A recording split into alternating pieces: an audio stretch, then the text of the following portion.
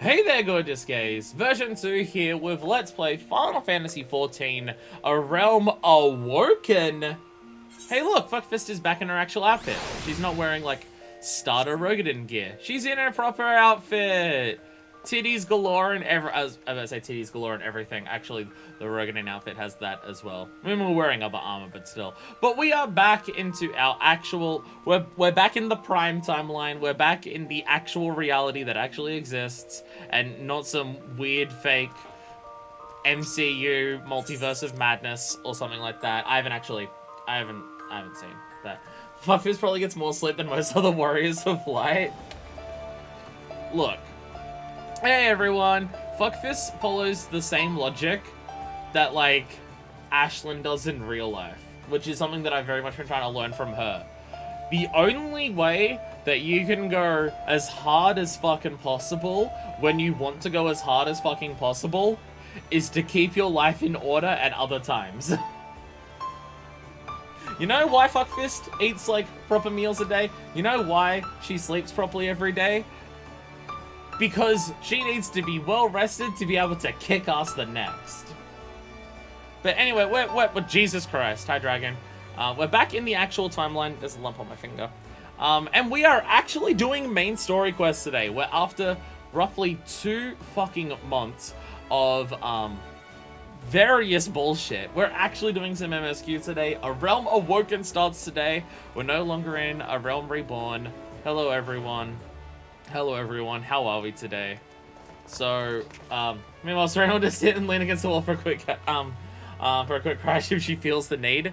Again, Fuckfist. Sorry, there's a lump on my finger and I need to cut it off. Don't worry about what I just said. I have a lump on my finger and it's annoying the shit out of me or something, so I'm gonna use nail clippers and just cut off a part of my skin. Just give me a sec. This is definitely what normal people do. There we go.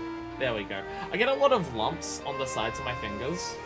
I have no idea what it is. I've looked it up, and no one knows what it is. But it's just like, it's specifically along the sides of the fingers. It's nowhere else. It's just the sides of your fingers. Sometimes like just little lumps will appear there. And so, because I'm a reasonable person, I just cut it off with nail clippers because it's irritating to physically feel it when I move my fingers. But we are back. We're gonna do MSQ. We've also got other plans today. Like, we'll be doing, like, the idea for the next couple streams is we're going to be doing one of the batches of patch quests. We're going to be doing one of the patch quests each time. And then everyone here has plans for me. There's a bunch of stuff that we're introducing these patches between Realm Reborn and Heavensward. Everyone says that there's plans of what we can do after the MSQ of each day, and then there's various other things that we can do, like job quests, because most of my jobs that were at 30 before are now at 40, or in some cases they're at 50, like Monk, because I've been really enjoying Monk, so that's now at 56.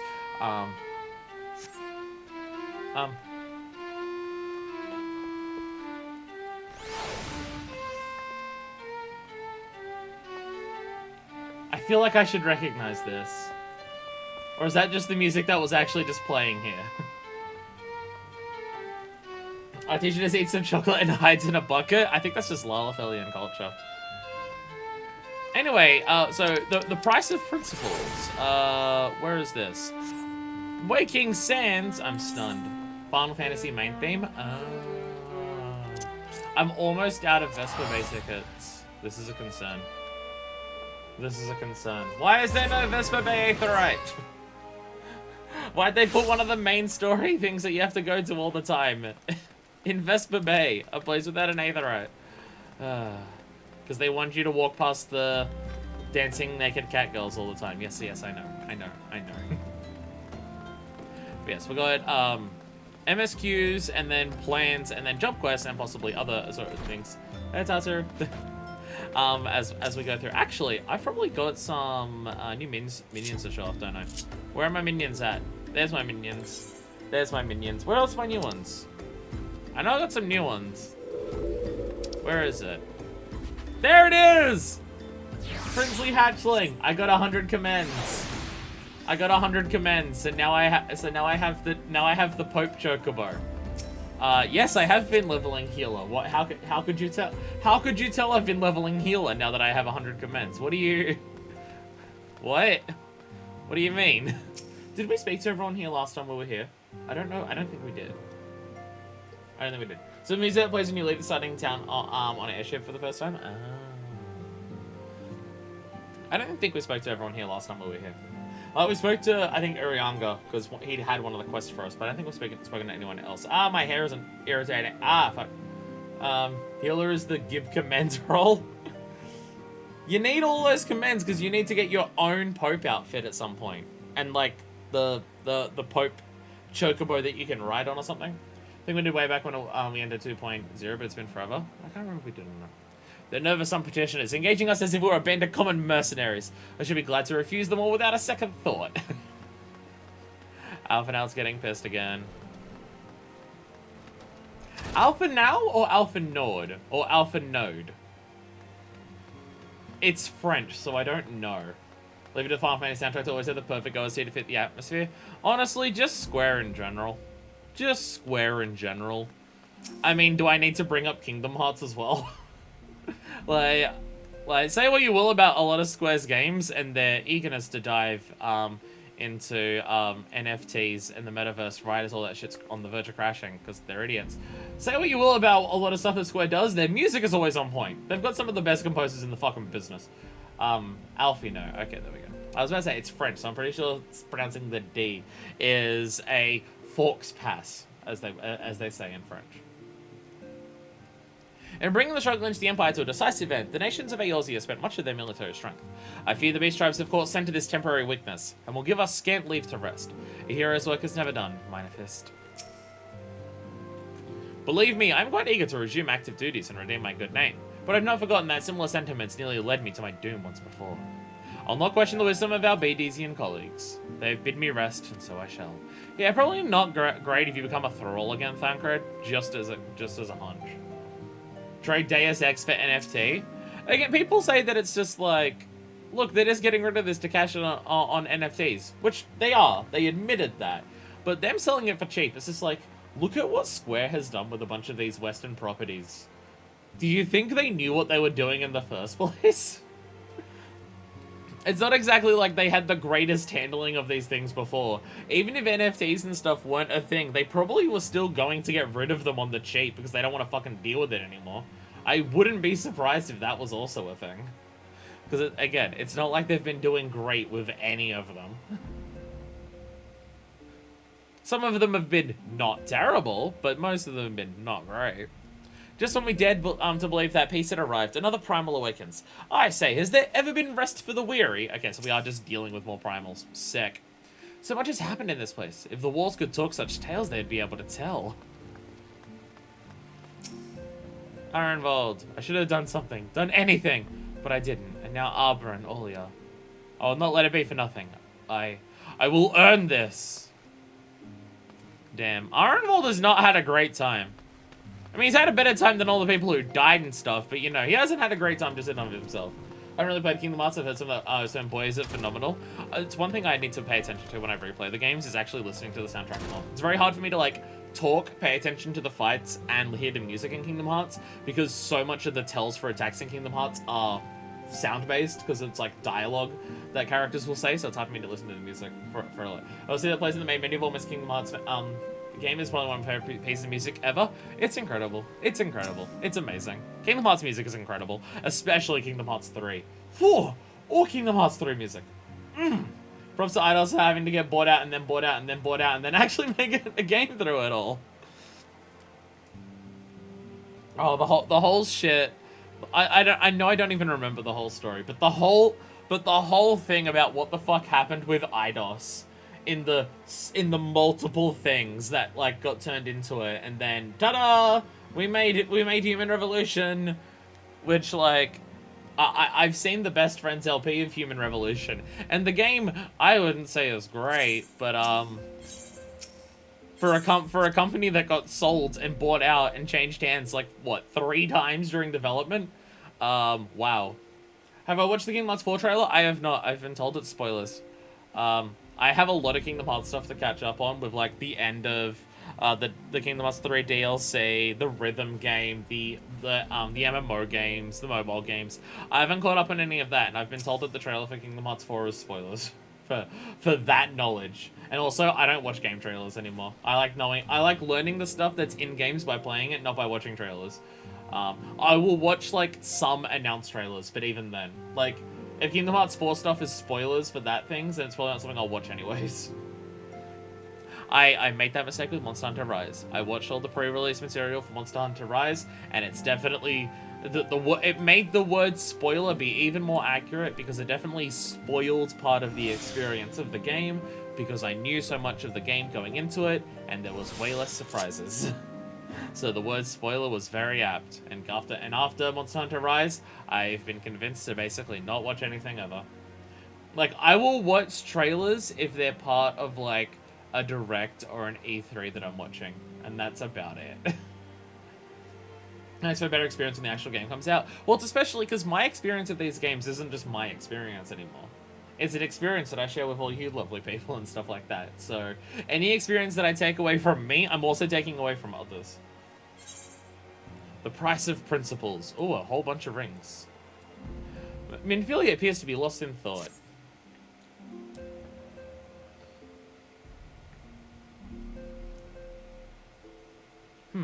Manifest, it pleases me to see you well.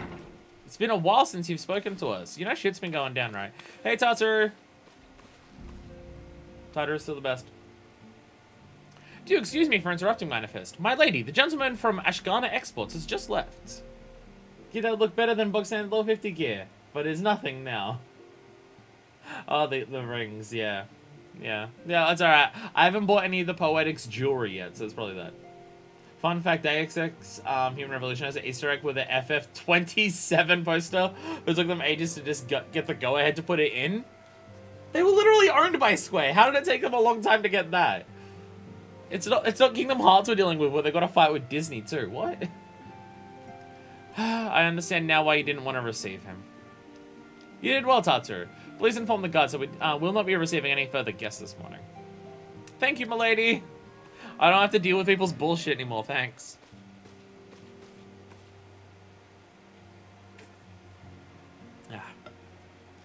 Ever since we defeated Gaius von Balsir and destroyed his ultimate weapon, Ultima weapon, the eyes of the world have followed our every move, scarce remembering to blink. And now people realize that we're actually top tier shit. I didn't give it much attention before. I have to say that the character designs are very creative. You're just saying that because Minfilia's got the titties out. I mean, so does my character. My character is literally in an outfit that I've chosen for her. This is because she is Fuckfist, the badass pirate bitch. So her look can be different. Her look's gonna have slightly less titty hanging out. But this is her main outfit, which has a lot of titty hanging out.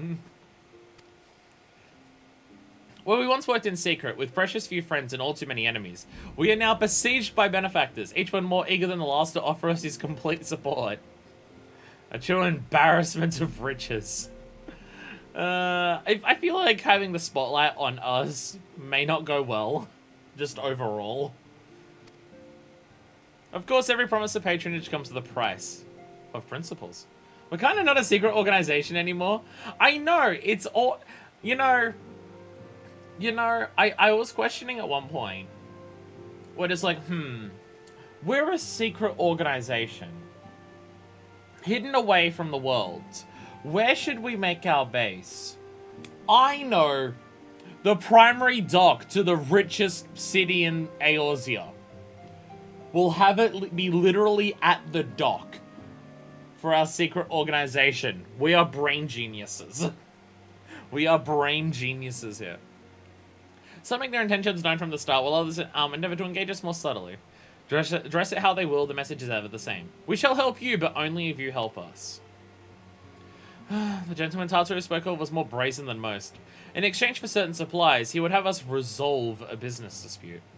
Naturally, I refused him, as I have every other merchant of his ilk. Alas, the Syndicate's overtures are not so easily rejected. When we formed the Scions of the Seventh Dawn, it was with the goal of serving Eorzea, not the interest of individual Eorzeans. Our neutrality is fundamental to our cause. In my heart, I know this to be true. And yet, if accepting these offers of patronage could empower us to do greater good, might they not warrant greater consideration? Uh-oh. Uh-oh. Uh-oh. Our Baldesian colleagues have been generous beyond measure, but we cannot expect them to. Forgive me. I did not mean to burden you, sir.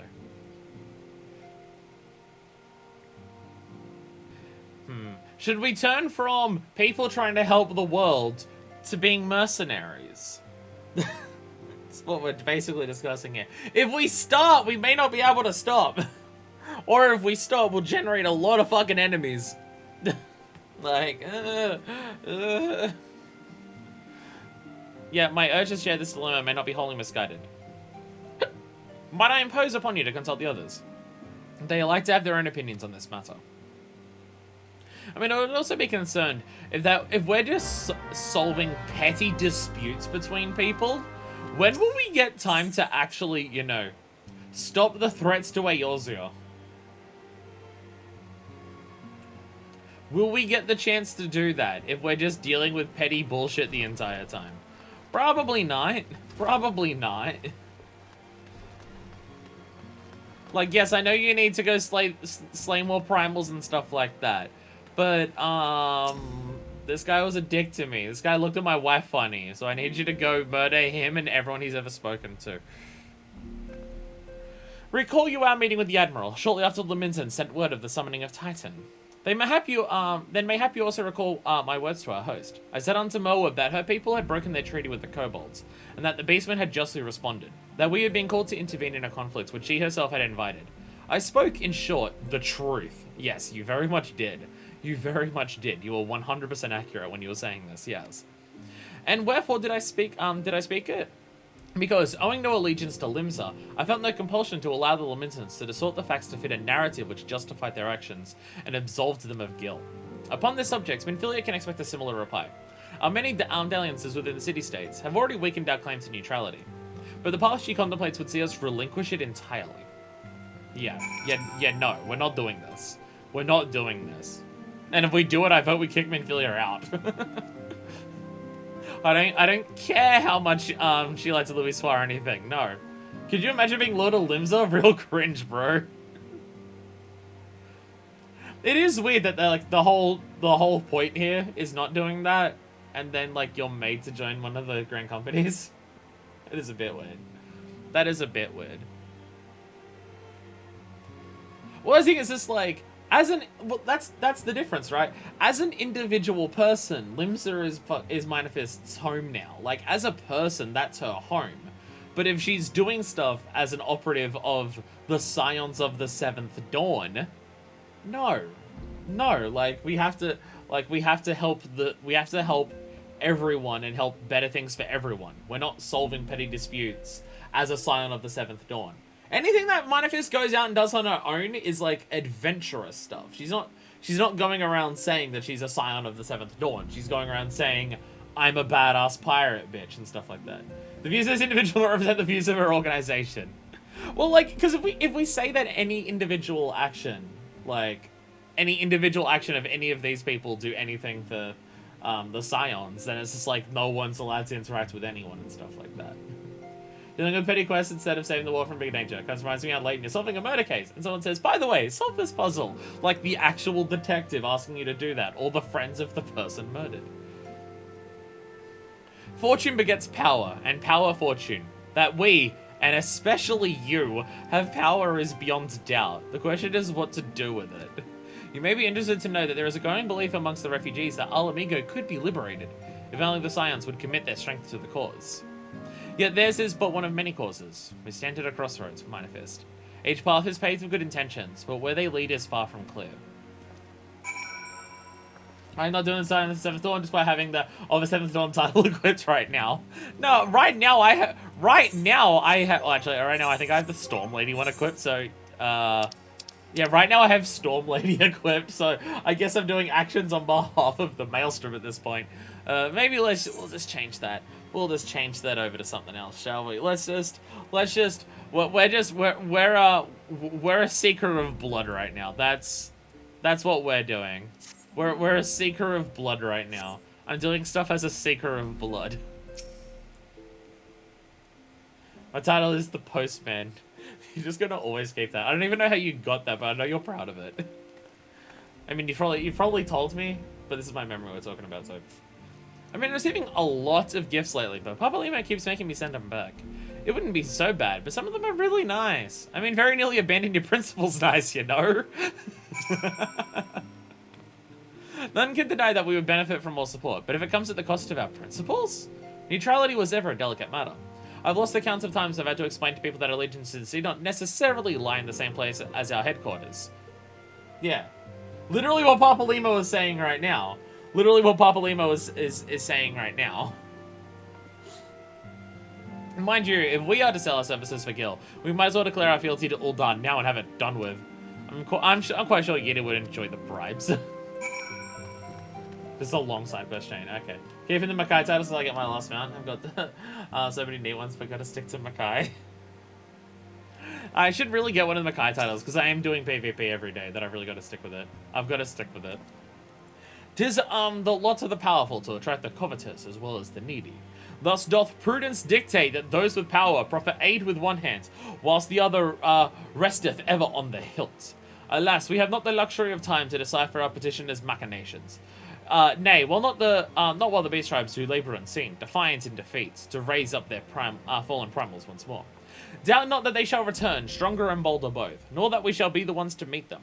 This sacred charge shall ever be ours. 'Tis but a pity we are so few, and our fortunes are finite. Also, I know we talk about neutrality, like, in the sense that we shouldn't tie our allegiance to a single one of the equal-powered city-states. Well, I guess Ul'dan's probably a bit more than the others. Or to individual people.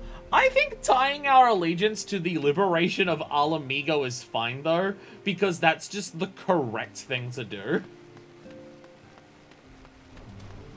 Oh, headphones, come on. Headphones, it's barely been an hour. Seriously? Can I just not have my headphones work for like a single fucking stream? God damn. God damn it. Oh, the Bluetooth adapter that I have is so garbage. I just want to hear the fucking video game. God damn it. God damn it. Does the 8,000 Wolf Marks now have all the range Makai titles? I don't even have a single Makai title yet. And it's not like I haven't been spending my wolf marks. How much are you lot doing for, Yeah, like I've got 475 wolf marks. I've been buying gear for it. How do you all have so many already? God damn. I have new side quests. Why are you running away? Orianga will get you later. How much PvP have you been doing? Oh, you've actually been doing it every day and you've actually been in Crystalline Conflict every day? That probably makes sense. I don't even do Frontline every day. That's the one I've been enjoying more. Oh, that's something that's probably happened since last stream. Oh, like, because we were doing... Oh, I probably did the stream before that, but, you know, we were doing side stuff at last time, so it probably didn't come up. I enjoy Frontline now. I still don't quite 100% understand it, but I like Frontline now. I've been quite enjoying it.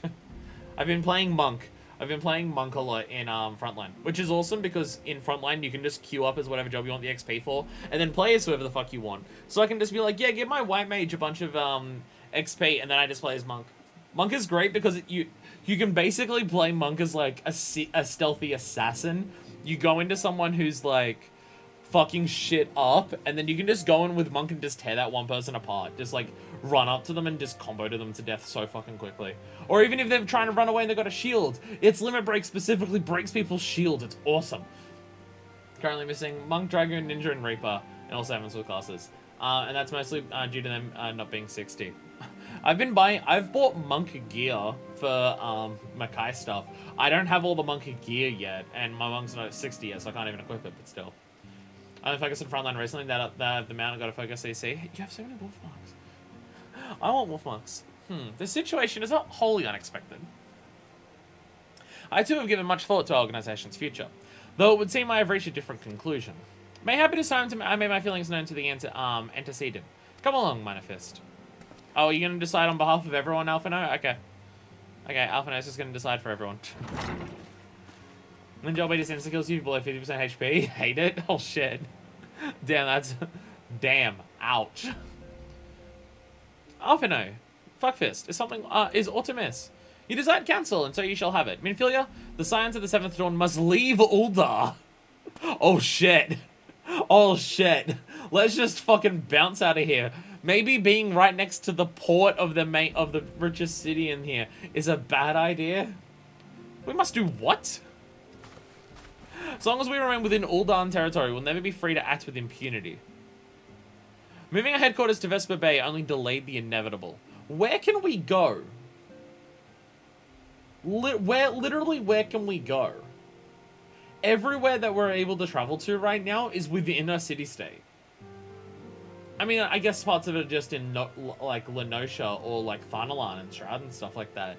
But I'm pretty sure that would still count as being within, like, one of the territories. I mean, we're literally in Thanalan right now, but we're still counted as part of Uldar. I mean, I guess we're, like, again, we're at literally the port of Uldar, so, yeah.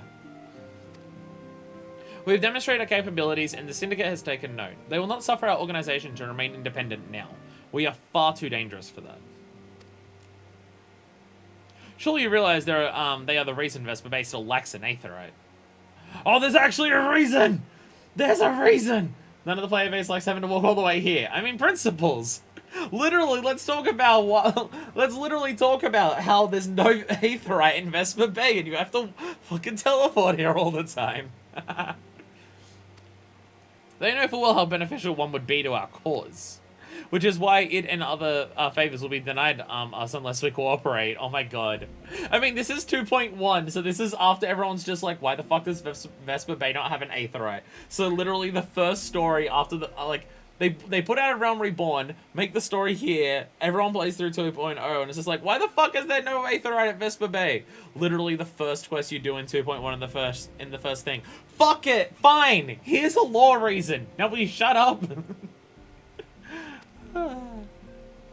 If Uldar is no longer suitable, where would you have us go? Literally, where can we go? Like, I'm fine with leaving. I don't know where to go, though. Experience has taught us that the appearance of neutrality is as important as the reality. My hair is annoying me today. Accordingly, we must keep each of the great nations at arm's length. Hey, it's a skill that we can do. And plant our banner in a place which all agree to be beyond their borders. Yeah, but Coerthus is part of it. Oh, I was going to say Coerthus is in Ishgard. Mordona makes sense. Mordona makes sense. Yeah, Mordona is currently no one's. I mean, no one really wants it either because half of it's blown to hell. I forgot about Mordona. I forgot about Mordona.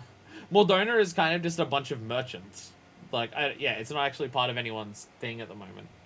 It's kind of like the only independent city in Eorzea right now. Well, that we can go to. There's other places in Eorzea, but we can't go to those yet. Revenant's Toll, to be precise. Oh, I thought you were gonna ask us to go to Silvertier. You know, in the midst of all of the exploded Aether. It lies within neutral territory and offers all the essential facilities for it acquire.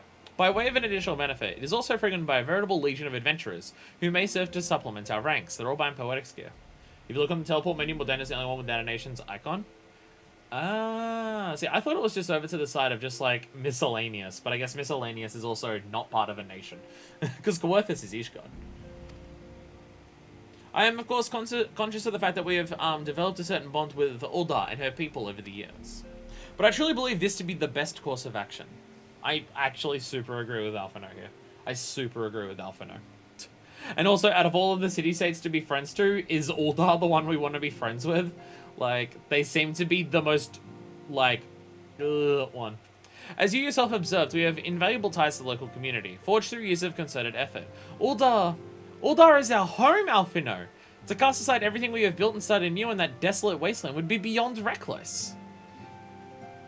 The decision is yours to make, Antecedent. Only ask that you recall the shared purpose which first moved us to found the Signs of the Seventh Dawn, and which moved you to found the Path of the 12 ere that. We aspire to an ideal, you and I, just as my grandfather did. That makes us more than mere comrades in arms. We are as much your family as...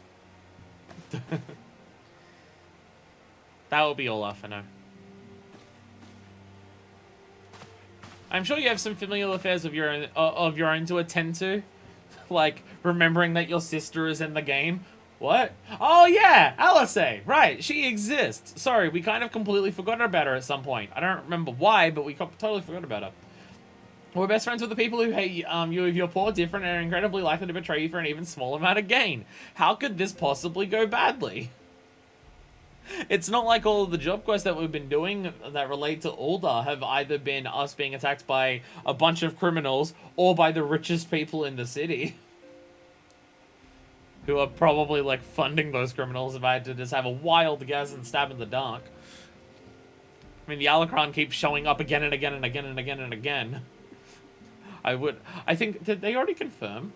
Did they already confirm that the Syndicate and Alucron have ties?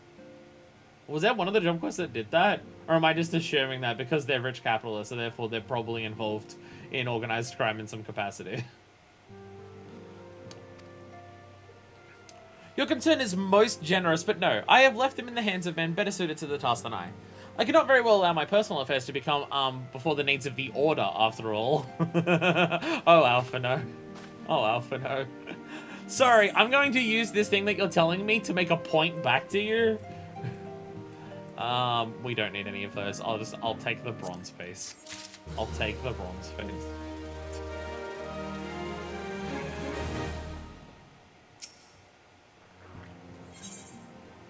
Moving on.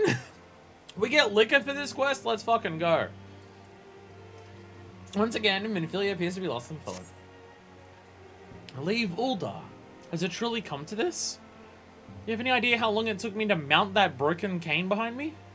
Staff, I guess. Oh, fuck this. Pray attend to Alphino. He's engaged in some business or other and requires your assistance. Pray be on your way. Alphino waits upon you, and I have much to think about. Oh, and tell him he shall have my answer in due time.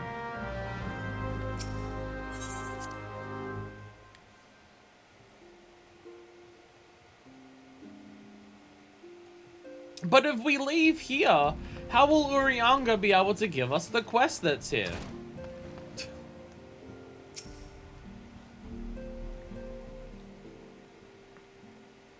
Ugh, the neck is stiff and sore. Confound it. She knows what must be done, and still she hesitates. All because of these fanciful rumors. Rumors? I should explain. Minfilia's mother, well, adoptive mother, was among the great many who perished during the calamity. Philhamin was her name. I'm gonna definitely butcher that, but I'm gonna say that. Philhamin was her name, though you may know her better as the Songstress of Ul'dah. She was a performer of singular talent, and much beloved by the people of Eorzea, not to mention a certain Charlayan minstrel. As you may imagine, the news of her passing was greeted with shock and disbelief by her adoring followers, many of whom refused to acknowledge what had happened, though her body was never found, only served to encourage speculation. Flamin? Take your word for it. Minfilia, too, struggled at first to accept the truth, but as Flamin's absence stretched for months into years, she saw that there could be no other explanation. Until recently, at any rate. For whatever reason, rumors have once again begun to circulate that Flamin is alive and well. One of our informants, Father Iliad, has sent word that a woman matching the songstress's description has been seen of late at the seaside resort of Costa del Sol. The name comes across as a catgirl name, and yeah, where are the catgirls gonna be? With the rich merchant with a gaggle of dancing catgirls in the beach resort. That makes sense. If we could succeed in tracking her down, I have no doubts that any worries that now plague Minfilia's heart might be assuaged. I mean to set forth for Lenosha at once. Let us reconvene there and inquire with Master Gigi Ruju as to the veracity of these rumors. Damn. Master Gigi Ruju comes up very, very frequently in job quests and stuff. He's rich, so therefore he gets importance in the story. Costa del Sol. Phlegm in. I don't like that one. Not a fan of that one.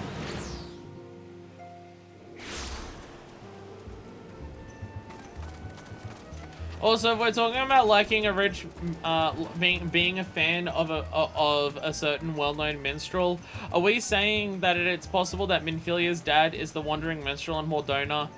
Are we saying that Minfilia is Yoshi P's kid? Is this my new headcanon? Yes, it is. This is now my headcanon for what's happening here. Oh, you've arrived. Let us see if Master Gigi Ruju can shine any light onto these rumors regarding Flamin. Oh, sweet siren of the sands, my Mikote muse, why have you forsaken me? Minfilia's dad is a known dead character? Damn, it's not Yoshi P's kid? Unfair. Unfair. Titan's Bane! I mean, fuckfist. What brings you to my humble resort? Flamin, you mean to tell me the goddess made flesh who dwelt among us until so very recently was the songstress of Uldar? Egads woman, if I had known, I would have chained her to my bedpost and never let her leave. Gegi Ruju, you're a very questionable man. Oh, for shame, to think she now plies her trade to the riffraff of the West or wherever she said she was going. It's a tragedy, I say. A tragedy! West, is it? Thank you, Master Gegi Ruju. Your information will serve us well. Yes, definitely, definitely a lot of places west of here. That said, there are any number of places she could be. I should begin my search by the docks and see if any witnesses might have some knowledge to spare. I'd be most appreciative if you could travel to Wineport and do the same. Let's just find out if Minfilia's mom is working for Gegi Ruju. That way she'll be fine with leaving Uldar and swear the silence fealty onto him. We'll definitely be okay. You know what? I'm going to spend 100 gil instead of flying over there. I'm lazy. We're now at a point where we're spending as much gil as humanly possible. Fuck it. Fuck it. I'm saving up for these boots that I'll never get, but who cares, right? I'm walking the wrong way. Ah, to the pub, of course. I need information, go to the local hall. Alright. And I don't mean the cat girls. Oh, I hate myself for saying that. Well, if it isn't fuckfist, the savior of Wineport in like a couple different ways. To what do we owe the pleasure? They're probably referring to the alcohol and not the rampaging monkey man who tried to like kill everyone. I'm calling him Monkey Man because his name is Curious George and that's a monkey. Not for any racist reasons. Ah yes, we did receive a customer matching that description. She was a delight to behold, to give the woman her due. But her perfume was so ghastly, no choice but to eject her from the premises, interfering with tastings, you understand? If she is your quarry, why not consult your blind associate? His olfactory perception is without peer. Given that I could smell the woman from a mile away, I dare say he could smell her from 10. Who's our blind associate? Is that Papalimo? Not Papalimo, Ida? Is Ida blind and that's why she has the mask on? I don't actually know who they're referring to. We live in a world where everyone can detect aether or some shit. I imagine if someone's blind, it probably doesn't actually affect their abilities in any capacity in this world if they're attuned with aether enough, which I imagine any of the Scions. The blind Lala winemaker from the Titan Party questline. Oh! Oh, was he blind? I didn't realize. I didn't realize he was blind. Or I forgot. Or I forgot that he was blind. I didn't realize he was blind. Oh. Oh. You want to know if I've seen a Makote lass by the name of Flamin? I wish I hadn't seen a lass at any description for far too bloody long. Excepting yourself, of course. My tits are out and everything. Come on, man.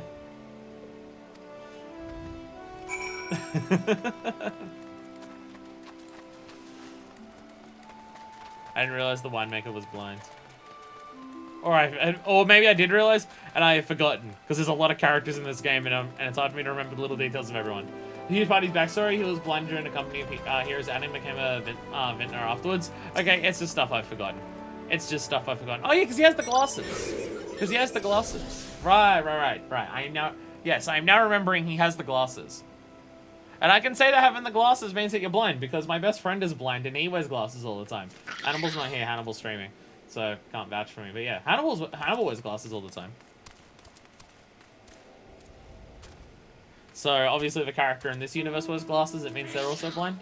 Definitely how that works. I see you have many great adventures since we last spoke, Fuckfist. You must share them with me sometime. The girl from a little while ago? One does not forget a perfume like that. So robust and intoxicating, yet simultaneously familiar. Reminiscent of a bloom native to these parts, in fact.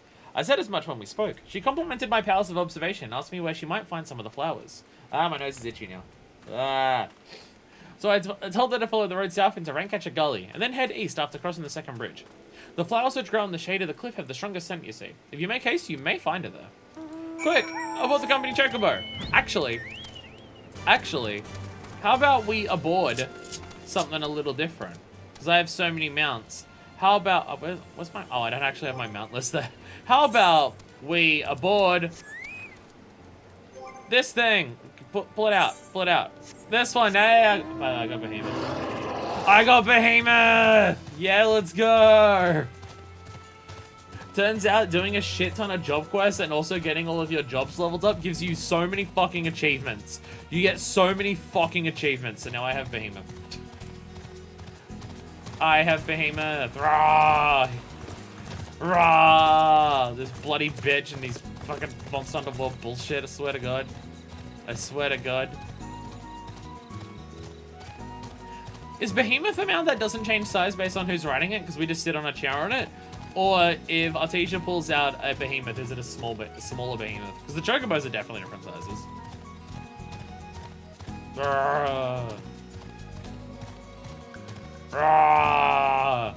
My dog's bigger than your dog. Wait, you have a demon quirl?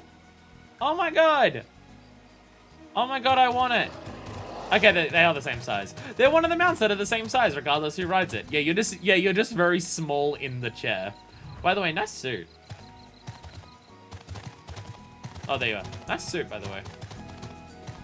You look fancy. I like how you just like curled up in there. Oh, you got a fancy eye. Wait, have you got a fancy eye patch on, or is that goggles? Oh, they're the shades from the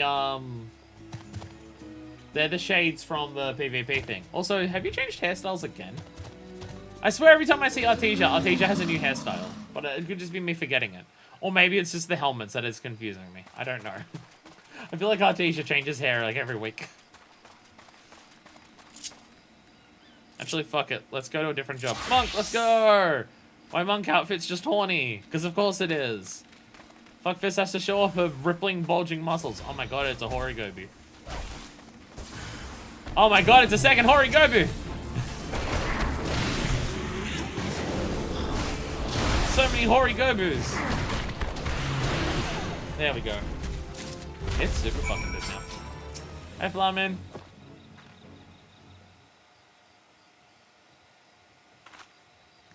I'm in your debt, stranger. Did not realize my activities had aroused the Gobi's ire until it was too late. The oils can be used to make a perfume, you see, and I craft these sunglasses, and because I'm wearing glasses, I'm now blind. There it is. There it is. I know there's some spectacles you can get from the PvP, leveling up stuff, but yeah. The Warp Panther is specifically Dark Knight mount. If you look under achievements under Battle, and then look near the bottom, every tank has a list of achievements that can get a unique mount for. The Black Panther is one for the Dark Knight. Badass as hell. Badass as hell. There's so many achievements for mounts and stuff. I'll never get them all. Unless I play this game for 10 years, which I might, because they plan to have this game running for at least another 10 years, I'm pretty sure they said.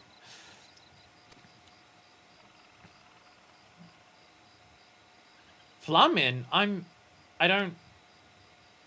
Who are you? Whom do you serve? Hey, Alphino. It appears you've already found our woman. Consider me impressed, my friends. I'm just taller than you. I can just see out easier.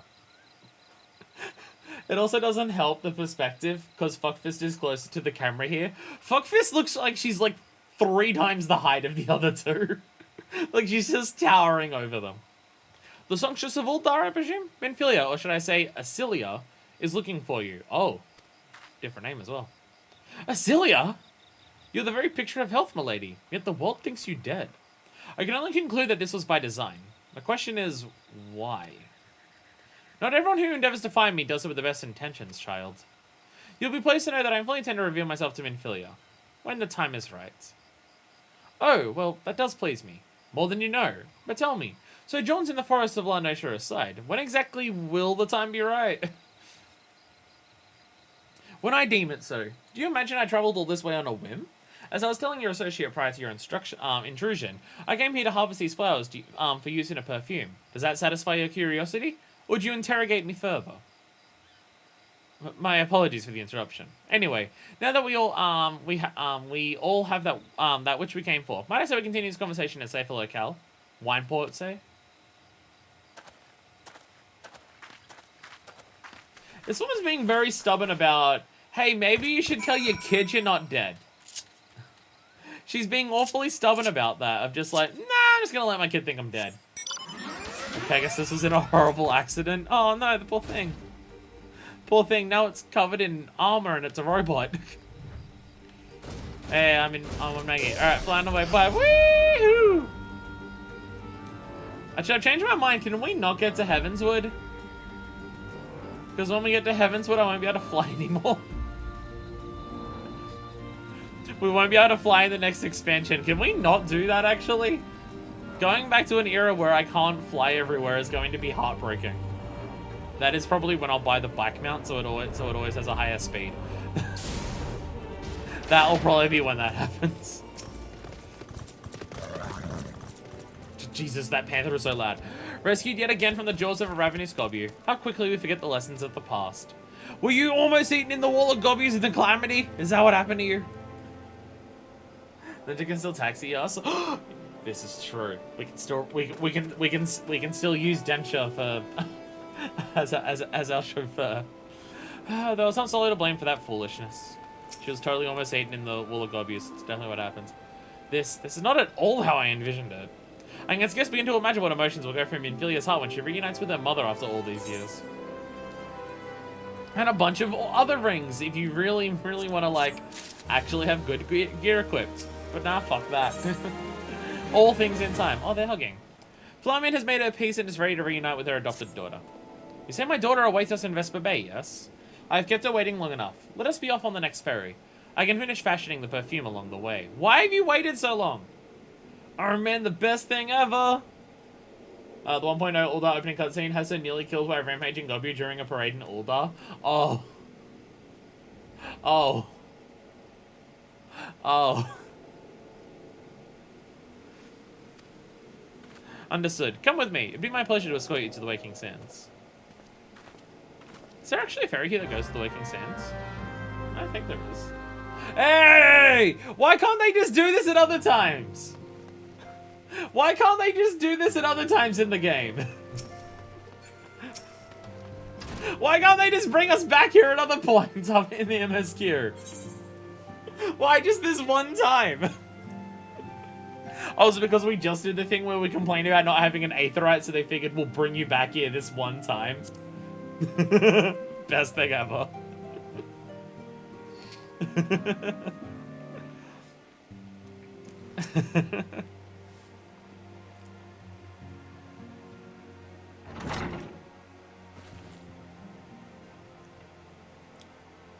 Antecedent, you have a guest.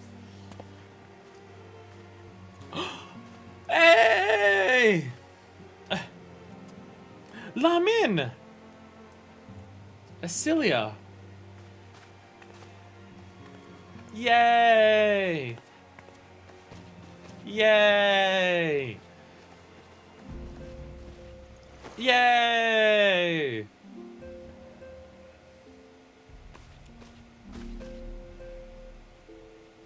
I haven't seen it like this in years, Fuckfist.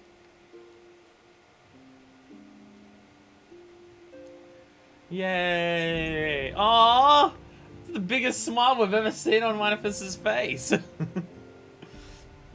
I never truly believed it when they told me you were dead.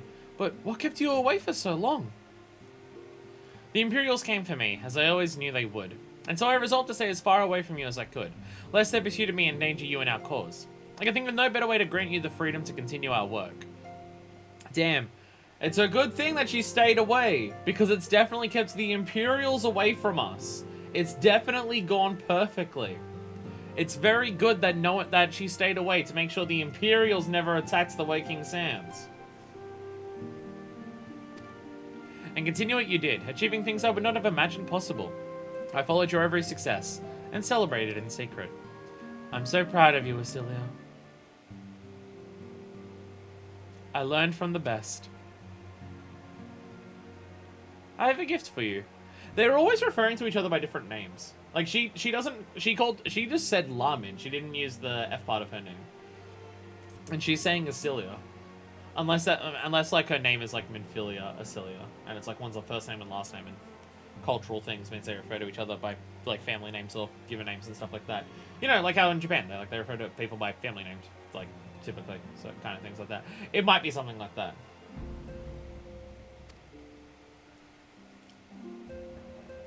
I also, after this emotional cutscene, I have a very important question to ask. Celestia perfume! You remembered! How could I ever forget? You wore it all the time. If I ever lost sight of you, I could find you again just by following my nose. I did not think it was made anymore. It must have gone to such trouble. It was no trouble to me, my darling. I fear I cannot say the same for Fuckfist, however. I could not have made it without her. Yeah, I'm pretty cool. Thank you, Minor-Fist. Thank you both. It's weird to see Minor-Fist smiling that much. Normally, she's angry. Hey, Mom, we saved Grandma. Can we move now? For Sunseeker Mikote, the letter at the start of the name is their tribal name, and so the rest is their given name. So Lamin of the F tribe, your stroller, is stroller of the Y tribe, etc. Only some whose one's very close to is allowed to use just the given name. Okay. Okay. Okay. Is Alphino actually... Like, is Minfilia actually the mother of Alphino and stuff like that? I constantly forget the relations.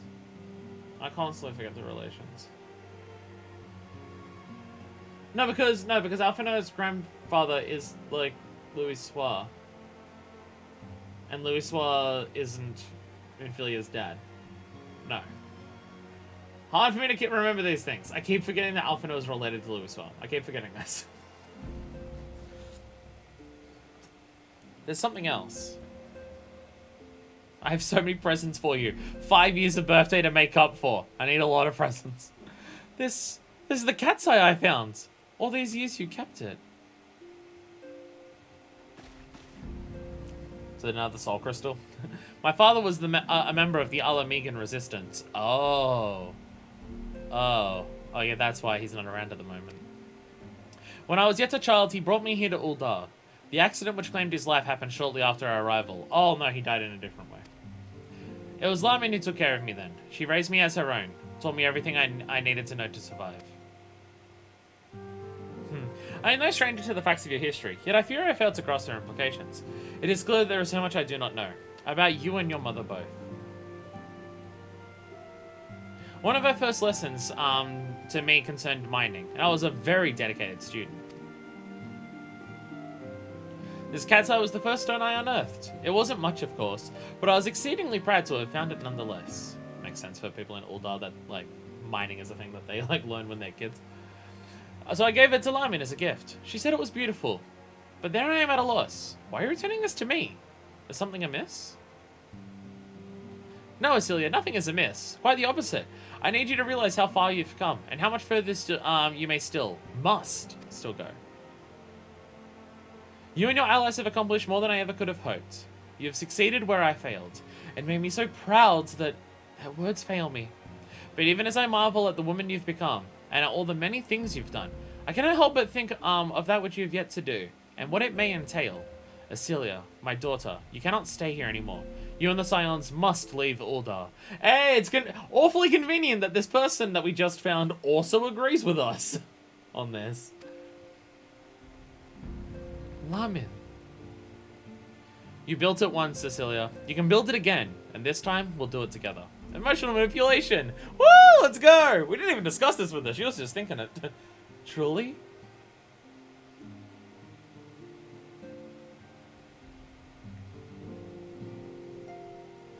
Hey, we kind of kicked the Imperial's ass. Is it fine for you to come out of hiding now? I mean, they're still around. They still have forts set up in basically every single fucking crevice of Eorzea, but still. We knocked out, like, their 4 top people. Well, 3. We don't actually know what happened to Nero. He kind of ran away like a little bitch. Alphino, the time has come for the Scions to leave Vesper Bay. Now that my mum agrees, I can finally listen to what everyone else has been telling me. Let's move to Mordoma, right next to Cashram Century, where we were horrifically kidnapped at that one point. Oh, that'll get us away from the Imperials. Well, at this point, the city-states are a bigger threat to us than the Imperials, so never mind. You shall establish your new headquarters in Revenstoll, as you proposed. Now you can actually get there with an Aetheryte. Yay! Much work lies ahead of us. Inform my fellow Scions, and send word to the students about these again. Preparations begin at once! Sorry, Urianga, you're gonna have to wait here so I can accept that quest from you at that one point.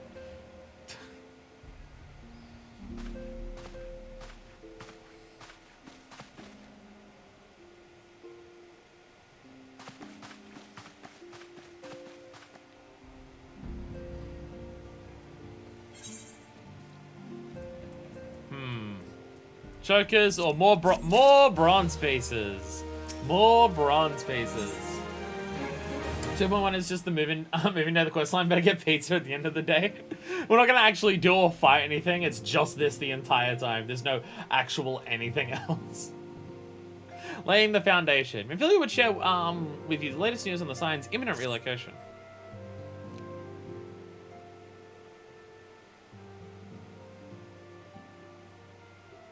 It is all well and good that we have found ourselves a new home in Revenant Stoll. There is so much to be done, and in so little time. Our first one will be to secure the corporation of the Adventurers Guild representatives there. I'll be honest, I didn't even realize there was an Adventurers Guild in Moldona. Or is the Adventurers Guild in Moldona just the pub where everyone has quests for you? That might be the Adventurers Guild, actually. I don't actually know. Were it not for the Guild's considerable efforts, the original Camp Revenant's Toll would have never been established, much less for its more heavily fortified successor. However, with construction still ongoing and resources in short supply, it seems certain that the Guild will require something in return for their support, sympathetic to our cause though they may be. Whatever they ask, I shall not begrudge it. To be plain, we need them more than they need us. Without their assistance, such essential tasks as securing new facilities, cultivating relationships with local merchants, and recruiting adventurers would prove difficult, if not impossible. You need not concern yourself with such matters, Antecedent. We did it all off camera. Really, Alphino? If I need to concern myself with anything, it is surely matters such as these. Indirectly, perhaps. I submit that you might instead concern yourself with a different matter, namely, to whom the resolution of such matters might be best trusted. And here I am! Nor do I come alone. May I present the esteemed emissary of the Adventurers Guild at Revenant's Toll. I went ahead and I did it already. It is an honor, Antecedent. Upon receiving word of your intentions from Master Alfindo, we thought it best to begin talks at the earliest available opportunity. and Aphelia's just like, Master Alfindo? Okay. Go to Modena, talk to MC, then come back. Alfindo says no! We're gonna make you teleport not that much around here. I know that my associates at Revenant Soul hold the Science of the Seventh Dawn in the highest regard. We should be honored to welcome your organization. There are, of course, certain provisions which must needs to be negotiated. If it pleases you, I would do so. It does. I can't stop you, I guess. Madame, unless I am much mistaken, you're the one known as Minor Fist, are you not? May I say what a pleasure it is to make your acquaintance? You will refer to me by my title. Fuck Fist the badass pirate bitch. Only close people can say Minor Fist.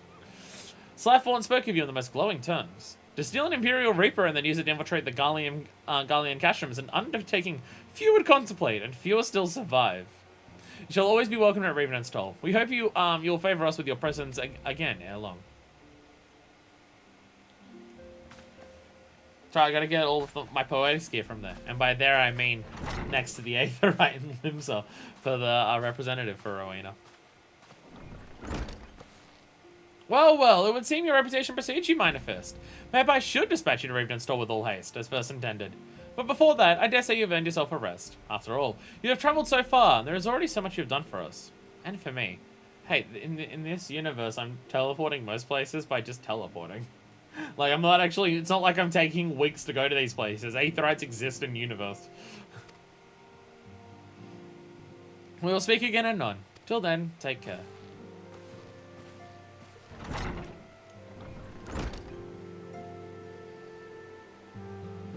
We're gonna bounce from our pad, let's go!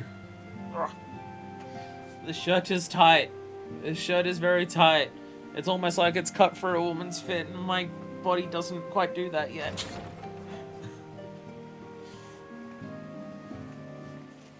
Is Minor Fist writing a diary? Does she have a diary she's writing in? Minor Fist, we're able to get some rest. I'd ask you come with me to the Solar. Alpino has just returned, and it would seem there is something he would have shared with us.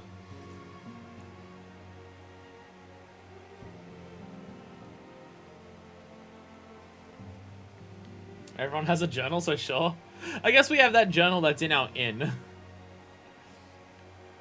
And also, like, the literal menu journal that tells us about the quests. She's just writing a diary. Dear Diary, today I got automatically teleported back to the Waking Sands. It was fucking lit. You're here. Good. I come bearing news. The negotiations are concluded. Damn, you did a lot for us off camera. Thank you, Arfano. And our friends of the Adventurers Guild have agreed to furnish us with new facilities and material support in exchange for our assistance in the ongoing defense and development of Reven and Stoll. Isn't this just developing a different relationship with someone else? I mean, it's not a city-state, so it's definitely better for neutrality purposes.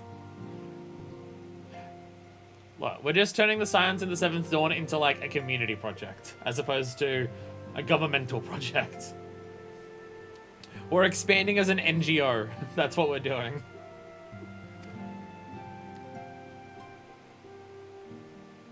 The Scions of the Seventh Dawn shall have a new home in Mordona, the Rising Stones.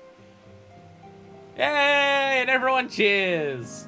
I don't foresee Reven and Stoll raising up a grand company and ordering them to go to war with them. Exactly! So it's fine. It's a community thing, not a government thing, so it's okay. A bittersweet victory, if truth be told. I cannot deny that I had come to look forward to Tatsuru's tales of our many guests and their many, many demands.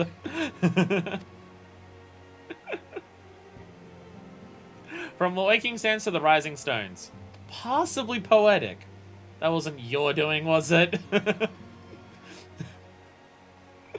Orianga, did you decide this because the names were poetic?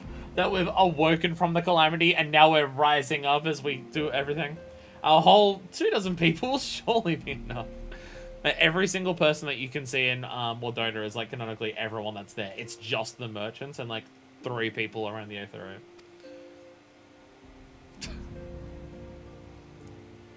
I too have news to share.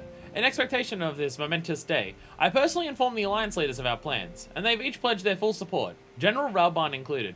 I thought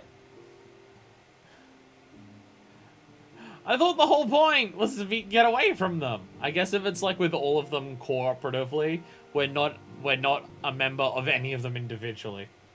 I mean, we literally organized, like, the attack on the Gallian Empire with all the Grand Companies anyways last time, so we can work with them. We can work with anyone, we're just not working for anyone. That's kind of our deal. Well, except for the people of Reven and Stoll, but that's not many. The idea is that none of them are going to fight us on this neutrality attempt. Still. The government hates it, but not the Grand Companies, I suppose. Well, look, again, we literally, like, fought off the Gallian Empire with the Grand Companies. Like, the Immortal Flames are down with it. The Syndicate doesn't like it, but who fucking cares? We're gonna fuck off. They're not gonna bother us anymore. It's alright, we'll cooperate with the militaries, just not the government. It's fine. Moreover, I have decided that the time is right for us to cast off the vestiges of our Order's veil of secrecy and announce ourselves to the world. A little late for that, but it's fine. It's fine. Look. I know I'm shitting on what we're doing a lot, but I understand that we have to work within the, like, we have to work within what the realm is. And stuff like that.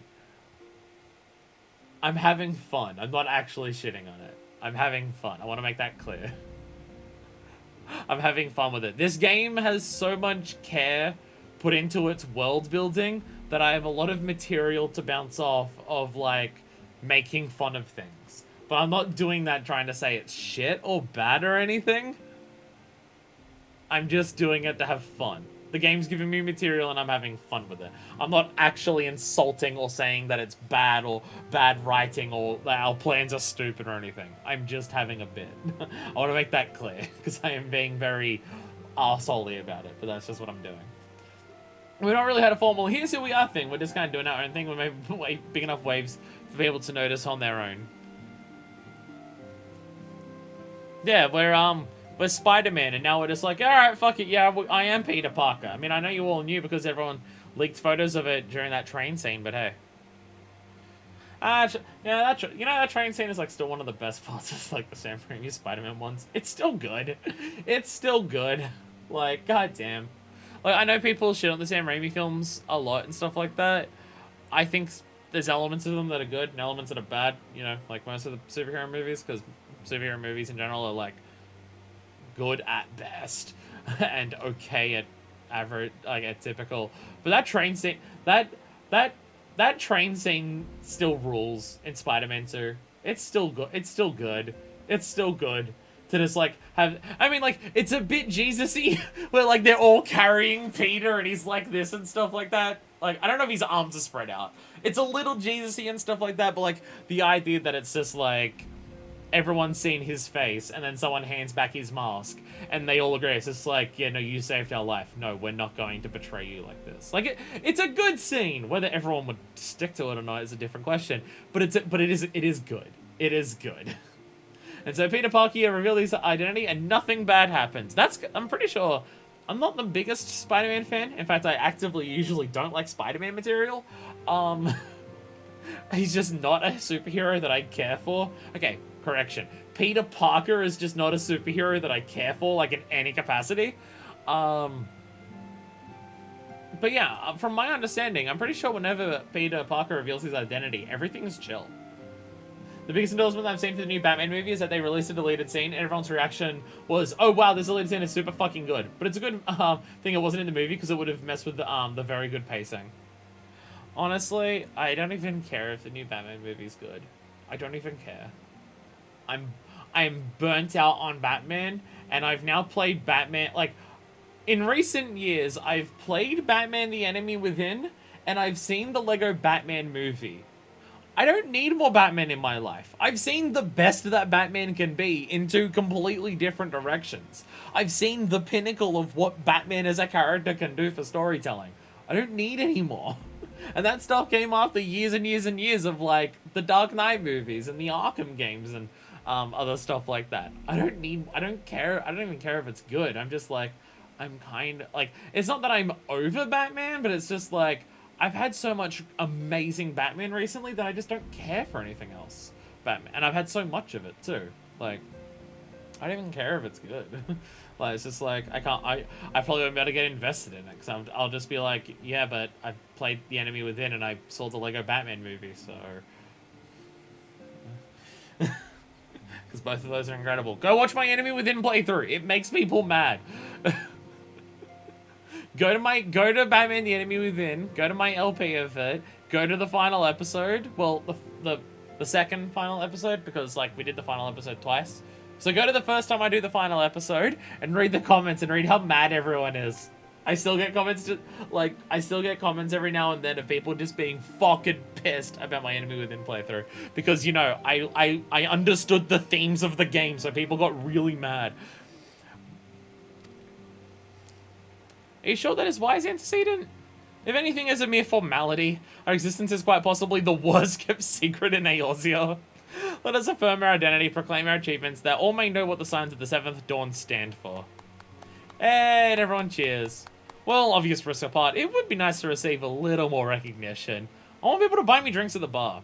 And the people have a right to know who saved them. Look, we're in a world where people literally can't remember the Warriors of Light. Maybe it would be nice if they can remember someone. It is my hope that this gesture will encourage the people of Eorzea to place their trust in us. I would reveal to them the true extent of our power, yes, but in doing so, I would show them that it is a power accountable to no one, and at once to all.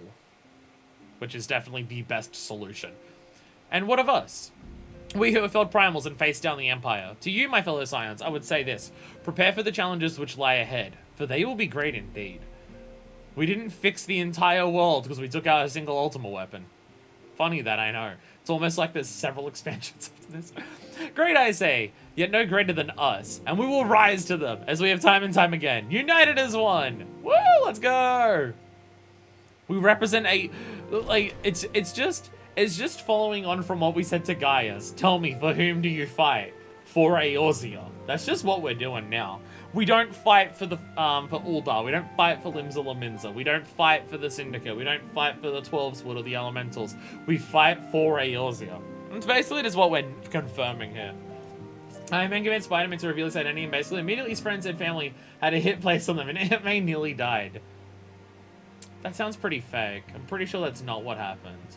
Like, I haven't seen all of the Marvel movies, and I also think they're usually pretty shit, but I'm pretty sure that's not what happened. That doesn't sound like Spider-Man. I don't think so. I think you're incredibly wrong there. In fact, I think you might be blatantly lying. How dare you lie in my chat? There must be some way I can... Wait, that area said to be rich in minerals. Maybe I should ask Flamin to teach me the basics of mining too.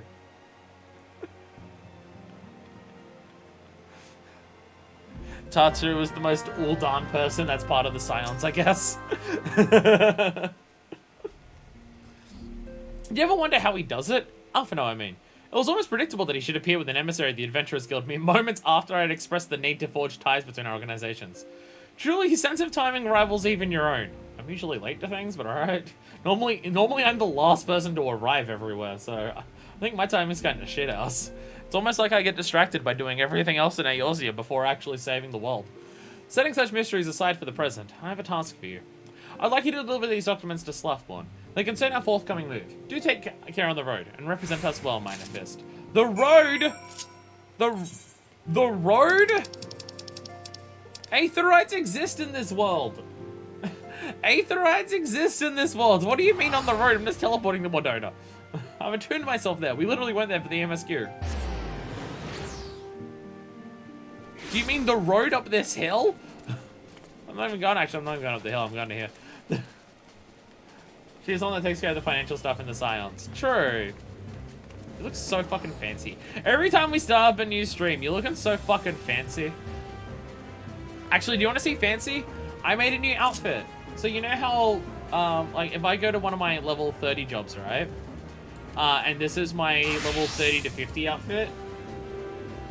You have a fat cat with you. It's rolling! The fat cat is rolling around. Yeah, so we had, like, the Oasis, thing and everything before as, like, our level 1 to 30 gear. This has been our level 30 to 50 gear. I now have my level 50 onwards gear for my jobs that I don't have proper glamours for. Are you ready? Because it's piratey as hell, and it looks awesome, and I love it. Bam!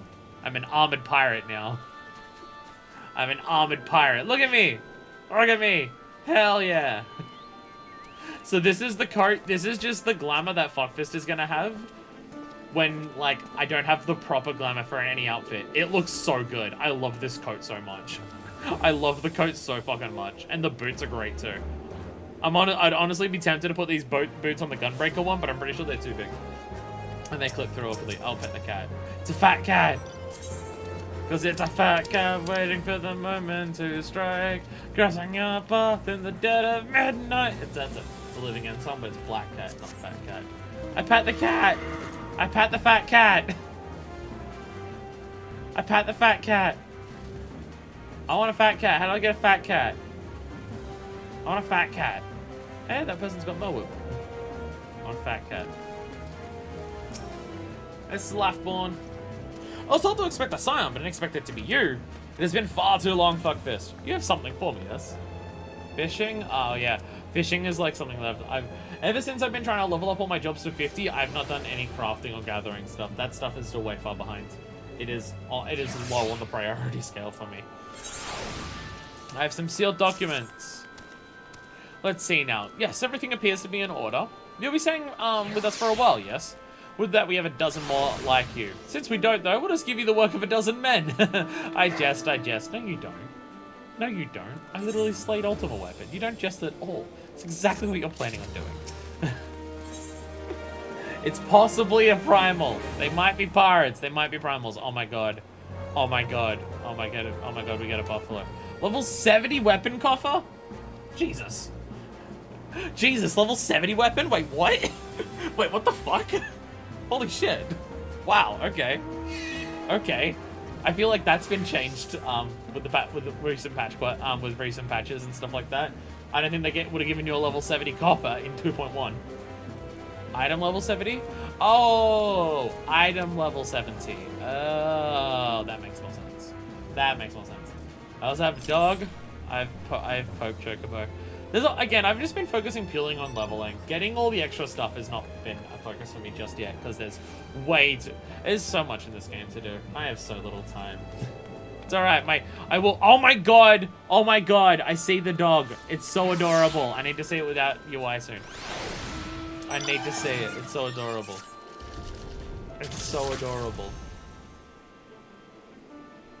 Back to do the work of a dozen men, I see. Haha, but I jest. No, you don't. Just tell me what it is. I'm fine with that. I can kill however many people you need me to do. Is that what I'm doing? I'm probably killing. Even I can appreciate that an important woman such as yourself has little time for menial tasks. But since you're here, mayhap you've been keen on having a look around the Scion's new home. See that impressive structure over there? That's the place. Hey, we haven't actually been in there. Or is that the pub? I don't think it's the pub. I actually don't know. It was originally built to house a branch of the guild, you see. As such, it comes complete with a tavern where adventurers can rest from the road, fill their bellies with good food and drink, and their ears with tales of fortune to be had about the realm. It is the pub. It is just the pub. It's just the pub. Hey, there might be some new level 50 dungeons to do over there. Hey, I did them all already. It may get a bit raucous at times, but I imagine it'll be as good a place as any to recruit capable men and women to your cause. Come with me, I'll show you around. And so this is why Mordona... So I was wondering when we were going through and like in post-game doing a bunch of dungeons, why they were all in Mordona. I was wondering why Mordona? Why there's one random pub in Mordona? It's because it's literally where the Scions are taking their shit. That makes sense. That makes sense. The Scions are taking all their shit here, so this is where everyone expects to be able to give you quests. This makes sense. This makes a lot more sense now. Is that you, Manifest? I'm quite sorry to interrupt, but I have urgent news. I received grim times from Gridania, and it would appear our aid is required at once. I must ask you to report back to the Waking Sands with all due haste. Is everything quite alright, friends? Apparently shit's fucked. I gotta go deal with some fucked bullshit. I can't say I'm privy to the details, but it would appear this is no time for a leisurely tour. But no worries, you can rest assured I'll see to all the necessary arrangements. Pray return any time after you've seen to your more pressing matters. Alright, back to Vesper Bay. Now we just use the Aetheryte that's at Vesper Bay. Oh, right. Oh, right. All right.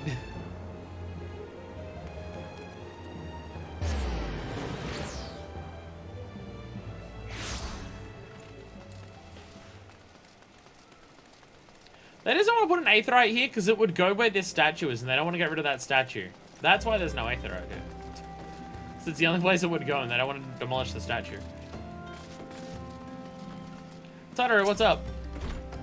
A messenger from the Twin Adder came to the Waking Sands while you're in Mordona. I wasn't privy to his conversation with the antecedent, but I did see the look on her face after he took his leave. Jesus fucking Christ. Something is definitely amiss. Could it be that the exile of summoned Garuda again? Ah! I may have Imperial forces inside within the Shroud. Well, whatever it may be, I'm absolutely certain there's nothing you can't handle. Now go and ask the antecedent if there's anything you can do. Will do. Will do. How fucked is shit? Is shit fucked as hell? Oh, hey everyone. They're still here. Oh, okay, they don't have new dialogue, but Flamin might. Oh, we haven't literally spoken about here. How she has grown since last we spoke. She puts me to shame with her accomplishments, and for that I am full glad.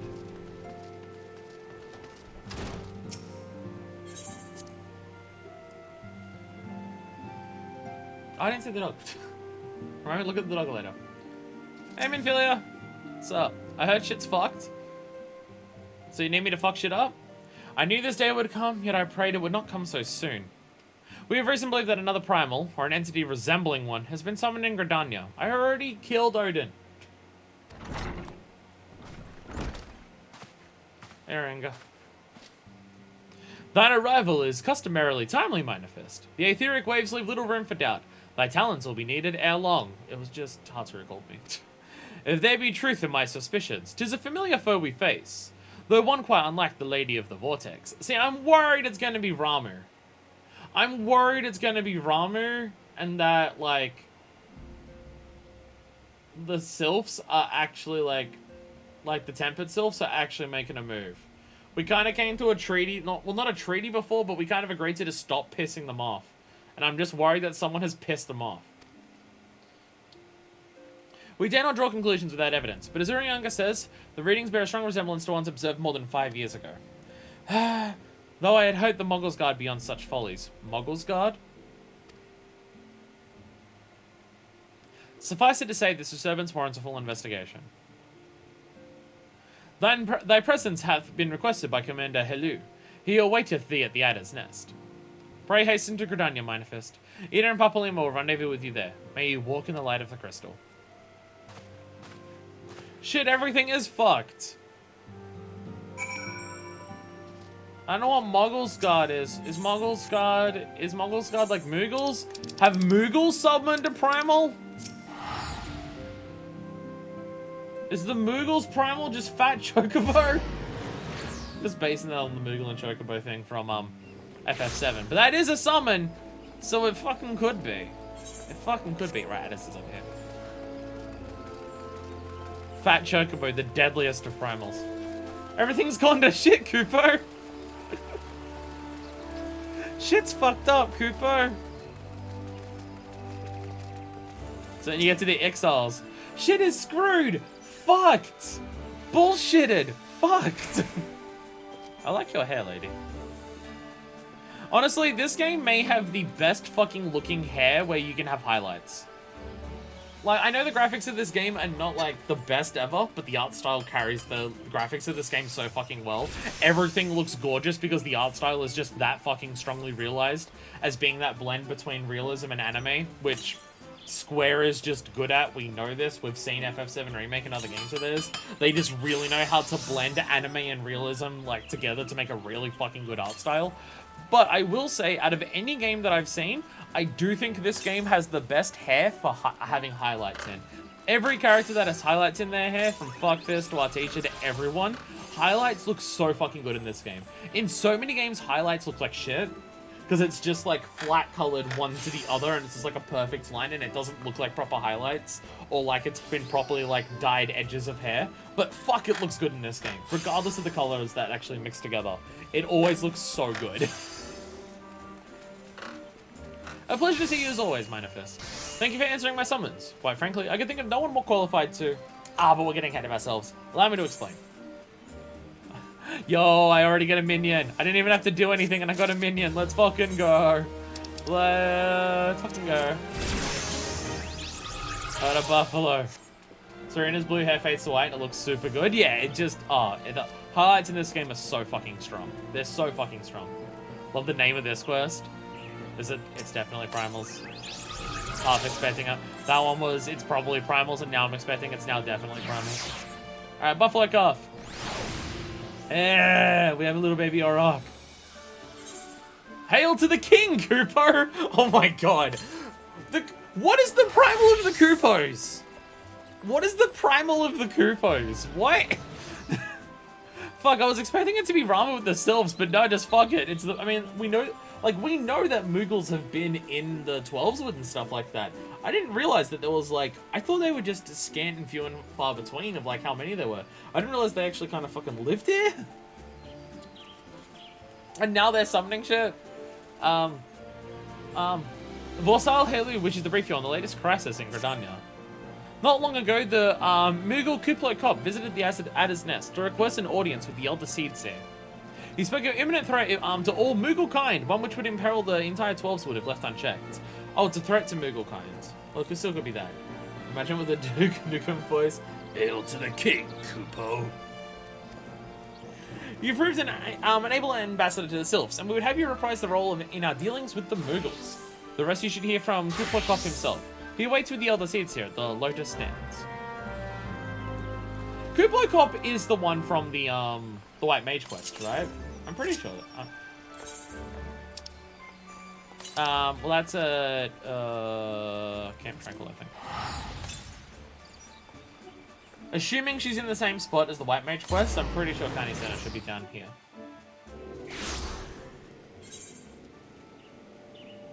Fuck, maybe I should actually look where I need to teleport before I actually just start teleporting around.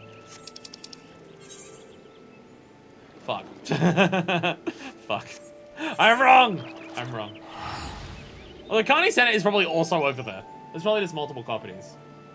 There's probably just multiple copies.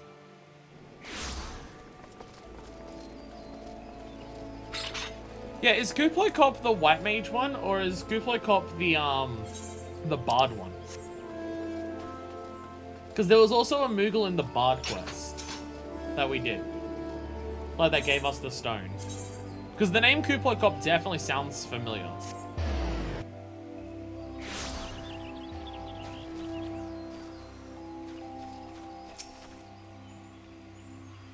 The other signs have already arrived, madame. May I show you in? Oh, the Lotus Stand. It's this. Yeah, I can't remember this now. Yeah, the Lotus Stand is like the actual meeting place here. I forgot about this. I forgot about this area. Oh, Kane Center's like the main one. I'm thinking of the sister. I'm thinking of the sister. Sorry, I'm getting their names mixed up. Yeah, Carney Center is like the actual leader. Yeah, Raya. Raya's the one. There's still probably a Raya over at Camp Tranquil though. Our guess is brought ill tidings, which must needs be heeded. Isn't that right, Kublai Kop? A threat to Moogle kind. I'd hope the antecedent suspicions were ill-founded, but I cannot see who else it could be. It must be something bad to have gotten Kublai Kop this worried. Have you seen the way his thin gummy is bobbing? Is that what those things on their heads are referred to? Thin gummies? Is that what their head things are? Thin gummies. Oh, I don't know about this. I don't know about this at all. But I suppose Raya is right. They've left us no choice, Cooper. It makes it hard to remember which Koopos you've seen in, like, which Moogles you've seen in which quests. Because they all look the same. They're called Bombs Eaters as being Eater. Oh, okay. Oh, okay. Okay. Please, you have to stop them, but you mustn't kill them. They're not bad Moogles, Koopo. They're just misguided. A gentle, no, firm thrashing is in order, yes, but no. That's definitely my best impression I can give you of a Moogle. I'm sorry. I can't do better than that.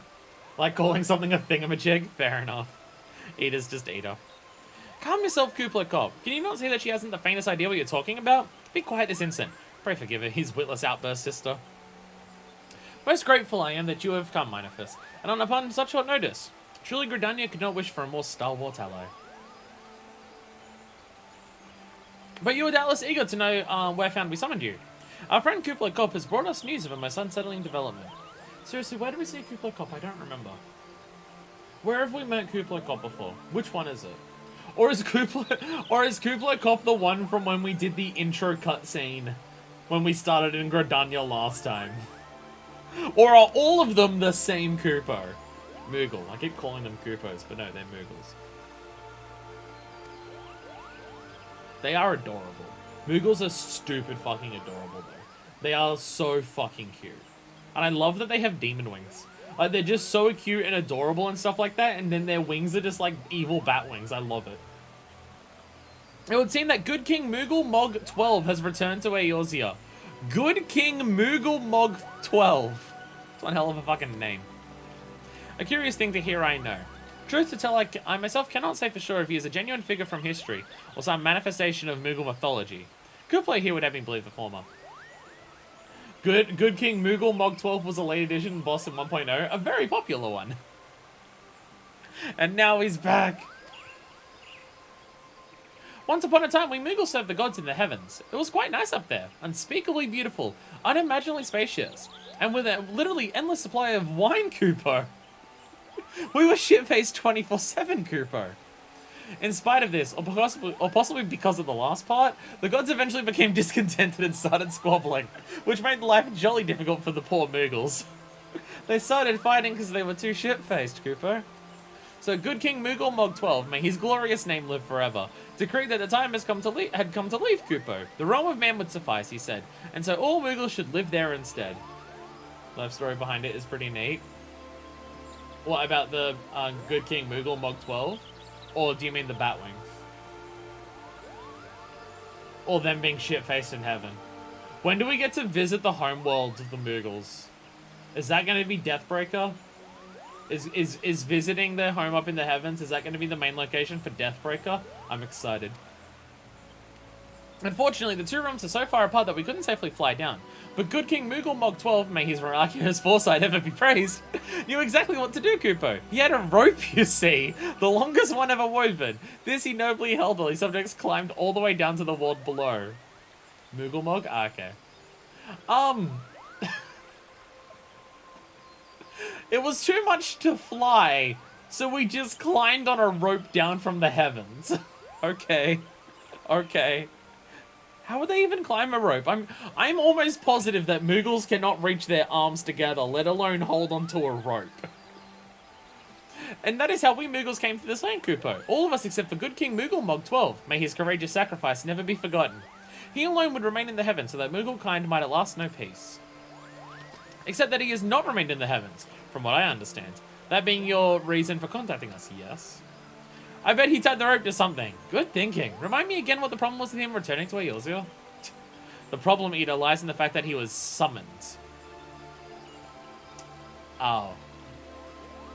Oh.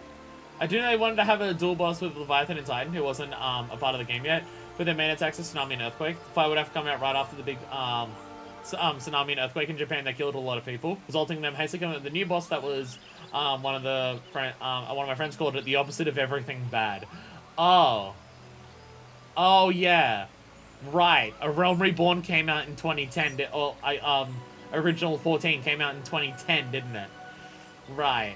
And with updates, that would have happened in 2011. Right. Right. Yeah. Yeah. Actually, now that I think about it with that timing, because, like, if you...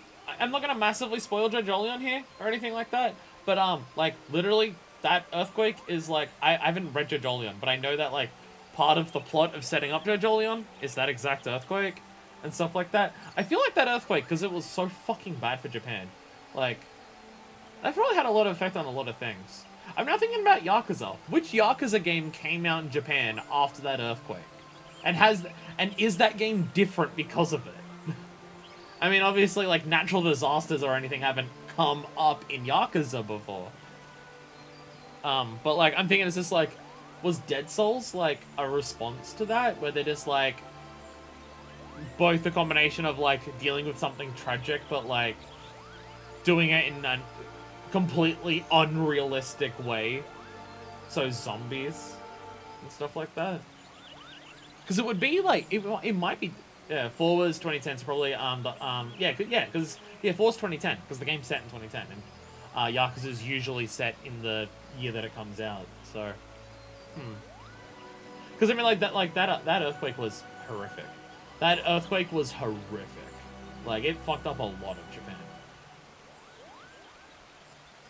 I think Dead Souls was just quick, let's appeal to Americans so they buy our games. Yes, because that definitely worked. From my understanding, that Dead Souls is the game in the Yakuza franchise that has sold the least outside of the PSP ones. I think it even sold less than, like, Genzan and Ishin. Things that were only released in Japan, from my understanding. Dead Souls was a sponsor of zombie games popular in the West, and we want to be popular in the West. Okay. Okay. Okay. We're gonna play that game, and it's just gonna be a total fucking cash grab. Oh, I'm excited. Oh, I'm excited. I have no idea what to expect for Dead Souls when we get to it, considering it's not that far away. I have no idea what the fuck to expect. Actually, random question. Denshu and Deku, I know you've been playing through Yakuza. Have either of you... I'm pretty sure I've asked this, but I will definitely forget things, because my brain is bad. I'm pretty sure Denshu said no. Have either of you played Dead Souls? Or is it just going to be a brand new experience for everyone? I don't even think Zurich Z has played Dead Souls, because Zurich Z doesn't have a guide for it. So I'm going to assume that Zurich Z may not have actually played Dead Souls. I mean, it's only PS3. Like, you can't even boot it up on a PS4, because it doesn't have backwards compatibility. And we all know with how difficult it's been for me to play a fucking PS3. Which, fortunately, now I can actually do that. Still need to buy a Mad Catz controller or something equivalent before I do Dead Souls, though, because I'm not using the normal one. I know Pokemon Anime had to scrap a big arc with Team Plasma attacking and destroying the city, and then they just went super kid-friendly and dropped a lot of plot points. Yeah, again, it probably, like, that Earthquake probably did affect a lot of, like, media in Japan, of just, like, this was bad. I played Dead Souls, I didn't do most of the side content, I mostly just played the story. Okay. The problem, Eater, lies in the fact that he was summoned. It is our belief that Good King Moogle Mog 12 is a myth made manifest via means akin to those employed by the beast tribes in the summoning of their gods. For a moment there I heard Dead Souls is Dead Cells and I got confused. Strawberry, welcome to the stream by the way. I probably did say Dead Souls at some point. I probably did. Whenever I refer to Dead Souls, I'm probably either accidentally calling it Dark Souls or Dead Cells. I'm probably doing both. I'm probably doing both. But welcome to the stream. I'd be down to play Dead Cells. Dead Cells is the 2D Dark Souls-esque roguelike, right? From my understanding, that's what Dead Cells is. I'd be down for that. People voted on it and stuff like that. Dark Cells, that's going to be the game that I make. We'll rule the world. Dead Dark Souls don't sell. There it is. Wait, then the game won't sell. Fuck! Poor D4, never existing properly. I mean, The Good Life came out. I haven't played it because I'm saving it for streaming. Yeah, I've played it quite a bit recently. I'm enjoying Dead Cells a lot. I am correct on what game Dead Cells is. Yay, I actually remembered. Holy shit. Wait, you're saying a handful of Moogles with a boatload of crystals wished really, really hard and he just sort of appeared? Would that even work? What I cannot fathom is why they would even try.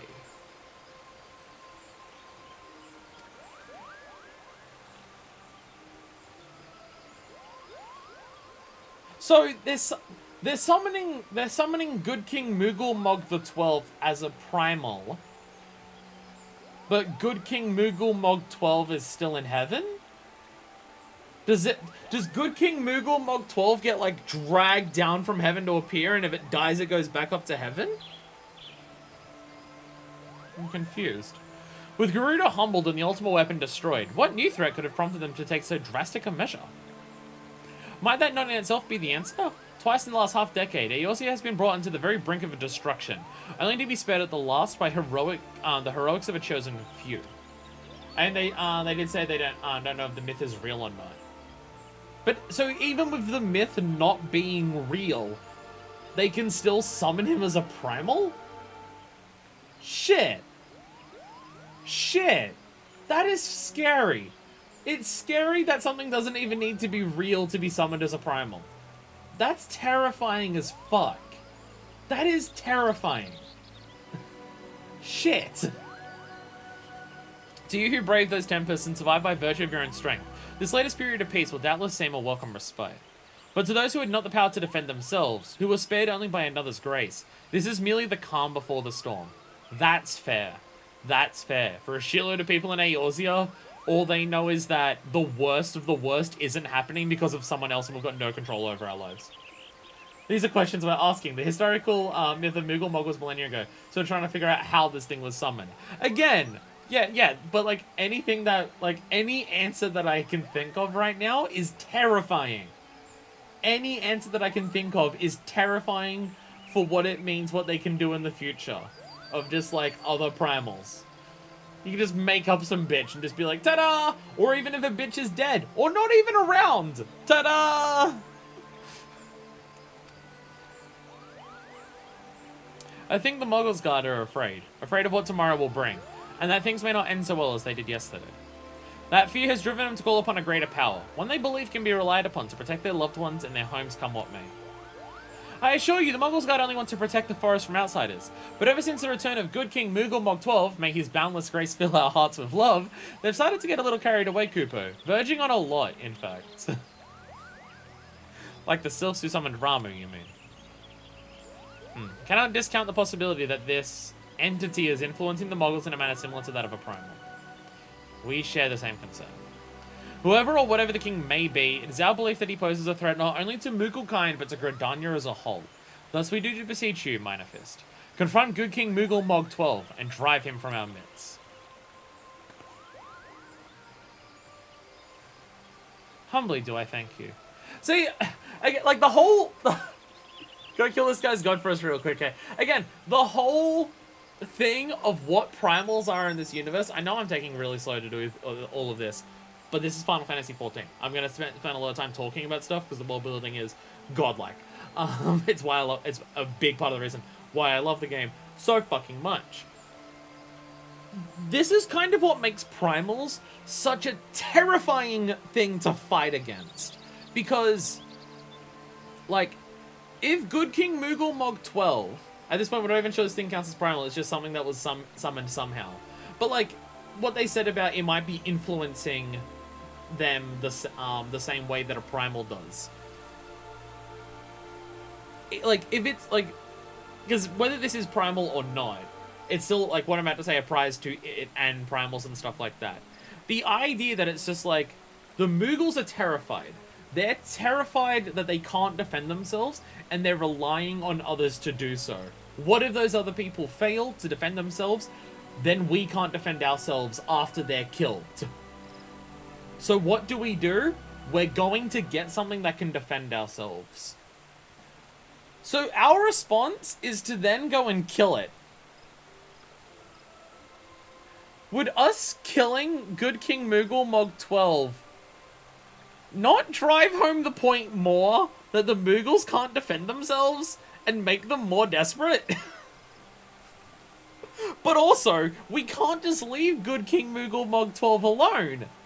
Because if it is like a primal and it is making people its thrall, that shit will just spread and make Good King Moogle Mog 12 stronger and stronger. And then we may be dealing with a threat that threatens other people. Primals are so fucking terrifying as a concept of a villain.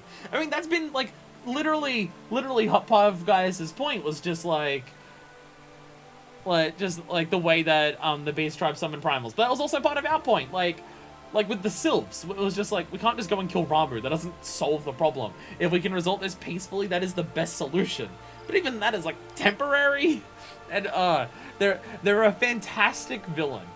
What I'm just trying to say is, like, the concept of primals, or anything primal adjacent, like whatever we're dealing with here, is such a good thing for the story, because the shaky nature of the world and what it is, like, their mechanics of how they physically function and what they do is so tied together with the world building and everything, and, like, the nature of how everything works, that, like, they're so intertwined, and it's sick, and it's awesome. Like, they're a threat to deal with that you can't ignore how the world building affects how they are a threat. It's so good. It's so good. I love it so much. Like, they're big bads and they exist. If you kill it, everything is fine. Like, why they're a threat and how they function is so integrally tied with what the world building is. It's so good. More Moogles gorge them on crystals and ether. Honestly, I find it fun when people get into the game like this and just enjoy themselves trying to figure things out. I was constantly racking my brain throughout the MSQ and love watching other people rack their brains in the same way and seeing the conclusions they reach.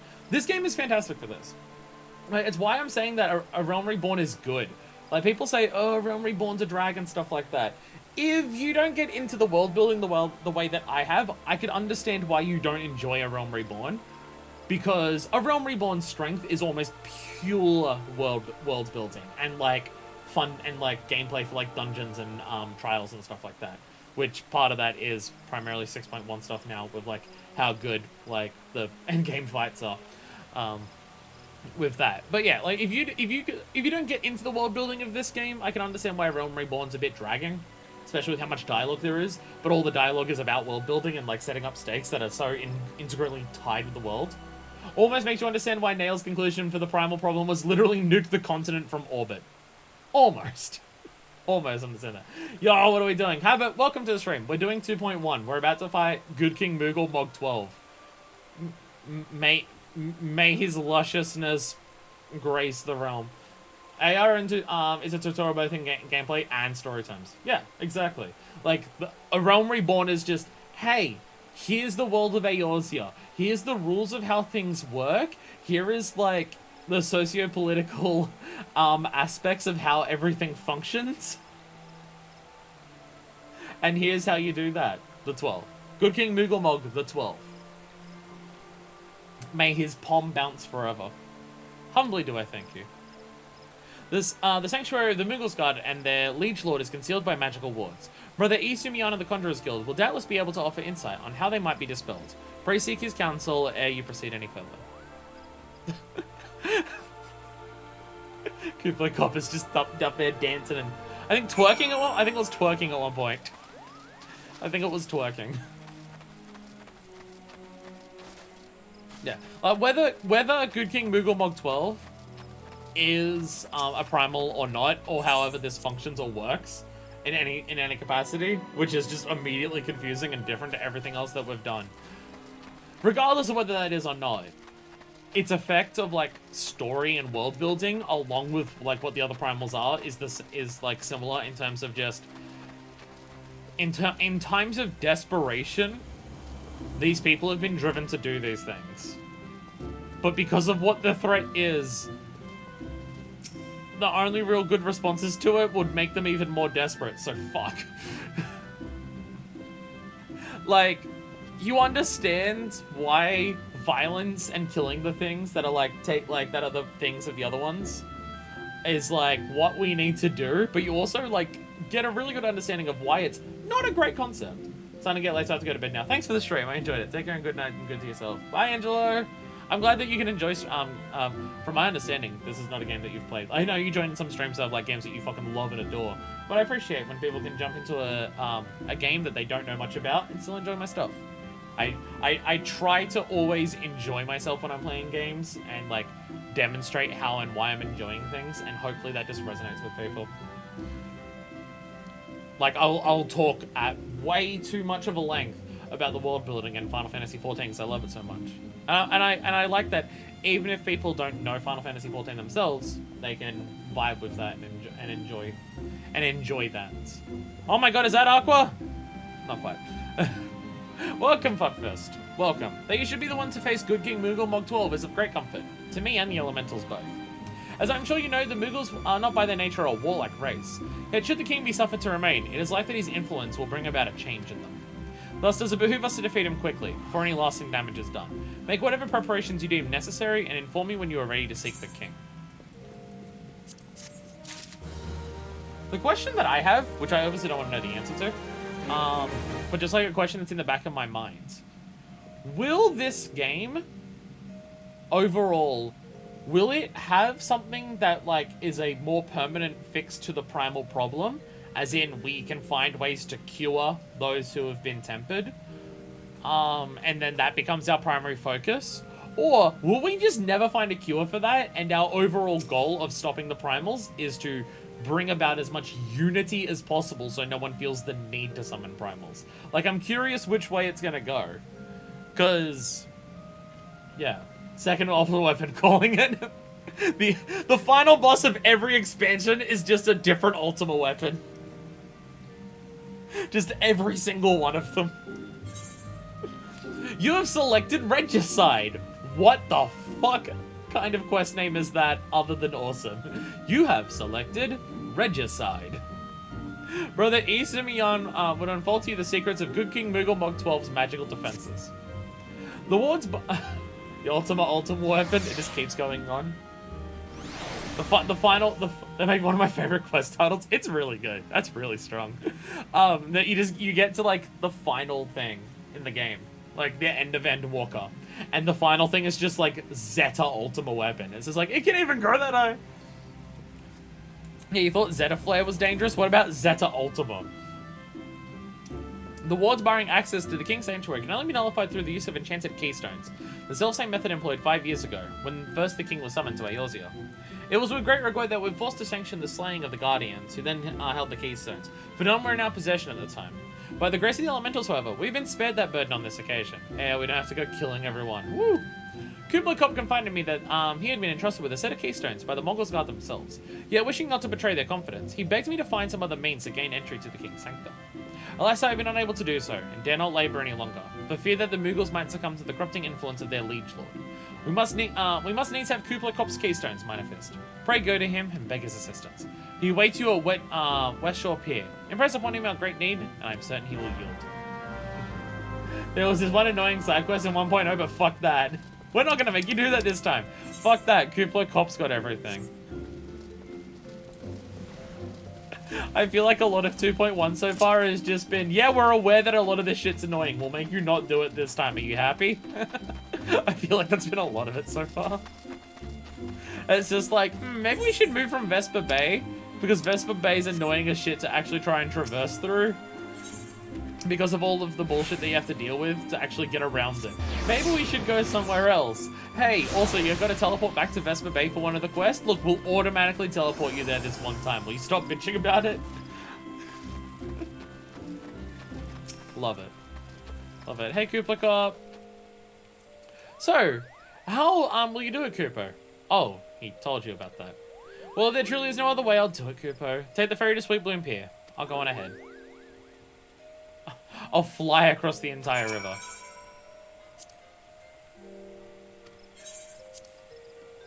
Fine, I'll fly across the river.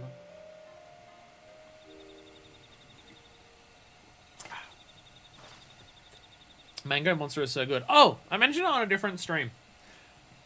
Not a Final Fantasy XIV stream. About how they changed the mango one to be slightly less cultural appropriative, and they got rid of the sugar. Yeah, no, it turns out they just also have the sugar version, And it's the sugar version that's more culturally appropriative. I mean, it's the same pictures on the other one, but they're in silver. So it's like not as noticeable. And also this has like a fuck ton of sugar. 60 grams of it to be precise. Holy shit. They just didn't have any zero sugar ones when I went to buy it. But I wanted the mango one. I could have just bought all of the boomer juice. That has no sugar. But I want mango. Because I forgot how much I fucking love the mango monster. I also actually bought a 4-pack of the Rosa flavored. Oh my god. Oh my god, they're huge. Oh my god, they're huge. I've never seen Moogles so fucking big. Holy fuck. Yeah, I also brought the Rosa flavored monsters that I've never had before. It tastes good. I don't know how to describe the flavor other than rose flavored. Like, it just says, it's called, like, Rosa something, and I'm just like, what flavor actually is that? I understand Mango Loco is mango, but what is Rosa flavored? And then I drank it, and I'm just like, okay, yeah, rose flavored, I get it. It tastes like what a rose smells like. Fair. These are some huge fucking Moogles, by the way. Some real big fucking Moogles. Oh my god, the Moogles have axes! Voice. Kupo. These are just Moogles that are tired of being nice and want to go apeshit. Don't you dare lie to me, Kupo. I know what you're planning and I won't allow it. Open your eyes, Kupo. The king will never be satisfied, no matter how many crystals you bring him. Sup? I have a sword. We offered you a choice, and this is how you repay us? By consorting with this Rogadin? Imperials, Grodanian Sylphs, you're no different from the rest of them. Actually, you're worse, Kupo.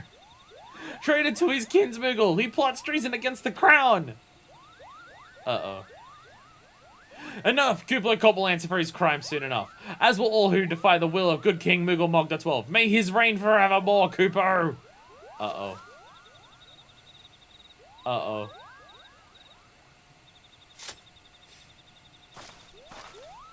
The king is planning to purge the 12's Wood of his enemies, Kupo. We're gonna stop him before it's too late. Okay, they're trying to kill everyone in the 12's Wood. This is concerning. 2 tanks and a healer, they'll go great. They'll go great.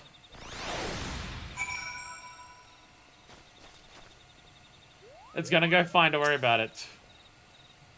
The entrance to Thorn March is deep within the Bramble Patch, Kupo. If you take me there, I can nullify the ward, but be warned. The Moogle's Guard have set traps to lure enchanted beasts. I can't hide from them, so you'll need to protect me, Kupo. I was about to say, you just got cleft in twain, what? Escort Kupo Cop safely to the watered entrance. Should you fail to defend him or move too far away, he'll return to Sweet Bloom Pier, where you may rendezvous with him again before trying. Sick escort quest. Let's go. How far are we going? Okay, not that far. Maybe I should be a tank so I can actually... No, it's not tanking. It's kind of the opposite of tanking. Maybe I should be a tank so I can draw an enmity. Roll guard. Seriously, it's so Devil May Cry. It's so sick. It's so fucking good. I love how Devil May Cry it is. Like, it's called Royal Guard and it's basically a Dante dodge. It's so fucking sick.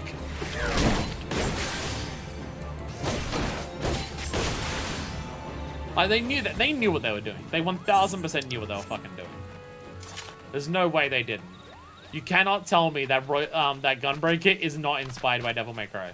I mean, I obviously know that, yes, it's also based on Final Fantasy VIII's Leon Squall or whatever his name is, and stuff like that, because that's like the actual Final Fantasy character that uses a gunblade. Yes, I know. Yes, I'm aware of this. By the way, double down. I can use double down now. Yeah. Oh no, that's not double down. That's Fated Circle. At least it's not a Birth by Sleep escort mission. Birth by Sleep have escort missions, or do you just mean BS? I mean, it's much easier. It's much easier when it is when you got tanks.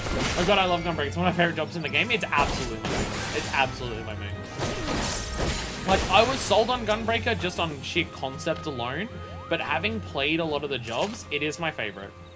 Primarily because my favorite role, remember escorting Cinderella? No. No, I do not. I do not. Malviolent Ked. Oi!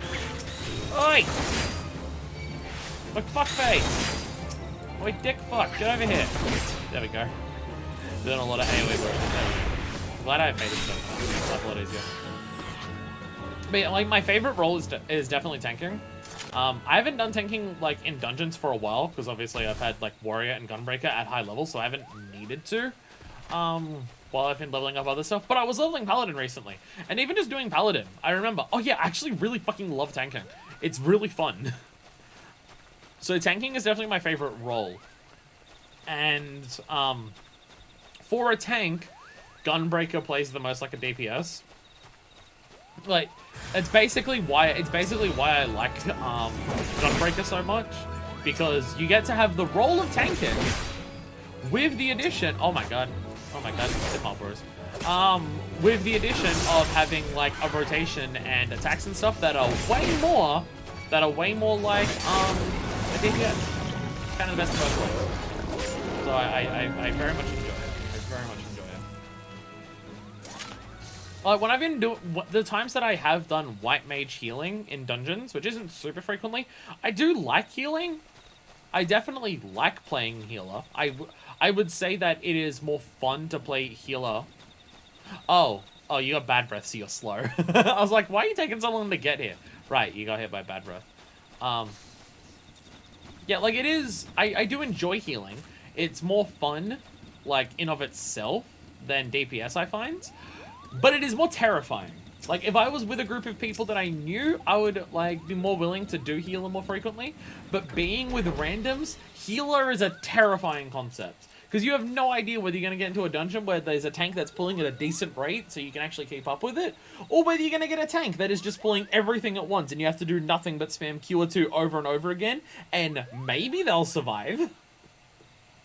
I've had that a lot. Am I doing something... By the way, if I'm in a dungeon where a tank is pulling wall to wall, like they're going windows to the walls, and the sweat is stripping down their balls, if I'm in a dungeon where a tank's doing that, and I'm doing literally nothing but spamming cure, am I doing that correctly? Because I feel like I get a lot of times where I only have the chance to do cure, and if I stop doing cure at any point, they will die. Am I doing something wrong there, or is that just the nature of it if they pull that hard? I mean, I guess, like, because I'm playing White Mage where I've only got cure, like, I'm not playing one of the, like, Sage or something that, like, puts on shields. So maybe you could put on a shield and then get some attacks in. If the tank isn't dying, that's what you've got to do. Okay, I wasn't sure whether I'm, like, doing it wrong. I will say, healer is much more enjoyable against bosses than pulls. It's mostly just early game that makes walls to walls suck? Okay. Because, yeah, like wall-to-wall healing is just terrifying. Wall-to-wall healing is just terrifying because it's just heal, heal, heal, heal, heal. But when you get to a boss, against bosses, are you really just doing only heals over and over again? So it actually becomes that fun process of how much healing do I need to do to ensure that the tank isn't dying, but I'm still pulling my DPS load? Against bosses, it is very fun. I had a roulette the other day where I was tanking and I said, hey, I'm going to pull wall pull. You guys okay? They said yes, and the healer said thank you. That was nice. I had, when I was doing Paladin, 2 times when I was leveling up Paladin, I had the healer say, hey, this is my first or second time doing healer. Can you not go ham as fuck? And I'm just like, don't worry, this is like my 3rd time doing Paladin. I won't anyways, and they're just like, sick. You are if the rest of the party is bad. Best case scenario, you never have to stop attacking. I've definitely had some bosses where I just keep going and I've never had to stop, and I've never had to heal during the boss. That fucking rules when that happens. That fucking rules when that happens. Sorry, I know I'm rambling a lot, but I'm talking about my experiences with Final Fantasy XIV, and I'm pretty sure people would be okay hearing that. I'm pretty sure people are fine with that. We're here, Cooper! I didn't see any more beasts, do you? By the way, there's the entrance. Did I see a dog? Or is that my bull? Ah, there it is. There's the bull. Oh, there's the dog!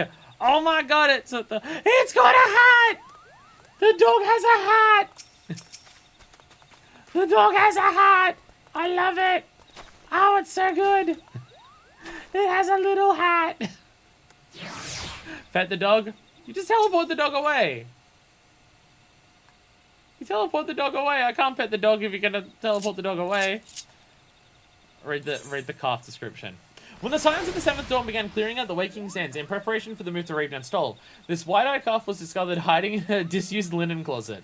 Though an inquiry was made by the Antecedent herself, it is still not known who was keeping the beast. Oh. Oh, that's why we got it after doing that quest. It was just hanging out somewhere. Fuck it. Buttons are hard. Buttons are hard. That's why it was just hanging out. Okay. Oh my god. Oh my god, go over to the other page, I swear to fuck. There we go. There we go. I made the grievous error of visiting a great buffalo with a handsaw. Godbert. I don't know who Godbert is. You cut it in half? What? I'm scared. I'm scared. Hat. Hat is adorable. Hat is awesome. Who is this? Hello there, Corval Vortolish. Are you ready to face the King, Kupo? Then step closer to the ward. Raise your hand and focus, like when you attune to an Aetheryte, Kupo. I'll open the way for you.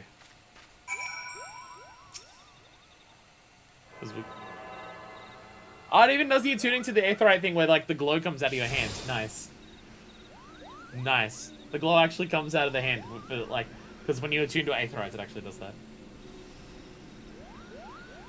Kooplikop happy. The rest is up to you, Kupo. Now go and teach those foolish Moogles a lesson and send the king back whence he came. While I dance and spin and twerk. Thorn March. Hard. Now accessible. We haven't even had Thorn March not hard. What are you talking about? Too bad you won't be able to hear the music for this. I can hear the game. It's just quiet. I can hear the game while I'm doing this without my headphones. It's just incredibly quiet. Everyone, good with the jobs they want to run? Well, oh, it's a trial, so it's going to be 8, isn't it? I could do tanking for this. I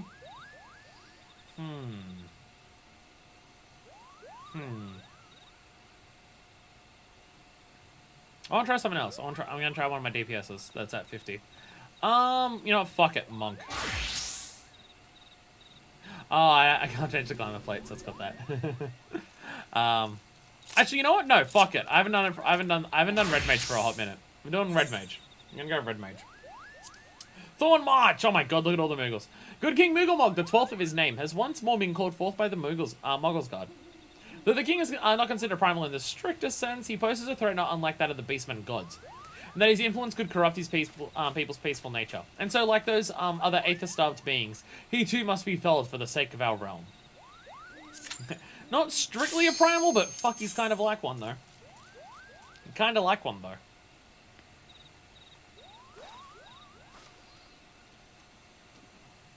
I do like tanking, and I would enjoy tanking. But tanking the first time that I do things is scary. Well, the thing that I like about tanking is that you get to define, like, the fight. Like, it's on you to, like, shift and move the fight how it goes. But doing that when you don't know the fight is scary. This is a blue spell, but it goes trial. Got a blue mage it up. Legally distinct music.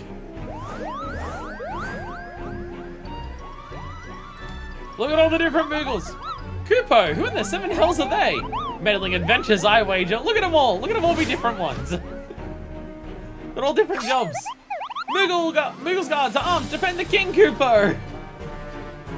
Got a tiny little baby sword. Yeah, tiny little sword. Whisker wall, cut kick up. Oh, we have to. Okay, we have to fight off. We have to fight off the rest before anything. All right. Have at me, Kupo. Oh god. Okay. This is gonna be terrifying. I have to fight off the entire fucking thing. This is Koopa Wing. This is Koopa Wing. Kinda. It's kinda like that. You're gonna get it right in the bum, Cooper. That's what I say. Uh-oh. Uh-oh.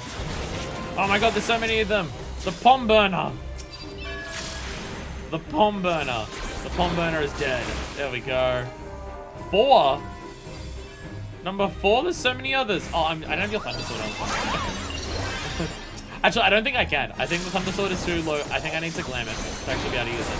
Then she gave me a Thunder Sword for this, but I'm pretty sure that the item level for it is too low for us. Because to be able to do trials, you need to have basically the equivalent of all poetics gear. Unlike this one might be less actually because it's part of the story. But still, you brought this on yourself, Koopo. Why me, Koopo? All the Koopos are dying. No. Man, there we go. Oh, I have an OGCD for this. I keep forgetting that I have the OGCD to use. Have a dance with a Moogle in the pale moonlight. Just fighting off an army of Koopos. The Shaggy song. Next time won't be so easy. Uh-oh. Uh-oh. They're all getting up. Uh-oh. Uh-oh. Hail to the Koopo! I mean king! Oh my god, you're dancing in the middle. Why is there spotlights now? Good King Moogle Mog 12! You shall suffer transgressions against my subjects! Oh my god, what is he doing? Oh, all the others are still around too. Oh dear god, okay. Okay, alright, I guess it's AoE time.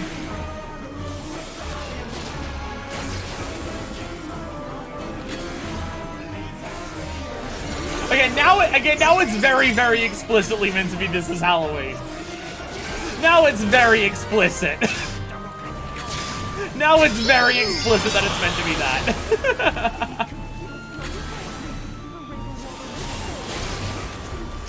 Alright, where is Good King Moogle? Can we even attack Good King Moogle at this stage? I think we can. Okay. I run through myself. There we go. Palm Meteor. Oh, there we go.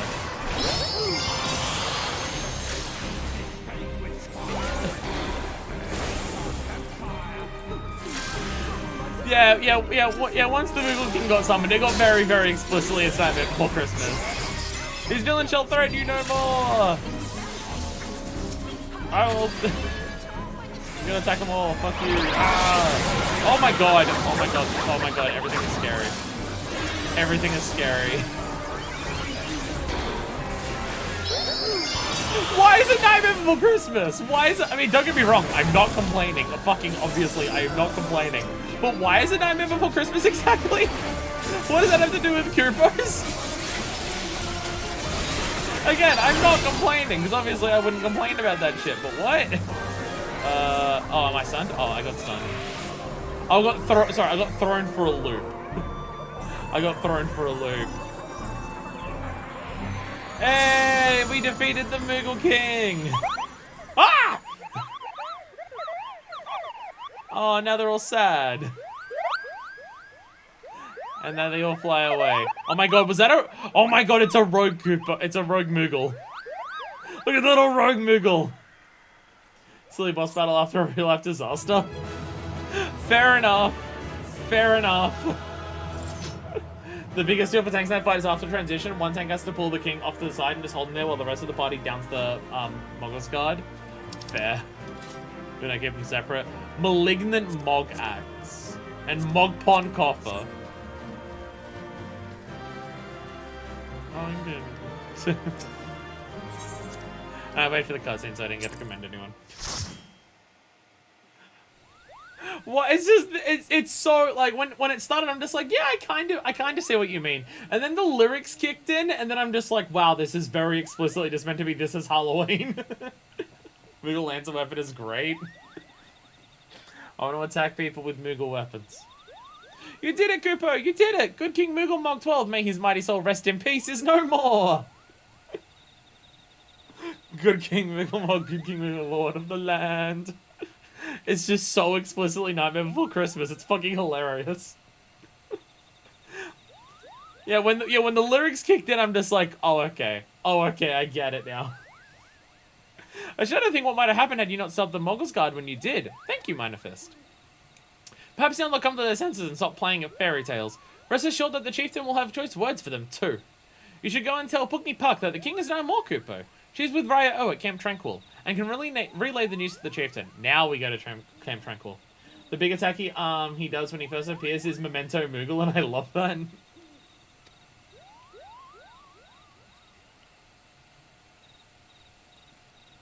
It's a play on the phrase Memento Mori, right? Is that what the phrase is? Memento Mori? I think it is.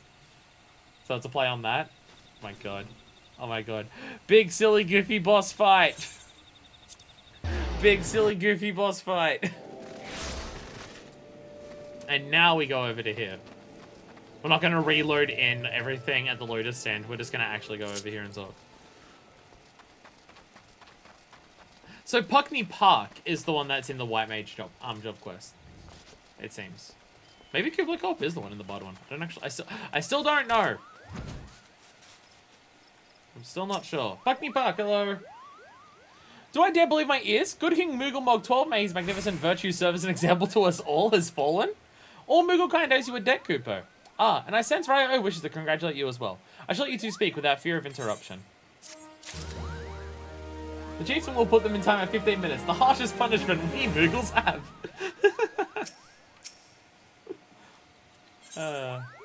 On the properties of primals.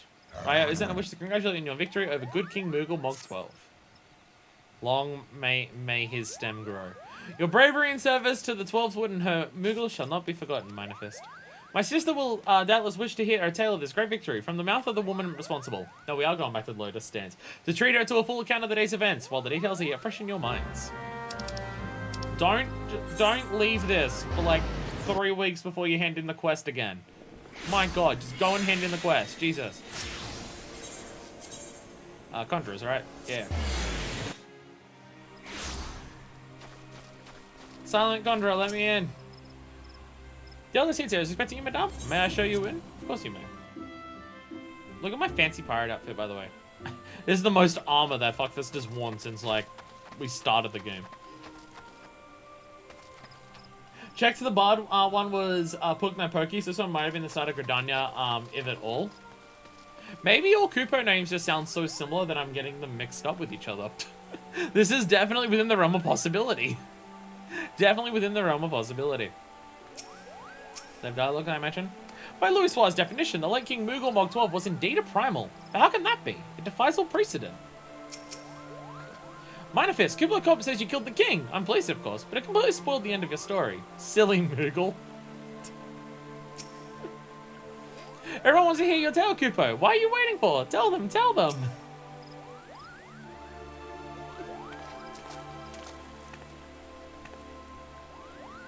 Minifist, you will return to us, unharmed and victorious. Thus I have 2 reasons to be glad. Also, that rapier I gave you should be good for almost all AR content. It's only 20 levels short of the Ironworks gear. I tried to equip it, and I wasn't able to do trials before. I was able to do, like, MSQ roulette and level 50 dungeons. I wasn't able to do trial roulette, though. It didn't have a high enough item level for roulettes. For the, trials.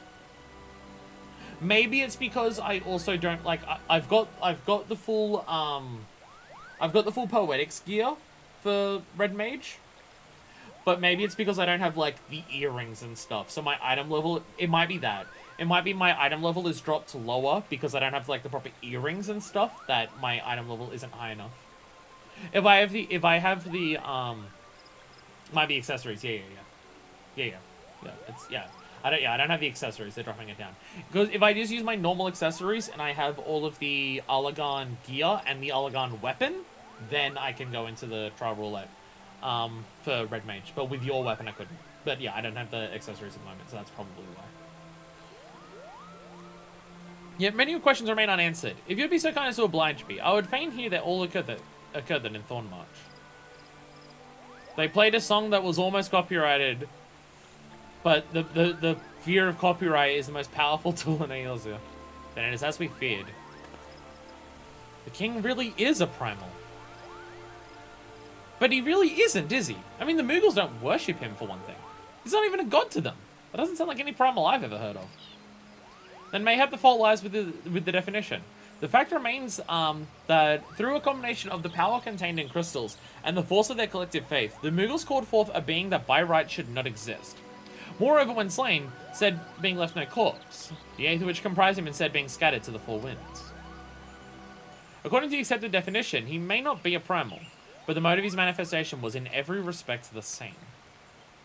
Which means primals can be more than what we thought.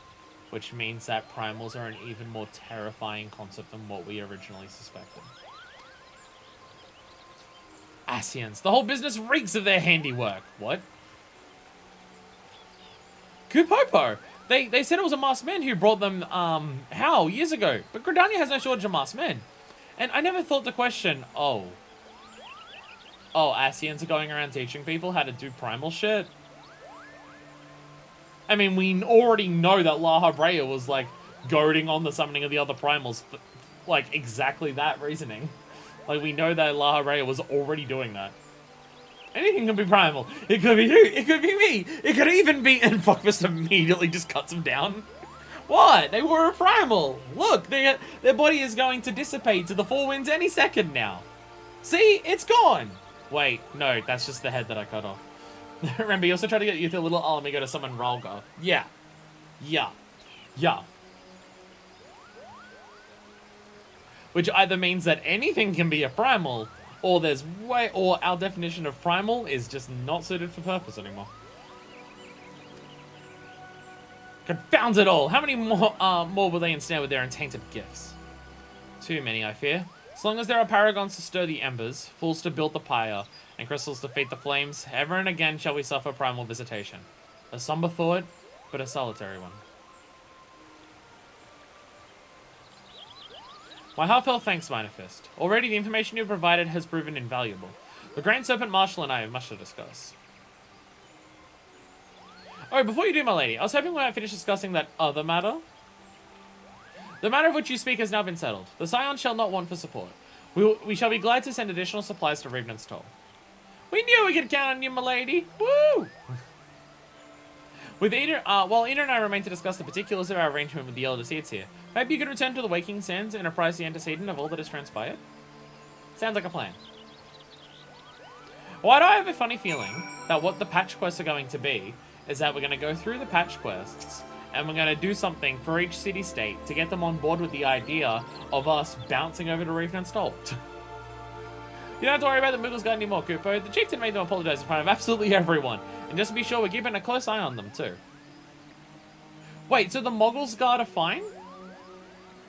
The Moggles Guard aren't remaining tempered? They're chill now? Well, that's different to primals that we've seen. I mean, they're keeping a close eye on them, so maybe it's not fine.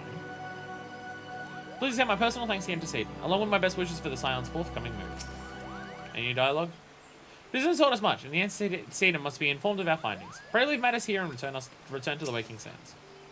Thanks to Elder Cinzia's generous donation, the Rising Stones may actually be worth leaving the Waking Sands for.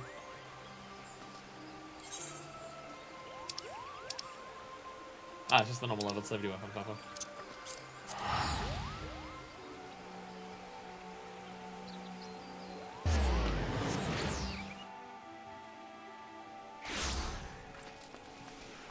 It'll be nice when we're actually in Revenant's Toll. It'll be very nice when we're actually in Revenant's Toll. And we don't... I'm running out of Vesper Bay tickets. I'm running out of them. Fuck yeah, Paladin Chocobo, let's go. Fork. Fork.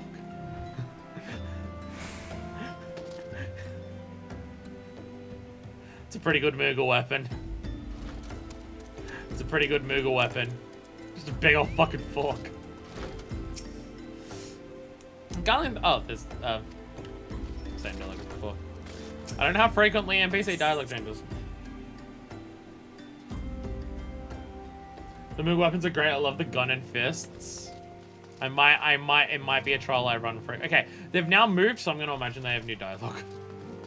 They have now moved, so it's probably changed now.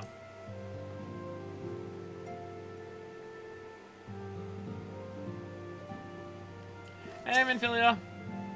It is good to see you hale and healthy, Manifest. I received word from Eda and Papalima that you felled Good King Moogle Mog 12, but I'd hoped to hear your version of the tale. So it was as they said, summoned with the same methods used by the Beast Tribes and taught by the Asians. Though unfortunate, this incident did at least serve to remind the Elder Seedseer of our usefulness. Her offer of additional support could not have come at a better time. My thanks, Fuckfist. Just constantly changing between which one I use.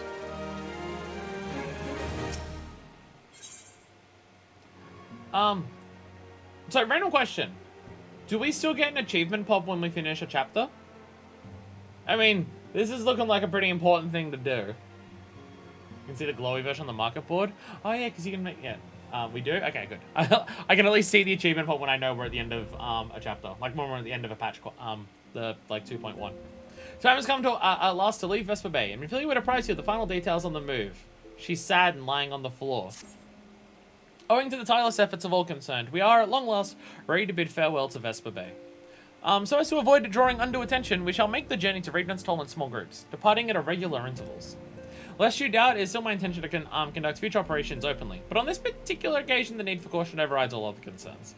To move north as one ponderous caravan would only serve to invite attack. I don't know my contacts, I dropped them on the floor. Seemed only right that I should be the last to leave, and I would have you remain with me until the end, Manifest. Upon my departure, the Waking Sands will formally cease to be our headquarters, and the premises will be given into the care of Urianga. And that's why Urianga stays here. And that's why Urianga stays here to be able to continue handing you the quest that he needs to give you. Because it's his place now. Okay. I thought to relinquish the property, but he was quite adamant, and I had not the heart to disagree.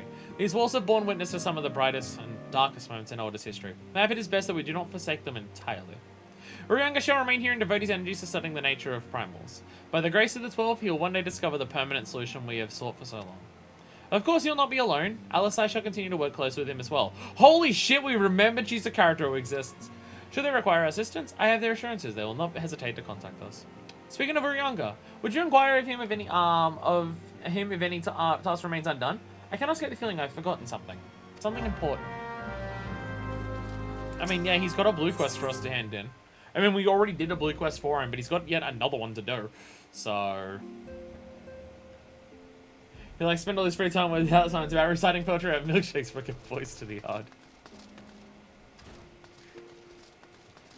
Urianga is just that scene in the Twilight Zone. At last, everyone has left, and I can read my books and stuff with my glasses. Oh no! I broke my 8th detection goggle vision things and stuff.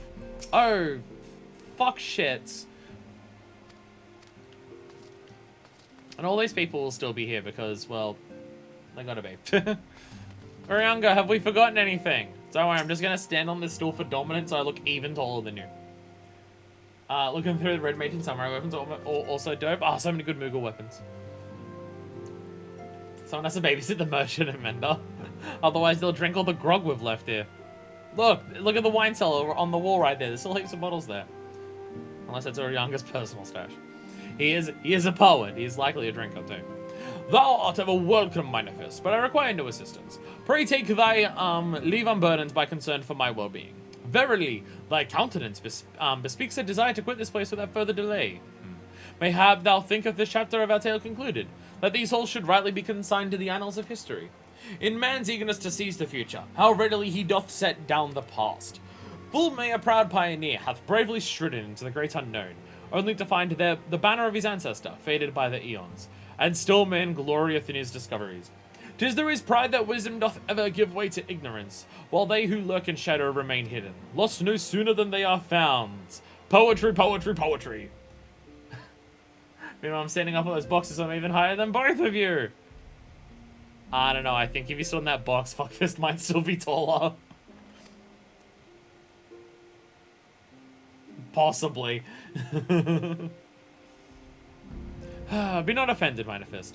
Thy conduct hath ever been beyond reproach. Despite thy surpassing strength and all thy many victories, thou have never been so convinced of thine own greatness as to imagine thyself above the failings of thy forebears. Yep, definitely how the way I would describe Fuckfist the badass pirate bitch. Definitely. Mayhap it is the echo which hath opened thine eyes to the lessons of history. Would that the same could be said of... said of what? Ah! Whence came that cry? The solar! 12 for fend, the antecedents! What's happened? Oh no, she fell over like in the picture we saw. Why is she falling over? There's a Garlean's here to kill her. What happened? My contacts. Manifest, you must. What the fuck happened? Sorry, I tripped.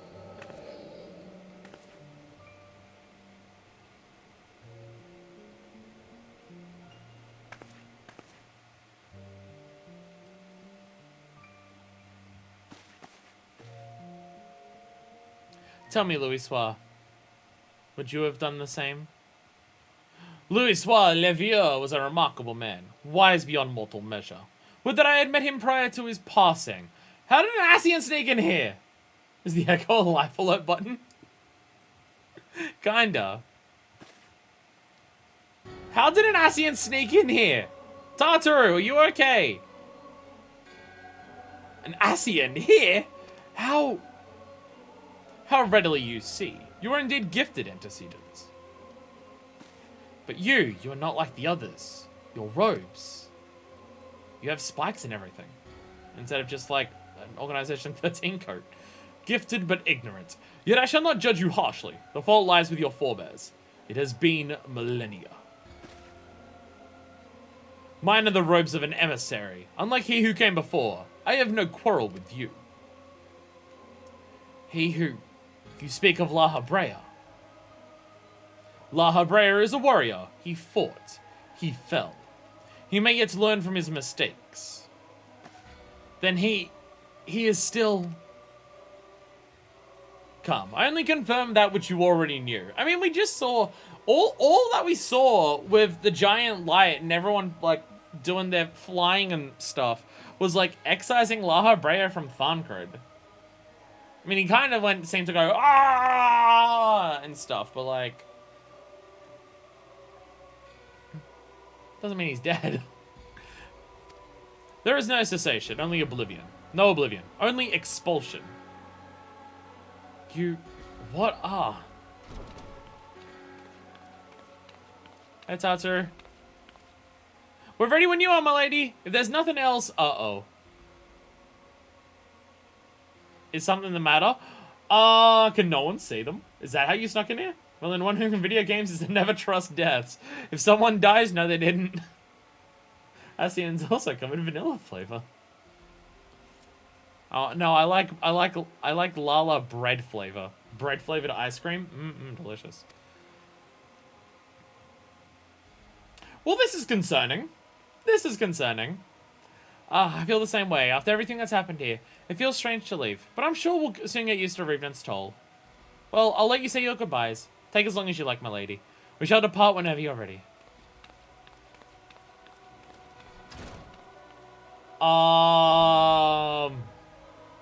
It is only to be expected. She lacks the gift and the knowledge both. To her, we are indistinct. I do not understand. Shadowless, fleshless, formless. What truth there is in each tale is diluted by time and telling. Knowledge dictates expectation, and expectation colors perception. Thus did she perceive naught. So it is with all but a chosen few. Even you, when young, could not yet see with eyes unclouded. You know nothing about me. Nothing. The gift grants you clarity. It grants you focus. With it, you may in time come to see us as we are, rather than this crude approximation. La Habrea did not think so highly of the Echo. La Habrea is wrong about a great many things. The Echo is indeed a gift, albeit one you have yet to master. And if we did, there would be no strife between our peoples, for we would be of one mind. I leave as I came, in peace, antecedents. May we meet again as friends. What the fuck? What the fuck are the Asians up to? Have you ever heard the story of Darth Plagueis the Wise? I feel like we use that as a punchline so often, for considering how obscure it is. Well, not obscure, it's from a massive fucking franchise movie and stuff like that. But still, just being like a little line. I feel like it comes up a lot. Wait, stay where you are! You said you came in peace, dickhead! Mayhap I was indelicate. 'Tis a mercy she shields her children from his grace with such resolve. Was it also by her hand that you survived the Ardor, I wonder? I don't even know half the things you're fucking talking about. That was totally self-defense. No, I said pieces. Haha, good one. Oh, God. I take it there is no need to explain. Yes, I I also have Echo. I saw what happens. Fucking ow, by the way. Save your concern. He did me no lasting harm. Whatever his intention was, it was not to kill. I mean, yeah, it seems like he just wanted you to not try and fuck with him. Really curious what the fuck's going on with the Asians.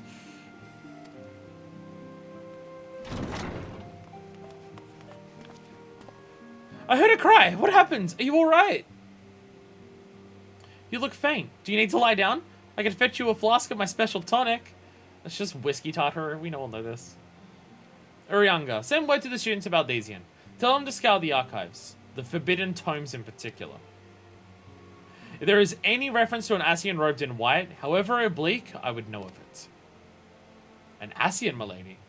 What was that what gave you cause to cry out? A dim moment ago glimpse a figure clad in white set forth from waking sands. Yet Asians are wont to employ teleportation magics. Why would one be so brazen? They teleported away though, or did they just teleport up to the entrance of the waking sands?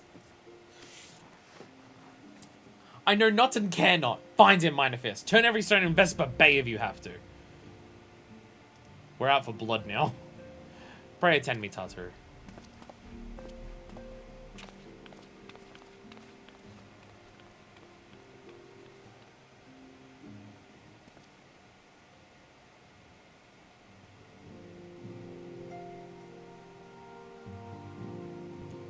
So shit's going fucked. He speaks of peace, but I know his words belie his true intent. Quickly, Minor-Fist, do not let him escape.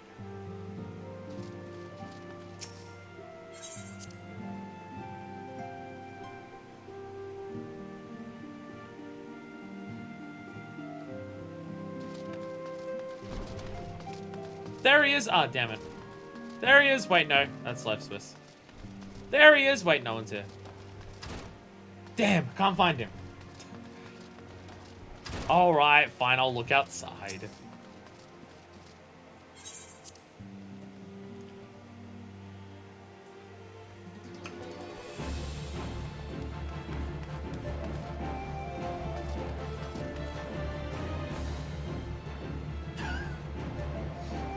Well, music's already kicked off. Tell me he's going, Minor-Fist. Tell me we're safe. We are safe, aren't we? Oh, we are safe. The music stopped. We're fine. What? Deckers are in combat and in the party? Oh. Oh. Oh, okay. Tell me, has anyone seen a robed man? Has anyone seen a robed man anywhere? I think I found him. Don't worry, Tanner, we're safe. In a few hours, this will be all Urianga's problem anyway. I am told that you are the Warrior of Light, but I would know for myself. I shall walk north, and you may choose to follow. Know, however, that you will be waylaid if you do. You may even perish. Should you survive, we shall speak anon. Bitch, I'm so strong, I'll be fine. It's so tiny compared to her. Fuckfist is huge. She's awesome. She's awesome as hell. Alright, I'll equip the lightning sword. Lightning sword! Densha gave me a lightning sword! Look at it be sparkly! And it's so fucking sharp. So good. I'm literally laying a trap for you if you follow me, but do it anyhow. This is Fuckfist we're talking about. She hears the word trap, and her brain translates it as an opportunity to fight.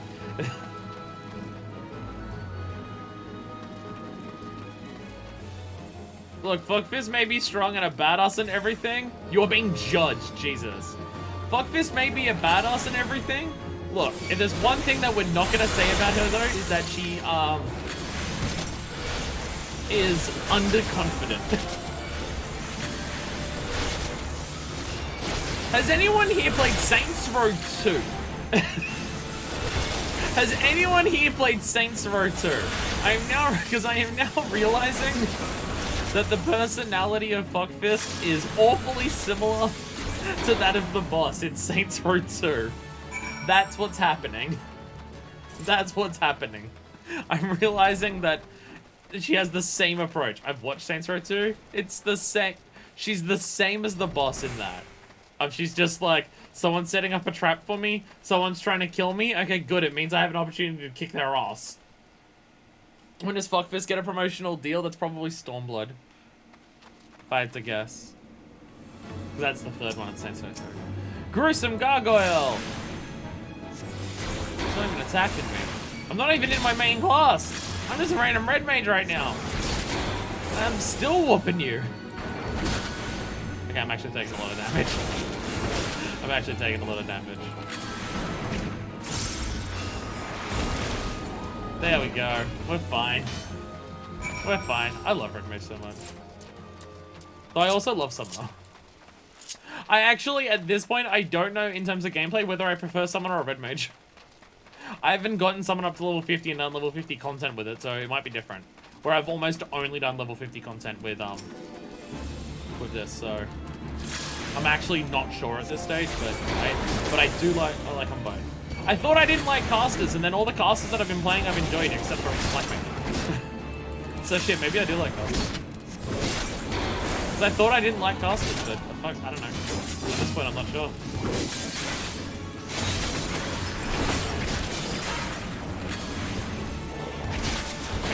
There we go. Ah, goodness. I made Trunks from DBZ in Saints Row 3 and Principal in Saints Row 4. I had a consistent character across the Saints Row games of being a by the way, sup, I see you up there. Of being a badass with a badass girl with red hair. I know it's a shock that I turned out trans, right?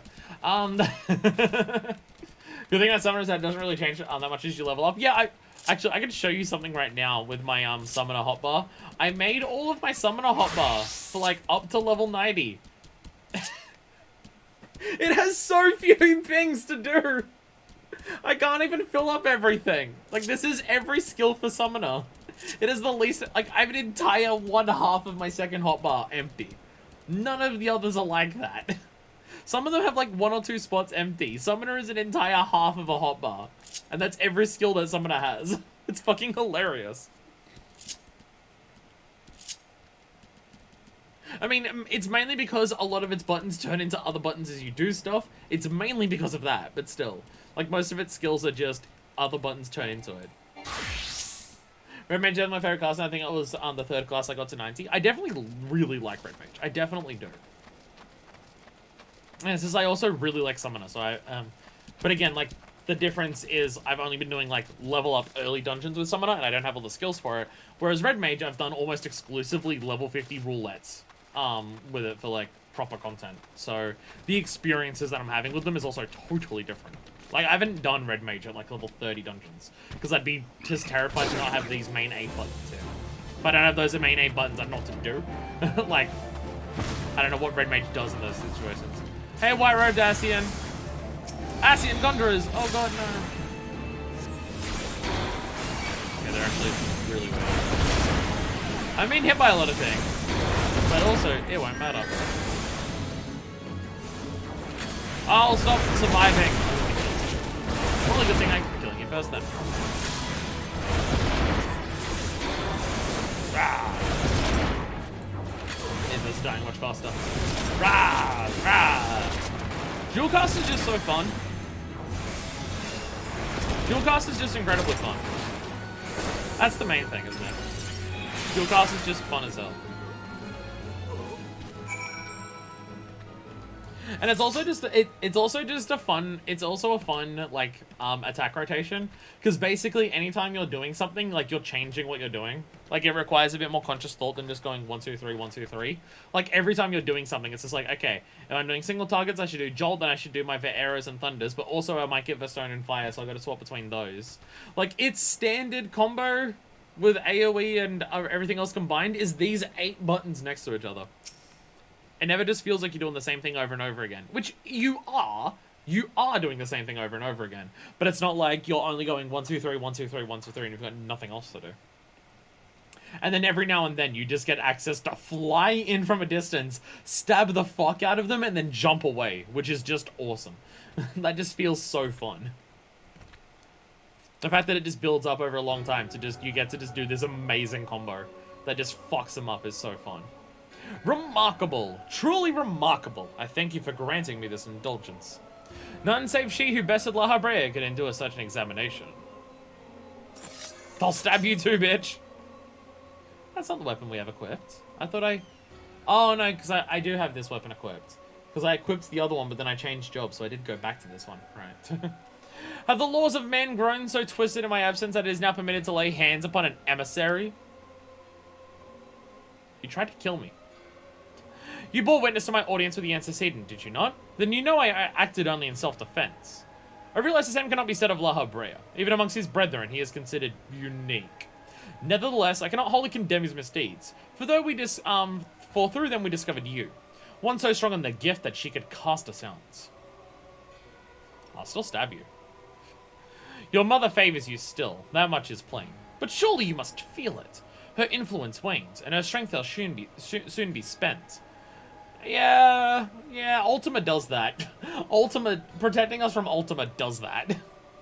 Hey, you know that guy you beat? Turns out he's a little bitch and the weakest of us, and kind of an impotent arsehole. These lands, these people, this world, all shall soon change. As it was, so it shall be again, as it should always have been. Doubt my claims and question my motives if you will. Only believe me when I say this. I am Elidibus, emissary, bearer of the word of the one true God, and we shall meet again. Maybe actually explain to us what you're up to, and I might have a slim chance of believing you. I mean, I doubt that I will, but you're just like, hey, your entire world's bullshit, and you shouldn't believe it. Why? Fuck you, just don't. Okay, I'll just take your word for it, Asian. Person who tried to kill me with Ultima.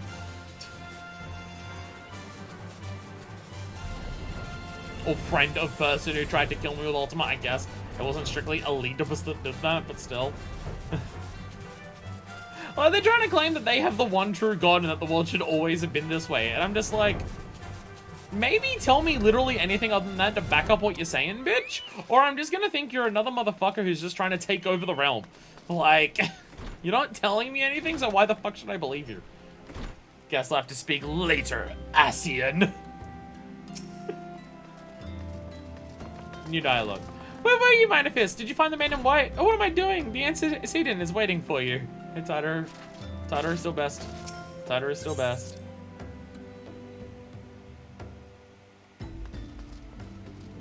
God, Gaius's fucking thing is such a... It's just such a meme. It's such a fucking meme, everything that he says. And it's funny that, like, they changed how, like, Praetorium and everything works now to, like, make it faster and simpler, but all of the meme dialogue is still 100% intact. he still is on there, but just like, for man to mean anything, man must rule the world. And just like, such devastation, like, all of that is still there. All of that's intact. And it's still part of a daily MSQ roulette. It's funny. Can you please cite your sources when you give me your giant spiels? Yeah, they're just like, oh yeah, we're actually the followers of the true God, and we want to change the world back to what it always was meant to be. What evidence do I have for this? Fuck you. I don't know what is gonna do it. Fuck you. That's because the main dialogue is super plot relevant. Oh, you know, it 1000% has to stay there. But like, it's still unskippable dialogue. People were scared the memes were gonna disappear. Nope, they're still there. Something voice actors and stuff.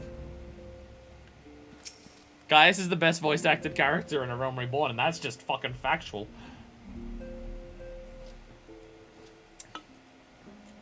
He's the one person who, like, was actually given good voice direction for Realm Reborn, it seems.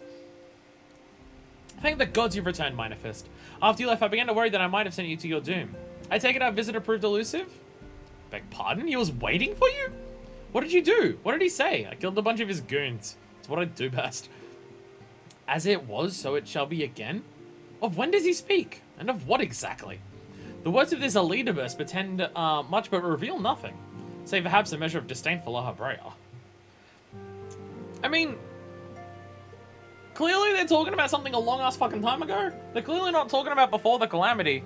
Hell, the Calamity was brought on partially by the Ascians. We saw that flashback. There was a bunch of Ascians, La Habrea may have literally been one of them, who was like, being like, yes, yes, Bahamut is destroying everything, gets me the fuck off, let's go! So, like... so... I'd hoped for answers, but it seems I shall have to be content with a wealth of additional questions.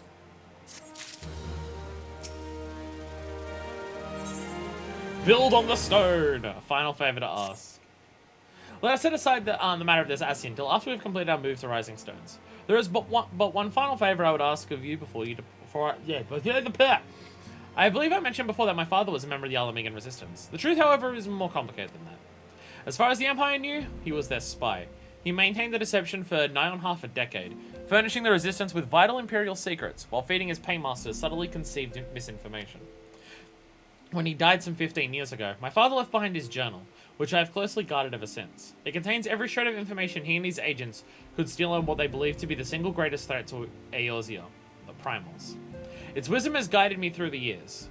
Though there is much within I still don't understand. It is my hope that Orianga will fare better. Tell him to treat it with care. It is all I have left of my father.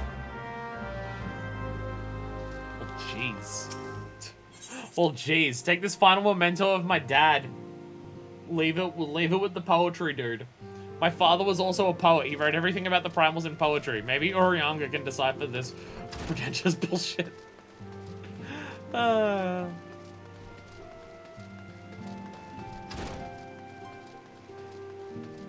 Orianga. I have a book of super gothic poetry. Orianga and V would get along so fucking well. Although, actually, even V might be too much for Orianga. If we're being honest, V might even be too much for Orianga. V fights by reading poetry, for fuck's sakes. I thought thee departed. To what end dost thou linger? Swigger's fancy words, maybe Orianga will understand. The legacy of Infilia's father, who perished in the parade incident of 1562, when Agobu broke free of its magical fetters and ran amok through the streets of Uldar. Contains a wealth of stolen Imperial research on the primals, as well as other misinformation, information which is yet to be deciphered. Oh! Oh, is that what happens? Was Flamin about to be eaten by a Gobu? And it was Minfilia's dad who, like, jumped in the way to stop her from being eaten? And he got eaten instead? Is that what happens? Oh. By the way, his name is Warburton, so insert your Patrick Warburton impressions here. But about poetry. I'm not doing it. I can't do it. The father's final bequest. The daughter's lifelong labor. It is no small thing to surrender such a cherished memento. Well, can I imagine the antecedent's pain? Upon mine honor, I swear to spare no effort in the study of these materials, lest my lady's sacrifice be in vain. I'll keep it away from the alcohol, so I don't spill it on there when I'm drinking. Manifest, this is Minfilia. Forgive me, but I could wait no longer. I have departed for the Rising Stones. He just left! He just left without me! Do you not want me to help you, like, protect you or something? I mean, I guess we're just Aether writing there, but still. Poetry, that was a really good Patrick Warburton impression, trust me, bro. Poetry. See, I can't do it. And Pete, I wrote some poetry for this cat girl I met during a parade. Not doing it. I'm not doing it. I'm not doing it. If you have yet to... Once you've given the journal to Orianga, I bid you come to the 7th Heavens in Revenant's Toll. Tatsuru will be there to show you inside our new headquarters. I like how we're just going to the place from FF7. That's just our new headquarters. Assuming you've already attuned to it, you may wish to make use of our new Aetherite in Revenant's Toll. After all, it is right on our doorstep. Once again, the 2.1 dialogue saying, fuck it, fine, fine. You want to not have to go to Waking Sands all the time because it's a pain in the ass to get there? Fucking fine. We'll give you an Aetherite that's literally right next to where you have to go now. It's in Mordona. And it's like in the middle of the entirety of Eorzea. So your travel fare from wherever you are will be roughly the same. Fine. Will you stop bitching about it now?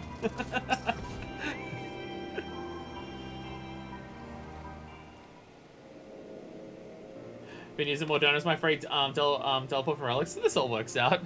I guess I could make it one of my things, yeah.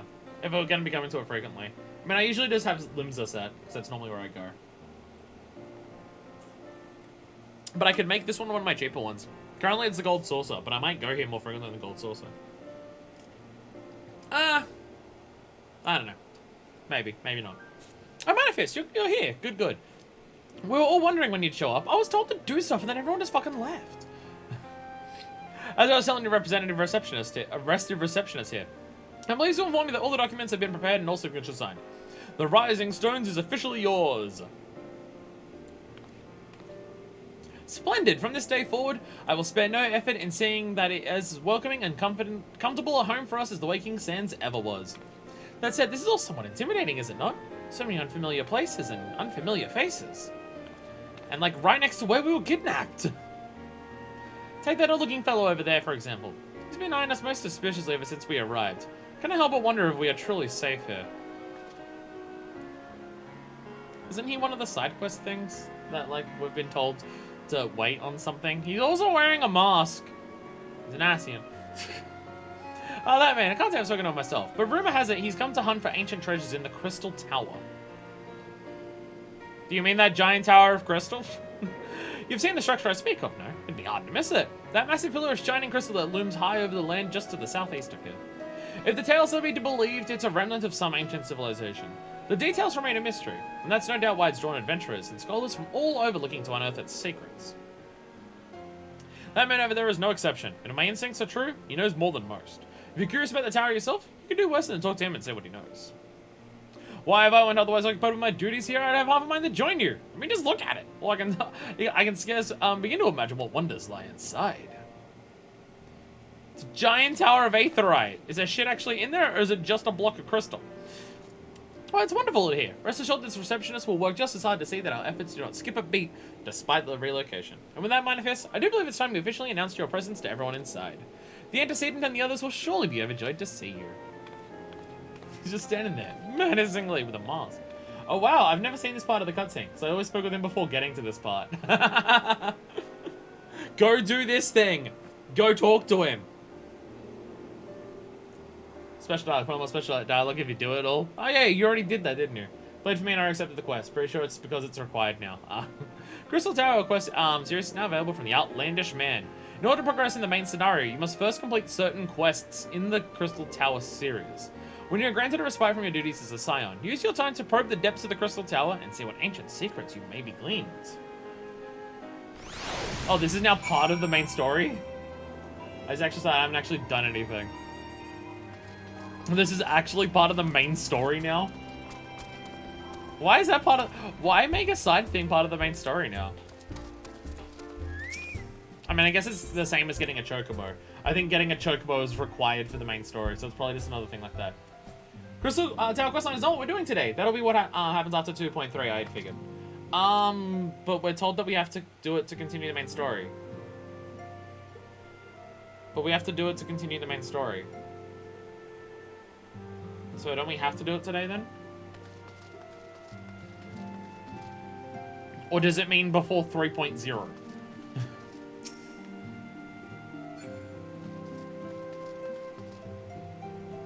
I do know Crystal Tower stuff was side came plot for the plot came super important, necessarily force you to do it. We have to do it now but we have to do it before finishing Around Reborn. Okay. I did not realize the Scions had moved until I arrived in Vesper Bay. Thankfully, Urianga was kind enough to direct me here. I know I've only just joined, but is there anything I can do to help? Please let me know. Wait, random question. Your headquarters. I want to head out for a second. Where's the bar? Where's the 7th Heaven bar? Oh, I literally walked it. Sorry, my brain is on such autopilot that I didn't realize I walked through here to get here. Sorry. I was reading chat and stuff. I was just walking to this. I literally didn't notice that we walked through the bar to get here. Sorry, my brain's not working properly. I was about to say, where's the bar? Where's the bar? I literally walked through it already to get in here. So I was gonna say, wasn't it at the bar? I literally did walk through the bar. I just didn't notice that I did. Because I'm a fucking dumbass. Anyway, hi there, Kultane. Hey. I'm just showing anything I can do, please let me know. And now everyone's in here. And it's next to an actual Aetheryte. Yo! Flyman's here too. Everyone's here. Hi, Thancred. As ravishing as ever, perhaps for old time's sake, she would... God's manifest, don't sneak up on me like that. We parts are an easily startled lot. Stop trying to sleep with Minfilia's mum. Wait, for old time's sake? Have you already slept with her? Thancred, what the fuck?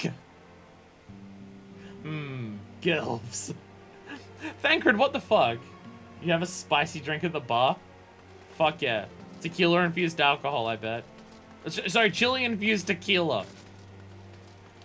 Hoary, but why is there so many things today that are hoary? The horror, the horror. Thancred was also at the disastrous parade that killed Minfilia's dad.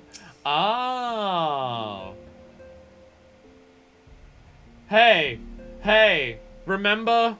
Hey, remember how when we first met, you were almost eaten? Do you want to get eaten now? It's like, is that what he's doing? How about I will allow this message? There we go. Minfilia, I fucked your mum. Hope you're chill with that. You can't see it on this on the stream window, but I love just over here. Deku used add permitted term, I fucked your mom. We have now allowed the phrase, I fucked your mom in our chat. Oh my god. So here we are, completely independent, unquestionably neutral, or at least more so than before. Truth be told, I cannot say that it feels that different. Of course, it begs to differ. Let's get there a sec, I did something wrong. No, just Twitch doesn't like you using the phrase, I fucked your mom, but it's okay. We've added it as a permitted term now. Surely our humble corner of Twitch won't abuse that. It's fine, it's fine. I love the smell of victory in the morning. It smells like sweat. No, Muntai sauce. No, victory. Yeah, victory. You got the reference in the end, Ida. You got it in the end. It's okay, now we can fuck one another's mothers. It's like that Lonely Island song. Is it Lonely Island or is it just Saturday Night Live? I think it's Lonely Island. Oh, you wish to help? It's very kind of you, but I can manage on my own. Besides, you should be having our grand adventures, not withering away here with me. Damn it, Thancred, why are you so horny? So I didn't realize until we did the Uldar stuff that Thancred is actually just a full-on man-slut. But now that we know that he's a man-slut, wow, this makes sense. And also, of course, he's a bard. Of course, his job is also being a bard. As you can see, our Charlayan allies have furnished us with a wealth of new tomes. So it would be prudent of you to broaden your knowledge as well. You're asking Fuckfist to read. You're like, yeah, don't strike you down now. I'm kidding. It is not wonderful, Manifest. Nary a single presumptuous merchant has darkened our door. I know full well they will come in time, but for now, let us enjoy the respite. That's right, they have to get through all the drunkards at the front now. That will be enough to fight them off. And we have a new solar. I'm physically incapable of inspecting these books. Sorry, Fuckfist, knowing how to read? Pretty sure that's not a thing. Also, new solar. Hey, it's hanging up on the wall again. Yay, we put it back on the wall. Nice. Hey, Minfilia.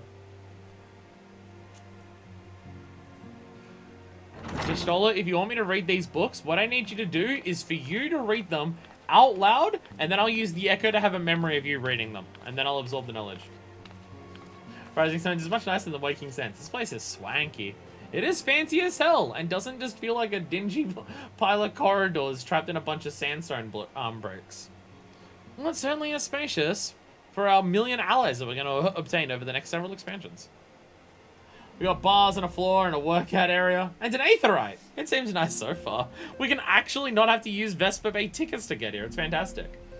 If you want me to read them, you have to make them sparkly. Can you turn it into a scholar book? Or a book for Arcanist? Aww. Oh, a little smile for Louis Spar's staff. Today marks a new beginning for the Silence of the Seventh Dawn. Would you say a new dawn for us? For today we declare our independence. Our Signs of the Seventh Dawn and they're at Seventh Heaven. We shall henceforth be beholden to no nation, but serve all of Eorzea's people, proudly and openly. But this does not mean that we will sever our ties to the Eorzean alliance. On the contrary, the antecedent and I shall endeavor to strengthen them. Rest assured, however, that we shall not permit political considerations to influence our decisions. Our identity remains unchanged, as does our cause. We are the Scions of the Seventh Dawn, and our single purpose is to safeguard the future of Eorzea.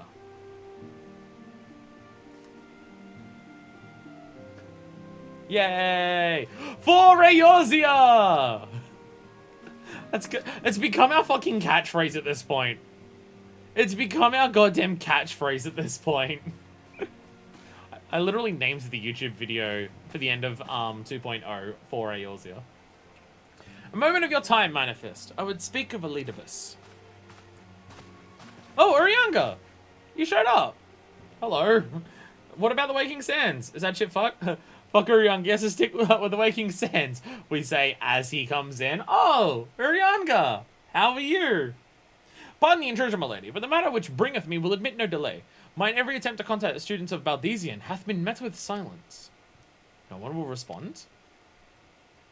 How odd. Allow me to try. Fuck. Someone of the students of Baldesians using the internet, and they're on dial-up. No one can answer the phone. No response? Surely they would not ignore us. They have never... yeah, my lady. I feel we must assume the worst. No. I will not believe it. An outpost, perhaps, but not their headquarters. Their wards to be on circumvention. Had they come under attack, they would most certainly have raised the alarm. None could penetrate their sanctum unnoticed. But for those who lack the gift and the knowledge both... Oh, no. Contact their agents in the field at once. If orders befallen the students of Baldesian, they may know of it. Though the thought of it pains me, until such time as we have evidence to the contrary, we can but assume the worst. Accordingly, we must needs seek another source of information on Elidibus. You Peludis. So random question. Students of Baldesian. My memory is saying they're a group of people that are back in Sharlayan. Am I correct on this? I think they've mentioned that before, but I could be wrong. Are they back in Sharlayan, or have we, like, met them walking around in Eorzea? I forget. My brain is saying... Yeah. They're back in Sharlayan. Yeah. I was gonna say, I don't think I've actually physically been there, but I'm pretty sure they've mentioned it being Sharlayan before. Yeah. It is possible that others in the homeland are possessed of such knowledge. Be fairly warned, however. They are unlike to yield it conditionally. Do what you must. It's another unforeseen and unwelcome development. What could be next, I wonder? A visit from a crimson-clad Ascian, perhaps? Or Ocha? Or Puce? And which of our allies will then fall silent? For a time, I thought we had gained the upper hand. Yeah, it's almost like calling forth an astral era was a bit presumptuous of us. Especially considering that was literally met with a roar. When you shattered the Crystal of Darkness and cast out Laha Brea, I dared to hope that we had found a way to rid ourselves of the Ascian menace. I don't know if I shattered the Crystal of Darkness. I mean, the little one, the Jolly Rancher, yeah, but not the big one.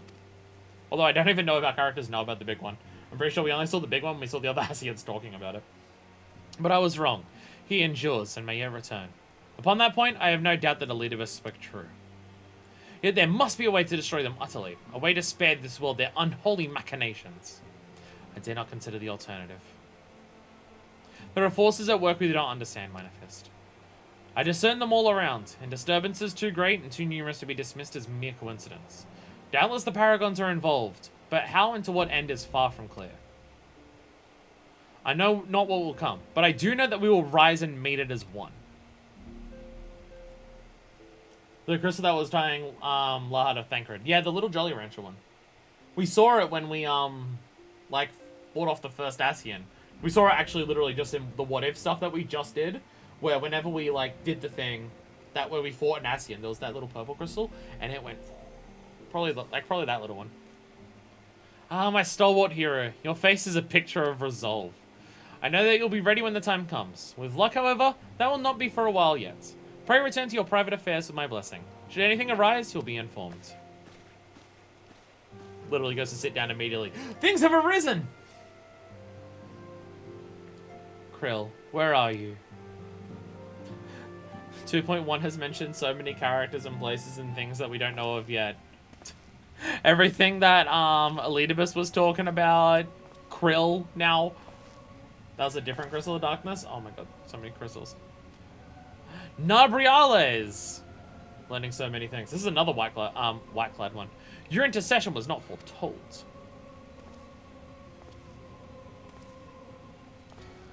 Why is no one turning on the lights?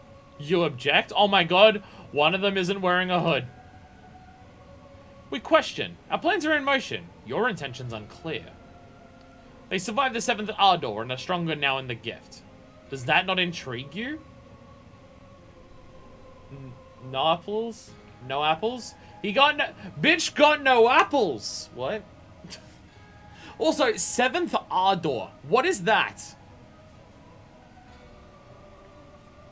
What is the 7th Ardor? Is the 7th Ardor something to do with the ultimate weapon? Is that their word for the 7th Umbral Calamity?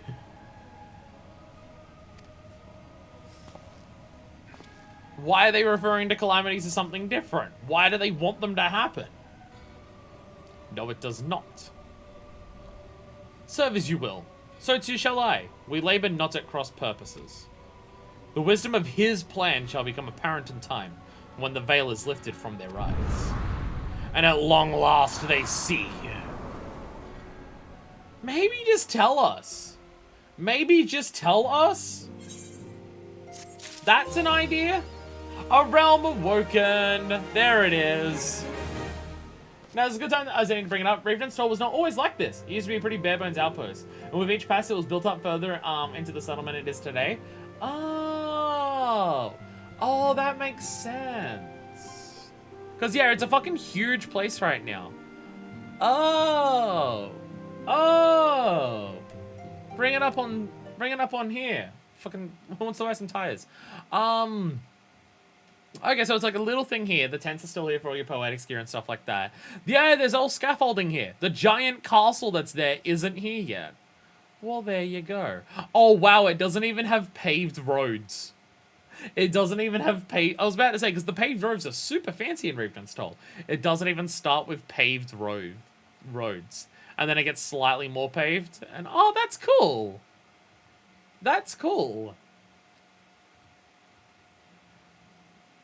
Oh, where it just actually gets built up over... I want this little park back. I like this little park that's here, actually. It's got a little bench in a park. I like greenery. What can I say? Just standing on top there. Hey, we can actually still go up here. This place still hasn't been finished building. There's Maggie. There's Maggie. And a giant gobu in the background. And yeah, there's the bridge, and then it gets further built. And look at it, it's all the various weather effects that they got going on too. That's cool. That is cool. I like that. I like that. Actual world building that they actually like utilize as the patches come out. That's cool. There's also a little area you can walk around the scaffold and to get on some rope, but now you just fly around. That's cool. I like that. A cool little like detail of just now that the scions are here. They're helping the place being built up.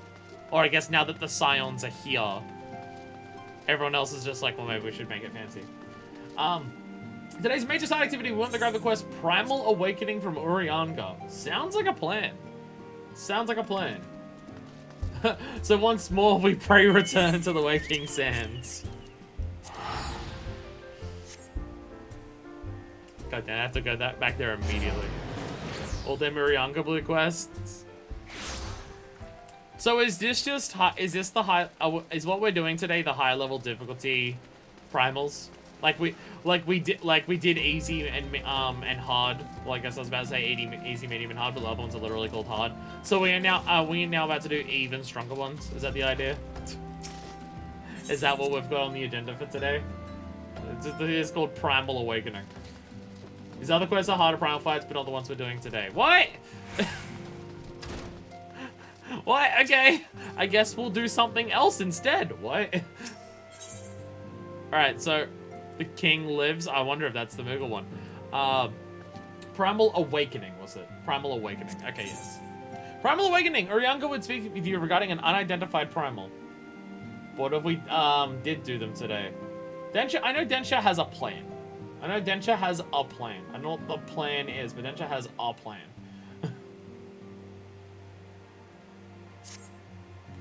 When the Sonari moon did wane, there sounded a blood-curdling roar. A new primal had roused, the portents gave us to believe, one whose identity yet lieth beyond our ken. By thy hand, 3 primals have since been vanquished. Well, not 4. 4. Kinda. 4. Kinda. On wait until after 2.4 do all the primals together, since at that point we'll have unlocked all of them. Makes sense. Makes sense. As each returns to the Aether, 'twas observed that tremors foreshadowing this 4th grew in strength and frequency both. My plan is, hey, a blue quest. The being doth quicken, and in time it shall become a scourge upon the land. Yet even as we pondered a course of action, a benevolent soul did arise, one who would forestall this threat. Though she did tender in years, she is true of heart and steadfast of resolved. I'm not into gilfs, but I can respect her personality.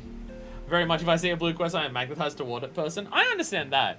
I just know that Densha has a plan of like every patch quest and stuff that we can do afterwards. Of like making this make some form of sense.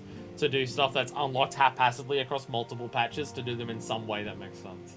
I know Densha has a plan. She would solicit thine aid if thou art willing to proffer it. Lest thou wonder, this maiden is of our order. Thus did the antecedent straightways consent that thou should assist her however thou mayest. As soon as thou art able, hide thee to Wineport, where thy petitioner doth await thee even now. Thou shalt for a certainty find her visage strikingly familiar. Uri Anga, why doth thy poetry be soweth fucking mucheth? Jesus Christ. For listening to Densha over me. Okay, I know Densha has a plan.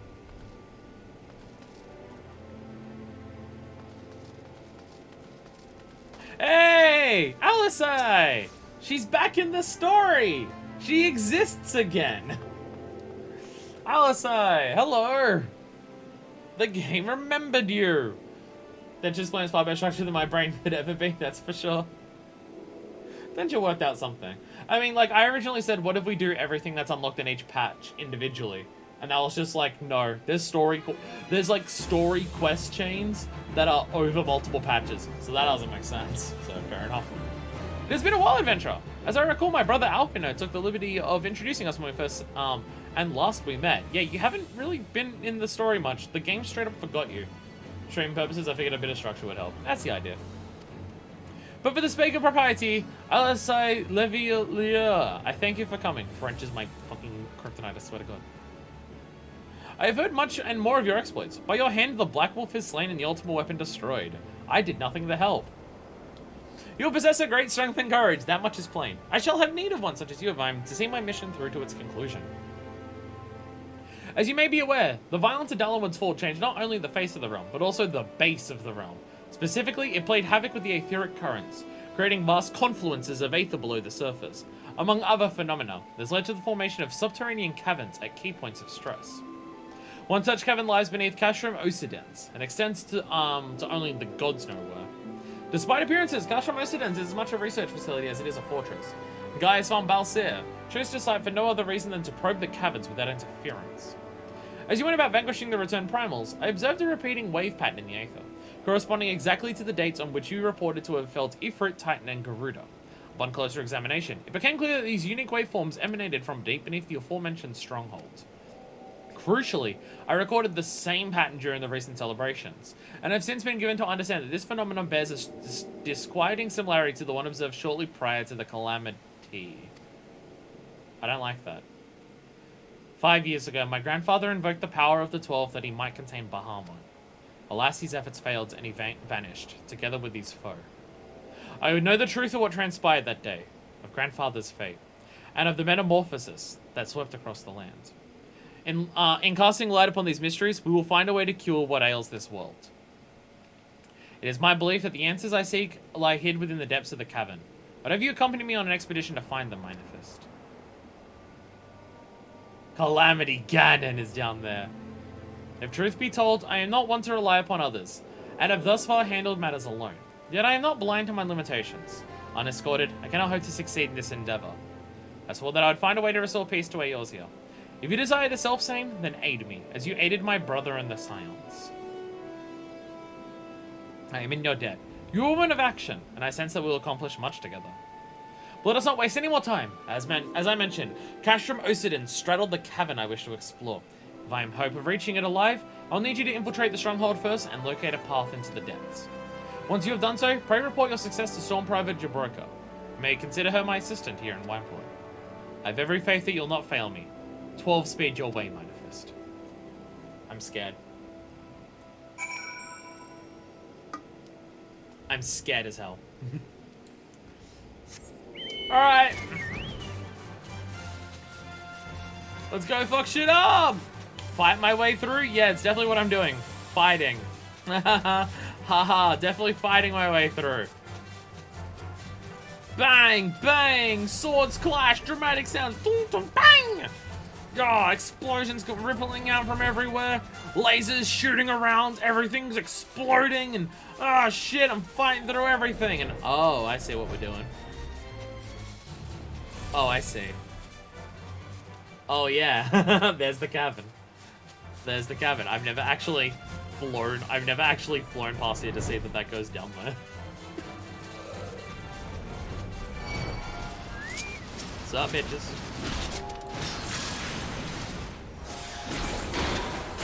Bam! Right, I'm not over leveled as hell on this. Bam! No, fuck, I should probably use it. Probably do an actual AoE combo if I want to kill multiple things. Bam! Fucking load of shit. Die. There we go. I fought my way through Castrum Ocidens. The things you can see now, AR flight is a thing. Wasn't ARR being a flight, like, was that Endwalker or was that Shadowbringers? It was super fucking recent, I know. It was incredibly recent. How Minifist opened doors. The same way that she does foreplay. 5.3 Shadowbringers, okay. Yeah, that's the secret. That's the secret. Despite her name being Fuckfist, she's actually really bad at doing sex things with her hands. That's the secret. That's the secret. So that's the thing. Fuckfist's characterization, she's not, like, super slutty, right? Like, she's not someone who will just go around and sleep with absolutely everyone at a moment's notice. Fuckfist isn't that. But she is absolutely someone who uses her sexuality as intimidation. When it comes to actual sex, she's actually not super confident. Her name is Fuckfist, but she has a foot fetish. No character of mine will have a foot fetish. I'm the furthest away from having a foot fetish that you can get. Probably because my own feet are fucking bad as hell. So I can't have it for anyone else because it just reminds me of my own feet, which are terrible. And stuff like that. But no.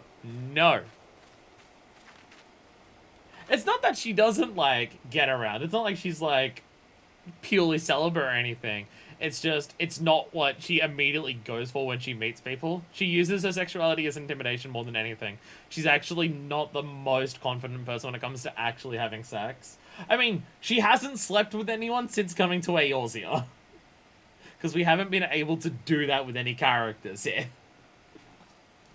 She's not a prude and she doesn't shy away from it. It's just, you know, normally she's too intimidating and most people won't. She's, like, she uses sex as intimidation because it works for her and she enjoys doing that. But because she's so big and powerful and strong, as much as everyone wants to say that, oh, big, strong women, and I love that, as much as people say that, look at how few female Rogadin players there actually are. Most people actually find the big, strong women too intimidating sexually. So, despite it working for her to do that, most people are actually too intimidated by it to actually push anything further with her. So she's actually way less experienced than what she would like to be, so she actually has a lot of nervousness when it comes up with it. That's the headcanon. That's the headcanon that I'm coming up with. So when she does sex things, she just does that, 'cause she doesn't really know what to do. I've been expecting you, Manifest. By your coming, I take it you've successfully located the cavern entrance inside Castrum Ocidens.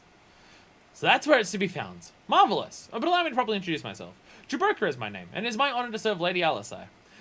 Which I'm definitely also mispronouncing. Though for reasons of convenience, at present I also serve the Maelstrom. This uniform accords me certain privileges, you see. In particular, ready access to the Maelstrom's regional scouting reports. They provide a wealth of local knowledge, including information on secret passages. But enough about me. I should notify Lady Alisai of your discovery, that she may prepare for the expedition. Though I don't doubt your abilities, none can say what dangers lurk beneath Castramosians. For my lady's sake as well as your own, please spare neither preparation nor caution. Pray choose your companions well.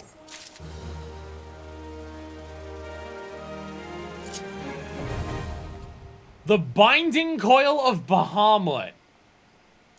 I'm terrified and I'm scared. I'm terrified and I'm scared. I should... So here's the thing. At release, the Binding Coil of... the Binding Coils were the ultra-hard endgame content. But they've also gotten poor story stuff, lock bind them. But due to the difficulty, they're not in a roulette, and people don't really like to queue up for them casually.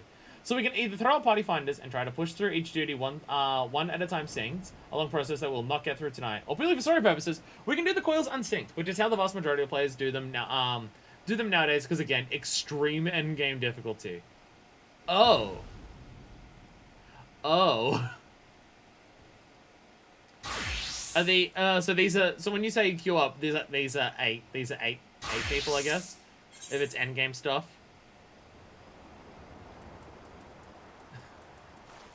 Five turns? What does that mean? What? 5 turns? And they are 8-mans.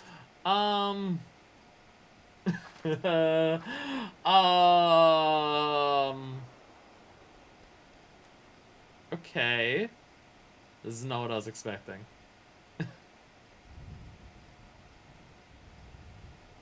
Oh, they're raids.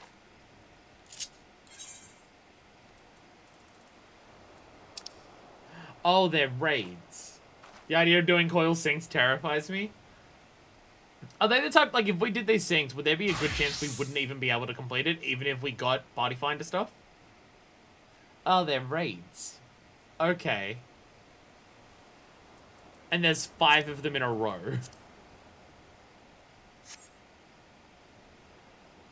I've never gotten through coils synced. Let's not do them synced then, shall we? Let's do it unsynced. How about that? Let's do it unsynced then, if you've never gotten through the coil synced. Okay. Okay. How about trying to do it synced can be a thing we might consider at some point in the future, maybe. Well, if it's that high and we're doing it unsynced, it's probably best for me to be Gunbreaker then, right? Because it'll have the I'll have the highest item level for everything. Sin's goals is you need a team of 8 people that all know what they're doing and have the right gear and food and a couple hours to try it. Let's not do that. That can be a maybe possibly in the future thing. How about that? Does that sound like a plan? I think that's a good plan. Alright, duty finder settings. Unrestricted, level, so... Okay, if I just do unrestricted, then this is fine, right? Item sync all gears to the duty minimum requirement. Ah, yeah, you can also do that. I guess that's just like, yeah. Just unrestricted? Alright, sick. Alright, unrestricted. Sick. Do you still get rewards for unrestricted stuff? Like gear and stuff? Oh, obviously you do. Because we were doing unrestricted, Dismal Darkhold to get my hat. Yeah. Yeah. Checking level sync and unrestricted lets you sync for an undersized party. Okay. Is there anything you don't get for doing... If you do stuff sync, like if you do restricted, is there anything you get from restricted that you can't get unrestricted? I really love the story content behind the coils and some stuff there's neat, but synced coils is a very far off dream like doing savage raiding for me. Unsynced this purely no XP or gold. Okay, so you still get everything else. I don't care about the XP and gold. That's not a massive focus for me right now, so that's fine. Solo synced, minimum item level, no echo. Let's go! What's echo? What's echo?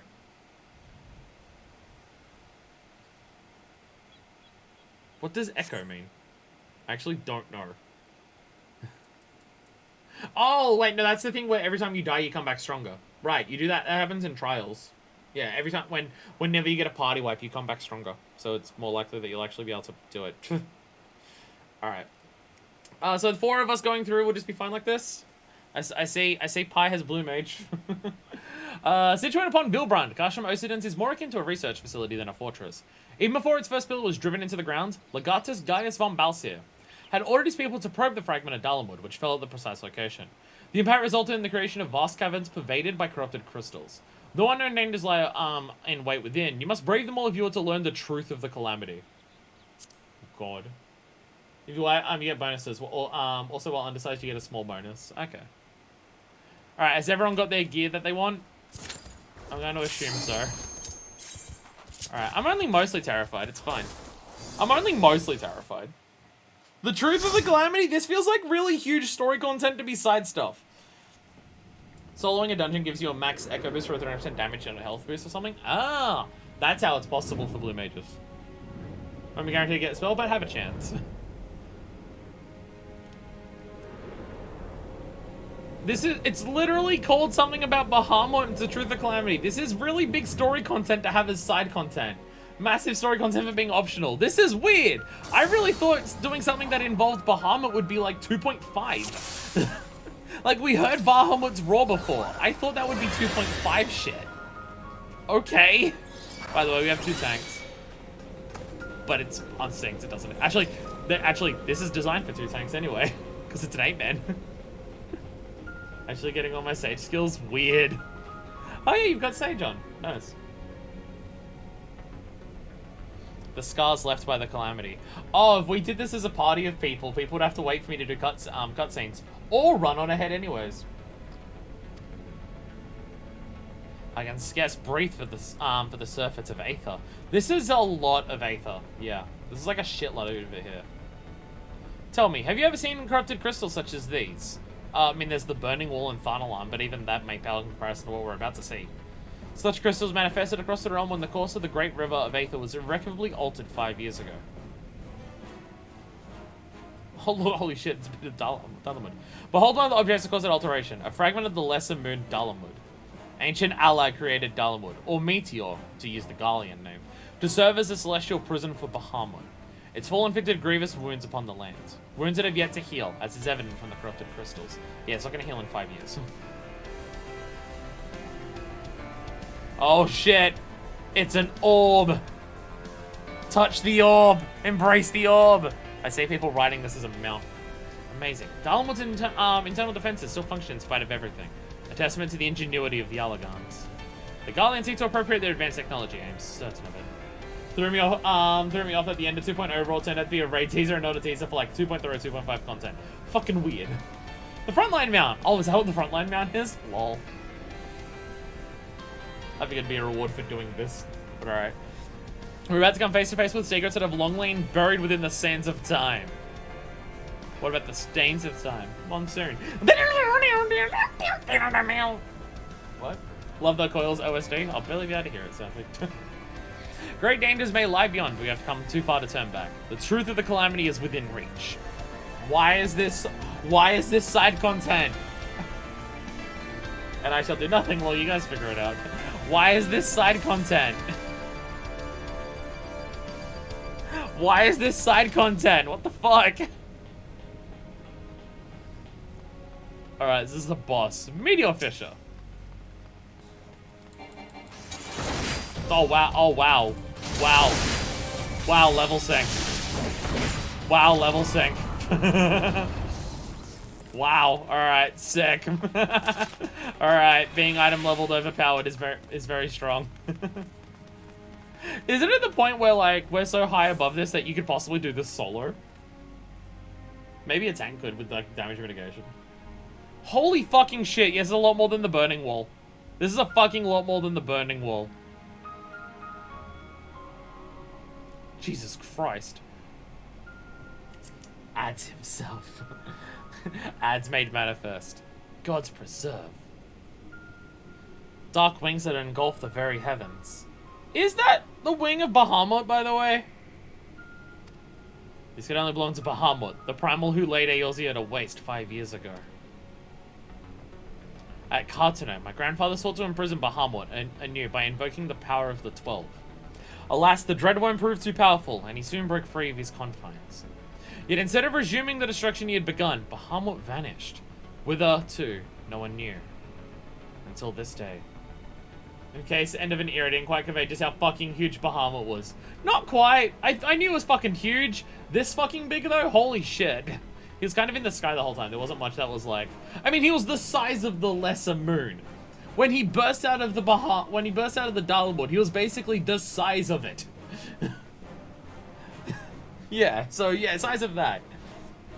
Got the spell, danger, danger, high vol. You got the spell already? Hey, it's the Final Fantasies. Hey, Rose, we're about to uncover the truth of what happened at the end of 1.0. Oh, it's 7. We probably could have done Saucer first. Ah, well, that doesn't matter. Do not understand. If Balmer is truly a primal, how's it that he retains his physical form? Did Grandfather defeat him, or is there some other explanation? I mean, they refer to him as an elder primal, so is that different? We must press on if we are to learn the truth.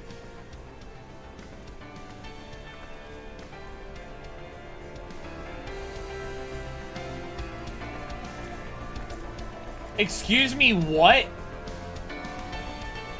Yeah, Odin's also an elder primal. Although he disappears when you kill him. He doesn't inhabit someone. But excuse me, what? Oh, the music is the end of an era music. It's a musical rendition of Answers. That's cool. That's cool. Fucking hell! Fucking Christ. And we're far away from it. Like, look at the things that are next to it and how tiny they are. I'm standing on one right now. Sorry, I'm taking in the surroundings and I'm not helping kill everything. Though we're level synced to fuck, so we're just killing these dark matter mantises really easily. Get fucked. And all the enemies in here are just like variations of the enemies that we just see like walking around the main world. Fucking hell, look at this place. All these chunks of Darlwood, just aether just fucking everywhere, dripping like honey. I'm looking just to kill a single thing. But I need it today. Oh yeah, level sync is very powerful. Level sync is very powerful. Again, doing something like this is full-on raid content. Doing raid content syncs, that can be like a long-term goal. I would like raid, like that would be, I need to be in voice chat with everyone in the stream. Like, that would need to be, we get a party of 8 people, we're all in voice chat doing it. I assume basically any raid content is going to be that. I mean, it's all level synced, so it's going to be as hard now as it is on release, if you're doing it synced. If you're doing it synced, it'll be just as hard to do now as it will be. It's not like where it's going to be easier as time passes. Or there'll probably be something done with people that aren't us.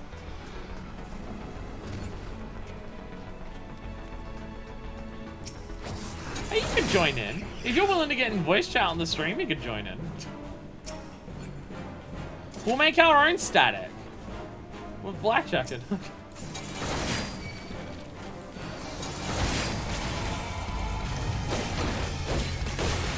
Future raids are not nearly as hard as these. Oh, this is just a particularly fucked one? Oh, okay. Oh, okay. Do we need to go up there, or is that just a side thing? I don't know if raids have, like, treasure chests to grab or anything. Again, the difference between raids and Trials and Dungeons, I'm unsure of. From my understanding, raids are, like, shorter form dungeons, but way fucking harder bosses. Check that you got that detour on the map. I probably did. There was a path to the side there that I didn't walk because no one else was going there, so I didn't know if you wanted to go. So no, probably not. Should I go up there? Should I go up there? Where like the dark matter quells are and everything? Is that a thing I should do? Later raids have story mode with rule for doing them with randos, and then savage mode, which is the proper super difficult mode. Oh, just this one doesn't have that. Oh, okay. So later ones have the story. As like a thing that's reasonable for people to do. This just doesn't. Okay. Yeah, I saw this path up here, but I don't know what it was.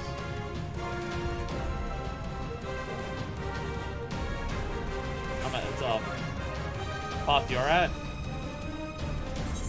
Oh, there's a yeah. Well, yeah, because there's achievements for it.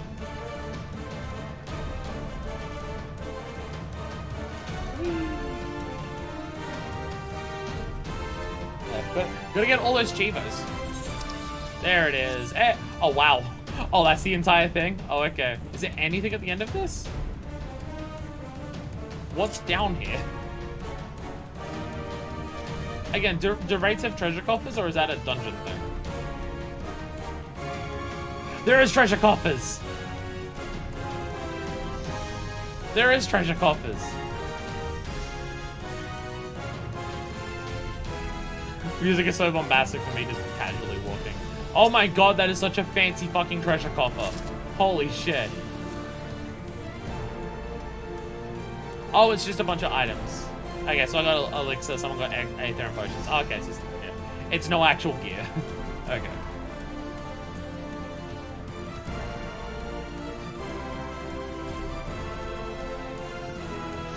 There's another music.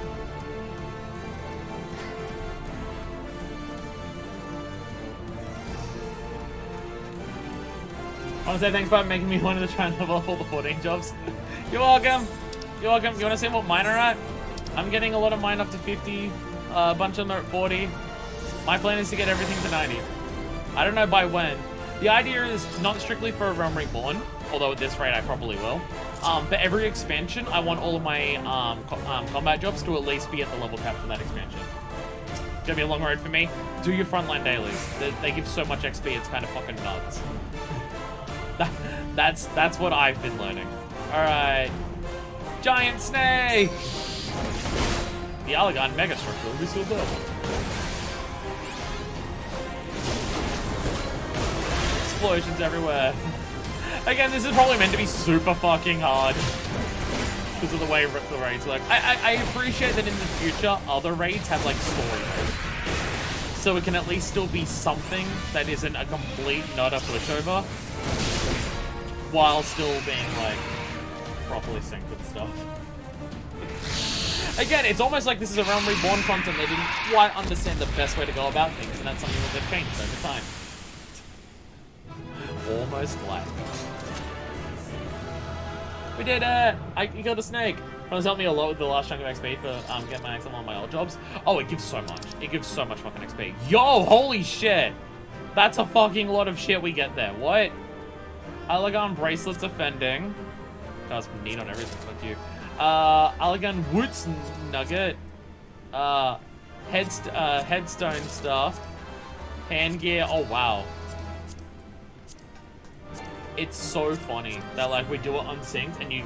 I'm honestly shocked. I'm honestly shocked that unsynced stuff still gives you gear. I figured gear and everything would be, like, the reward for clearing it on high difficulties. But it seems like the answer to that is no. Which I find kind of funny. I mean, the ultimates that people have been talking about, like with the new one that was added in the other ultimates, that stuff has synced stuff.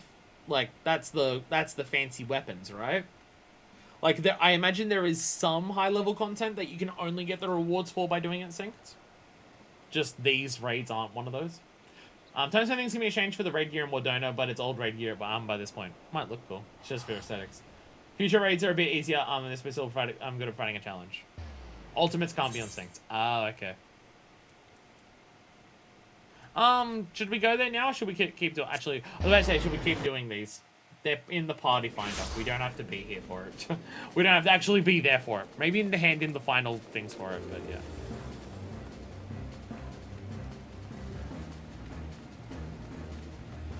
Is it something up here?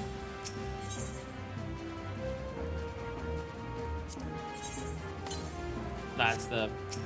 I don't know which one it is. Oh, I'm always confused by these things. Nah, it's just poetic. Token exchange? It's not token exchange. Oh, is it this one? No. Is it this one?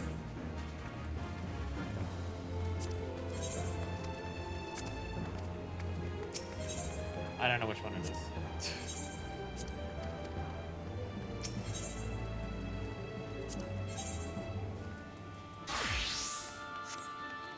I've never done it. I'm not finding it. I'm looking at every menu and it's not here. Uncanny knickknacks. No, that's the Bahamut stuff. Oh, what? Not Bahamut. Odin and Behemoth. I can't find it anywhere here. Is it one of these? No. You? Does it exist still? Oh, in the bit. Oh. Oh, you gotta go in there. Okay. It's not outside. You gotta go in here. Holy shit, that chocobar. Oh my god, that chocobar. Holy shit.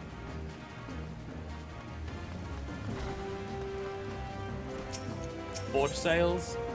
Artifact equipment. No. Fried burgers. No.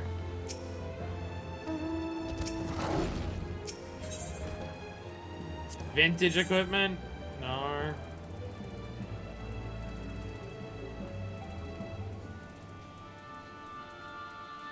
This is just the job queue.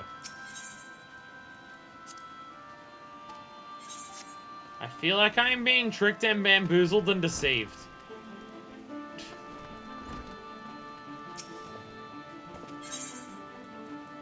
No. No. Luxury trader. Nope, just a fucking hell. 50 million.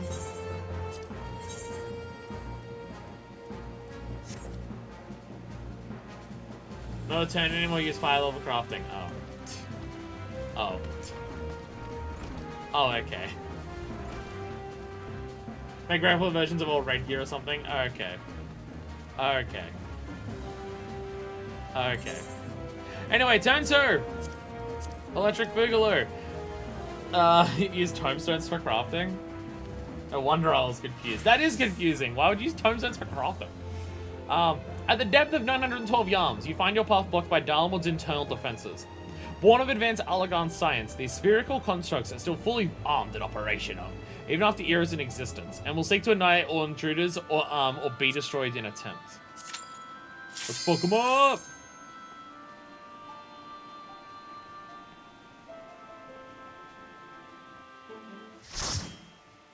Again, trying to do content that's like 8 years old at this point, and trying to work out how it works is a bit confusing. Because it just keeps changing. Master rank 4 second, can't do it until the end of Heavenswood or something. Imperial Exploration site, 912 yards. So, yeah, now we're past the explosion of Aether, and we're just inside a chunk of the Dalamud. Like, there's still exploded Aether around, but, oh wow. We took one of these things as an elevator down. Oh my god, it's another orb!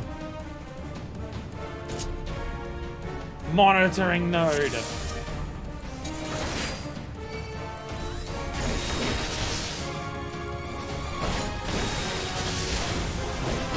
long as you use the farm little tomestones. Oh, so this is that as well. Nice.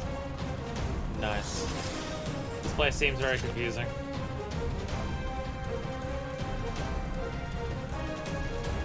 Defense node. Ah. I do appreciate that they're just like, yeah, not everyone's gonna want to do all of the content at the absolute balls to the walls hardest shit imaginable. So let's make it not that. Not watching Blue right? This place tear it apart. Fuck yeah. So given for this particular turn is that each of the little rooms has a small node that buffs the big node at the end. Oh, so which one we're doing like just determines how the ending goes. Okay, that's why it's big node. Okay. So do most raids in the future have this, where they're multiple turns? Is that what most raids are? In the future? Just like, your idea is to try and get through each turn, and then as turns are basically like checkpoints of different duties? Is that what raids are? So you never have to like clear every raid in immediate succession, just you clear each individual section and that's like your next checkpoint, like a different duty? Or is that just this one particular one? We did it! Let's go! We're so good at the game. We're so good at the game. Fuck yeah! Get wrecked, Dollarwood! Alagon foot gear coffer. Oh my god, there's so much shit here.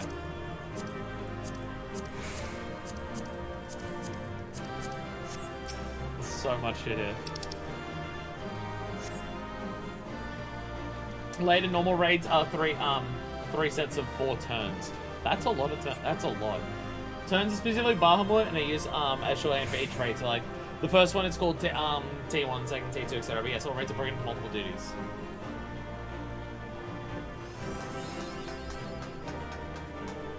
So if each one's made of 3 sets of 4 turns, later raids are like fucking 12 duties. Holy shit. Holy shit. That's a lot. That's a lot. Raids are huge content then. Holy fuck. Again, like, raiding is something that I'd be interested in, of like doing like the whole thing and doing it in a proper experience. But it requires like a big group of people who are all like committed to doing it and learning it over and over again. For the purposes of like, that is the type of stuff where it's just like, hey, by the time I get to the end of the game and we're not like going through the story and still unlocking everything, maybe by the end of the game, I'll have a group of people that we can just do that as streams and just go through the old stuff and see if we can do it. Currently in Endwalker, we only have the first set of its raids, and we'll be getting the next set in 6.2 in a separate bio patch. Ah, okay. Turn 3 is skippable, 90% of jumping puzzle with minimal, if any, if I can't recall combat. I'm still curious. I'm still gonna do them all. I still want to see it. At the depth of even just visually. At the depth of 1,233 yams, your party comes upon the fragment of Dalamud, the Garlean's sword. Its true identity is the Ragnarok, a colossal starship which fell away from the lesser moon moments before Bahamut burst free of his prison over the Cartano Flats. To reach your destination, you must venture through this relic of ancient Alag. Stay ever on your guard, for every shadow may conceal dangers.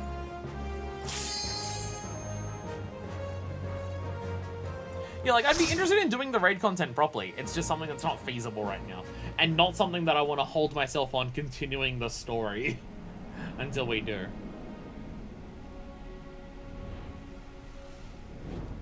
Also remember that early on raids were limited by real time and at different parts. I think there's a lot of other stuff that made it harder to do stuff even outside gameplay.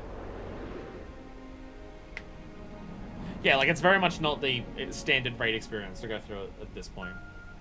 Again, it's something I'd be interested in doing, but you know. Ugh. I have something stuck in my throat. Explosions everywhere. Alright, I'm following you, Densha. Oh, I guess I'm high. Wee-haw! Oh, what the fuck is this? Oh, what is going on?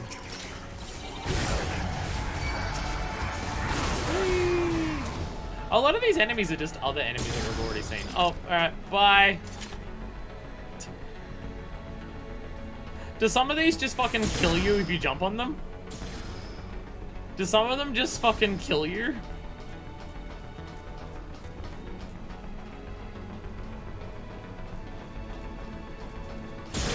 Wee-haw! Wee! 10th blade. So even this visually, like, it's cool to go through all this. Where does yeehaw? Yeehaw! Woohoo! Wish I could do jump attacks and like slam down on their heads. It's leading different paths. Oh, okay, I was like, so some of them just fucking kill you. The Ethereal Fidget Space teleportation terminal is now online. Ah! Weehaw! Bye, treasure coffer. We hardly knew ye. 8th blade. Woohoo! Woohoo. Woohoo! Woohoo! There's a chest up there. It's gone now. Weehaw! Jumping up and bouncing all around.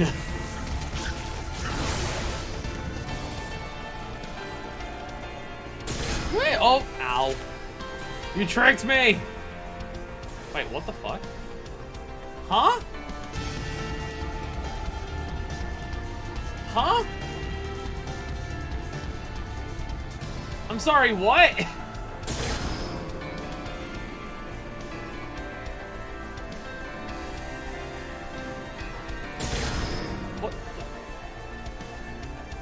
What What the fuck? Why did it send me the wrong way? What?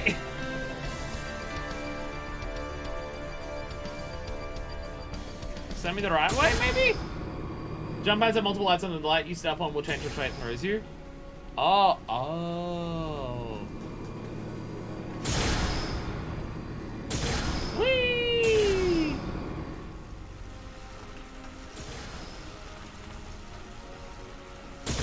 Whee!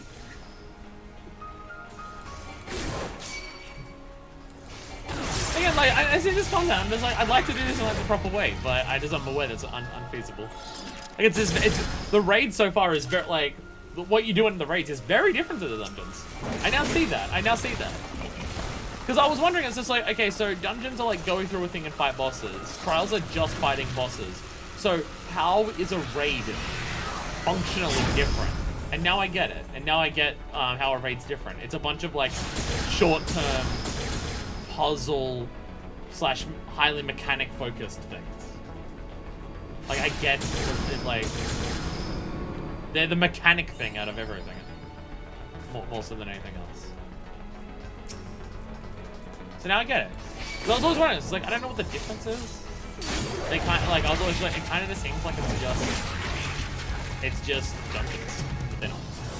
Mini dungeon in a way, mini dungeon, but even getting through the dungeon is like more of a puzzle than other dungeons. I mean, some dungeons that we go through are little puzzles, but this is like mechanics the entire way through. I guess the first one wasn't, but the other two definitely are. We did Faded Circle. Fuck yeah. I actually have access to Faded Circle. It's Pog. I have no idea which way we're going. I love how the music is Answers. Like a remix of Answers. That's so sick. This way. Whee! Whee, let's go.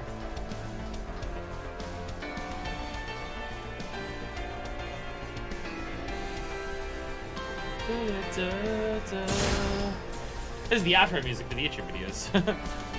The people watching the stream may not watch the YouTube videos and may not know that. But this is, not this specific one, obviously, but like the actual just end of an era Answers is the outro music for the YouTube videos.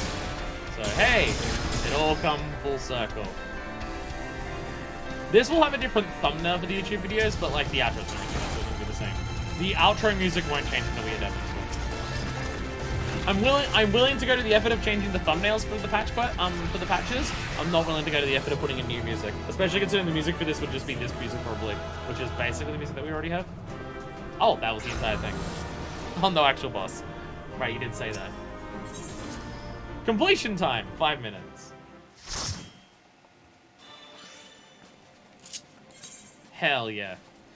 Damn. And people have been too scared to go down here? Pussies. This is so easy. How'd the Garlean Empire not get through all of this? Come on, it's so easy to get through the binding coil of Bahamut. At 1,524 yams below the surface, employing the Ragnarok's drive cylinder as a makeshift lift. Your party proceeds toward the main bridge. You must work for every yam you gain. Dharma's eternal defenses will not allow you to pass unmolested. Is there meant to be cutscenes for like in between each section of here, or is that just not a thing? And it's just here are the descriptions. I mean, I guess it's raid content. They probably don't want to chuck in a bunch of cutscenes for it. We already had the one with Alphino at the start. So it's just, hey, this is what's happening.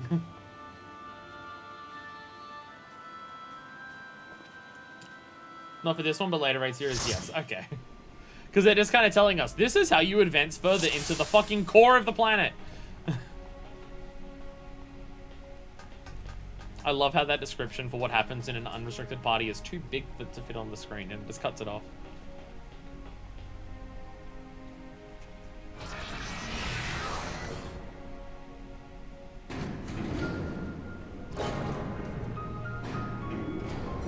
It's a giant elevator. It is a giant elevator. Oh shit, it's an elevator battle! It's an elevator battle! Oh shit!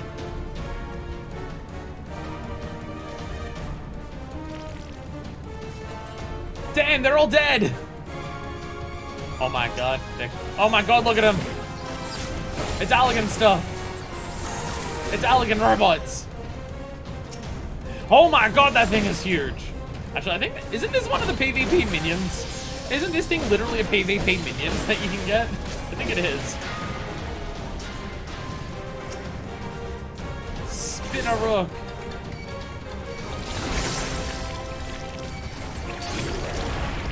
The Dreadnought was PvP mount and now minion. Amazing. Amazing. So if you did this stuff, like, is there actual, like, proper mechanics to focus on during these types of fights synced? Like, obviously the fact they don't die in 3 seconds means they can do stuff. Like, it's such a sick aesthetic. Magitech is just sick aesthetic itself. Magitech is just sick. Wow. There we go, we did it! We beat the elevator fight! Duh, duh. Yeah, I imagine, like, actually synced, there's meant to be proper mechanics to those fights that you have to actually worry about. Like, it's not you kill them all in a couple seconds. They actually have mechanics to worry about. Was there even loot in the last one? I don't think there was. Oh, frickin'. Buttons are hard. Buttons are hard. Buttons are so hard. Buttons are hard. We did it! Alright, alright. Now, obviously because we're Master Raiders, we're already at the end. We're so good at raiding everyone. We're kind of the best that has ever existed. We're so good at raiding. The Binding Coil of Bahamut, turn 5. Having overcome the seemingly endless waves of hostile constructs, you and your stalwart companions continue the descent into an unknown abyss. At the depth of 1,910 yards, you are assailed by a winged terror, an ancient dragon brought to heal by the Allegans and made to do their bidding. The trials grow ever more arduous, but you are resolved to press on for the sake of the truth. For reference, assuming guards are 1-for-1 for the arms, we're now 1.7 kilometers underground. That's a lot. That's a lot. Have humans ever gone that far into the surface of the planet? I don't think so. That's deeper than some oceans, isn't it? I don't know how far down some oceans go, but I know, like, that even for oceans, that's a long way down, if not further. Like, what's, like, one of the deepest places in the ocean is what, the Mariana Trench? I don't know if that's the deepest, but I know that's one of the deepest. Is that even that far down? I don't even know. But I know it's a fucking lot. Like, it's further underground than what planes fly. Like, in terms of, like, the other way around. So this is the Hand of Bahamut. This Bahamut is fucking huge. Also, either Bahamut is so big that it's the size of the entire thing, or Bahamut's been shredded into multiple pieces at this point. The Kola Well in Russia is 7 kilometers deep. Wow. Planes tend not to fly very far underground. I meant the other way around, like how far up they go compared to how far down that goes. That's literally the Hand of Bahamut. Holy fuck, this thing is fucking massive. Why didn't they just kill it? Fucking hell, look at the size of this fucking thing. No wonder the power of the 12 even struggled. This has gone rather more smoothly than expected. It's indeed convenient to have a hero on hand. And that you've decided to have unrestricted levels on it. God, so the cavern should open up again, even at this depth. Ha! This resembles a finger! Alisai! She beat us here? Wait, no, wait, sorry, we're with Alisai. I was thinking it was Alphino that was with us. No, Alisai is with us. Sorry, we're getting them mixed up. They look the same. He's a very big boy. He's such a huge boy. And so it should. This is Bahamut's hand. As with the wings, it seems to be frozen, and for that I count my blessings. But again, I find myself wondering, how is it able to retain physical form? I'd assume that Bahamut's reversion to Aether was the cause of the widespread changes to the realm. But if he is still here, then that theory no longer holds. Challenge to deepest by Mariana Trench is 11 kilometers. Oh, okay, so, okay, so the ocean is, like, is a lot more than, what this is. Okay, I wasn't sure for reference. But still, 1.7 is still a fucking lot. It's still a fucking lot. What was it then that brought about the realm's sudden regeneration? There's still so much we do not know about Kartino.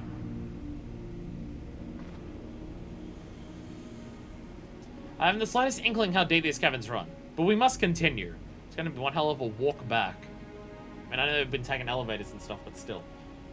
We jumped down a bunch of it. How are we going to jump back up? We jumped down half of it. Jesus Christ. Look how huge this part is, and it's just the nail on the hand. Fucking Christ, Bahamut. But also, yes, it is very bizarre that Bahamut is just here. Okay, well, I see. I don't know if what I'm looking at is one of the binding coils, but there is something wrapped around its arm there. There is something wrapped around its arm there. Is that the binding coil? Oh my god, it's a it's multiple dragons. Worms? Wyverns? Rah! Rah! It has a necklace. It has a necklace. Twin Tanya! The Scourge of the City. And other than Scourge of the City. Creators can get this thing as a mount from the gold feather from the crew friends. Nice. Nice. So I think you can get from Vermilion Challenge. You can get this from Vermilion Challenge too as a minion. That's sick. That's awesome. Alright, Titania. I can barely see you. You're almost dead though, bitch. Oh, don't kill me! Ow! Lol. Lol with the side of Lamau. Ah, no! Again, there's probably meant to be actual mechanics here, but... Oh, no! Ah! Oh, wow, that actually hurt me that time. That actually hurt me that time. I mean, barely, but still. I do appreciate that the game's just like, yeah, we know that this level of content is too much for a lot of people. So you know what? Fuck it. Get the gear from it by just powering through it. The edge of the arena is still insta-kill? Oh. Oh, the flames around the side? Ouch. Fight us, Titania! Just definitely a thing here. While standing on there's like a Neuralink thing, okay. Do I have to like actively keep Neuralink? Oh, it's going to attack us again. Wrong. Neuralink. Ah!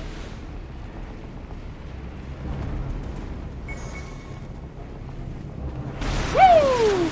Oh, damn it. I'm trying to get hit and it's not letting me.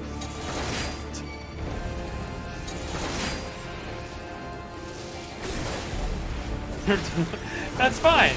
It's fine. They're giving you... these things are annoying. They give you weakness. Shit, that's irritating. Why isn't it dying? And I had like no health left. Why was it dying? Son of a bitch. That's a lot of scary things on the side there. Like our buffs. Wait, a lot of the buffs. I think the debuffs. Again, I'm sure there's mechanics for this, but right now we're just... Well, actually, right now we're just waiting. Right now we're just waiting for Titania to respawn. Do one of us have to have Neuralink for it to start attacking us again?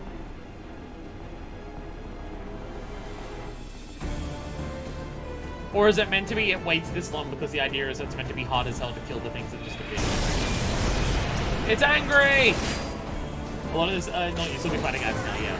There we go. The binds that tie. Yeah, because it's normally the other way around because it's the ties that bind. We did it! Woo! We did it. So is that the end of Bahamut now? Is there still... The binding of Call of Bahamut complete? Yeah, that was an actual trophy too. Like a PS4 one.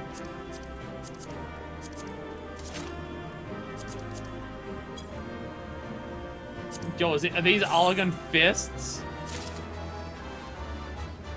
Damn, they're giant scissors. That's pretty cool. That's pretty cool. Look at the map, by the way. We're just being like the giant ant.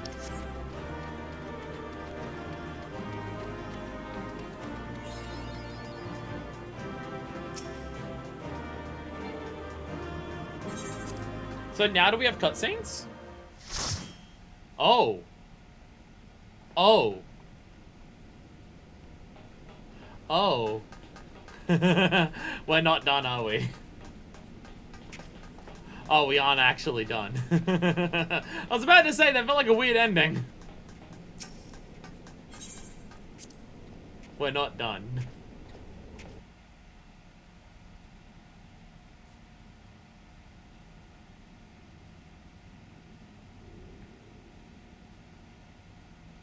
This contraption.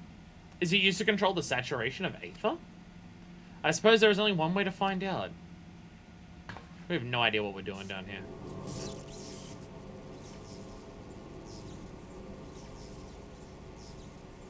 The dragon you vanquished earlier.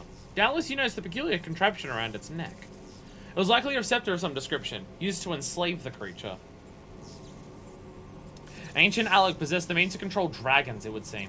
The Ishgardians would kill for this knowledge, though to be sure, it could as easily be brought to bear against them.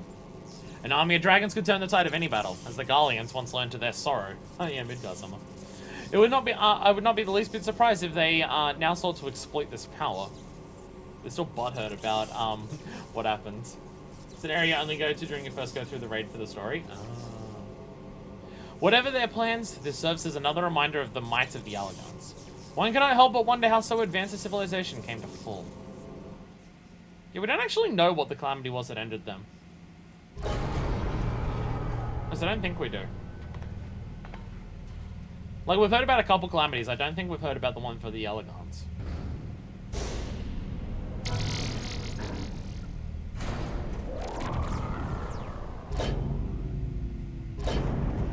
Are we in a cannon? Are we in a railgun? I'm scared we're inside of a railgun.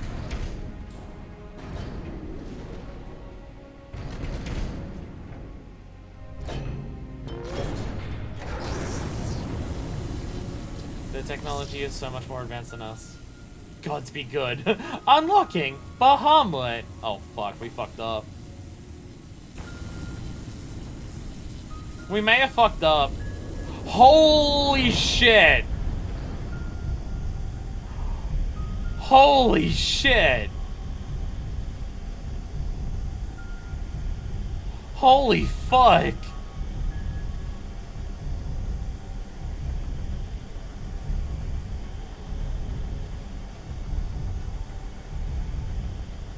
Okay, I was joking. I have questions. I don't remember the end of an era movie super specifically. One, I remember Bahamut being attached for the rest of his fucking body. I don't remember him having the controlling horns up the top there. Also, looking at where their head's been torn off, how much of that is like just the organs that were ripped out and how much of that is machinery placed in there?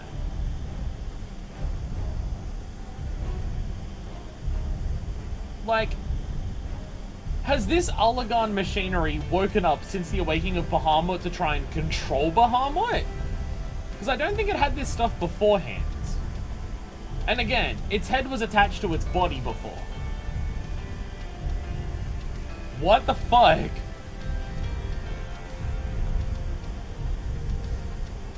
What the fuck is what the fuck are they doing to it?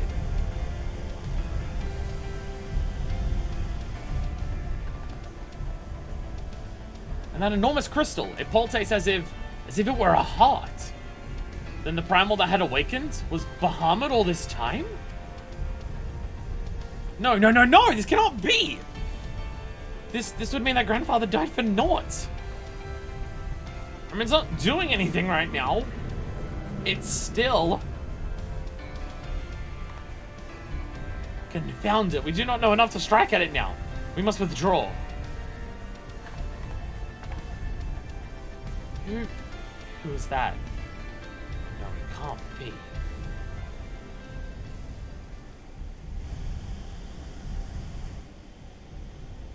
Grandfather, is it truly you? What the fuck is happening? What the fuck is going on?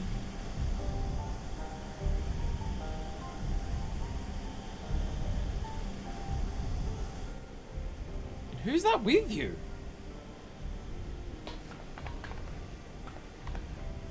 It's very sleepy. Don't leave me again, please. Grandfather!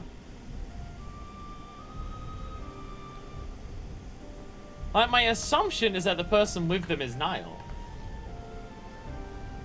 Trying to think of someone else. Although Niall didn't fall during the Dalamwood. I'm pretty sure Niall died before that.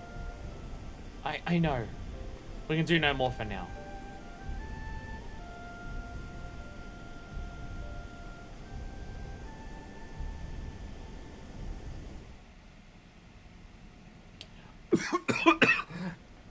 Ow!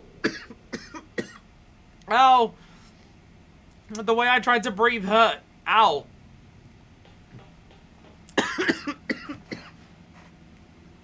Ow! No! I drink left. Ow! Sorry, I mentioned before that something stuck in my throat. I was trying to breathe and that like blocked my throat for a second. Fucking ow! Fucking ow! Oh, that was weird. Hey, Elsa, you want to go to Saucer? It's bingo night. Gold Sauce, I can wait. They've already drawn it. Sorry. Before I continue reading the cutscene, I'm gonna go get my water to drink. Ow! Fucking ow!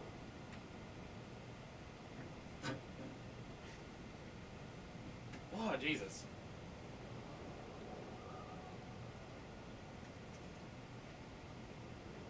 That hurt a lot. I don't even really know what I did, but like, I went to breathe and I just felt my throat close up and I was like, oh, shit. Fucking out. But this looks like... How do we come to be in the Northern Tunnel out of all places? Oh, but such details matter little. We teleported across like half of the fucking continent. Different landmass even. Grandfather's alive, Manifest! Bahamut did not defeat him. Well, it also seems like no one defeated... Well, I was about to say no one defeated Bahamut, but Bahamut is also, like, less a body at the moment, so... I don't know what the fuck's happening. Grandfather's alive, let's not tell anyone. But why won't he return to us? I don't understand. This expedition has yielded more questions than it did answers. At any rate, we would both be better for a rest. Let us return to the Waking Sands and reflect upon what we have seen. Thank you, Manifest. Without you, none of this would have been possible. So we're not done with this, are we? We're not done with this, are we? Oh! Of course not. Oh! I know what. Dalamwood's talons. I've seen these Dalamwood talons before in Northern Thanalan. Oh! That's what they are. That's what they are.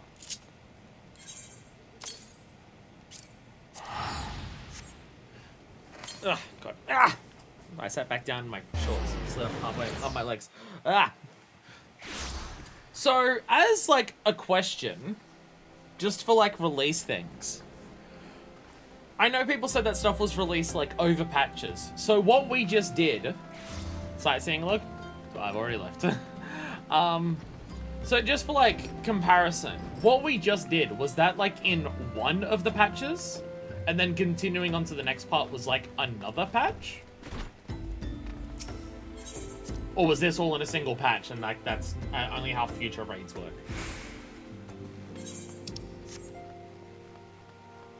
Binding goes available, at least in the next part came out in later patch. Okay. Hey, LSA. I'm pleased to see you again, Manifest. I've already shared the fruits of our expedition with Urianga. Let us ponder their implications.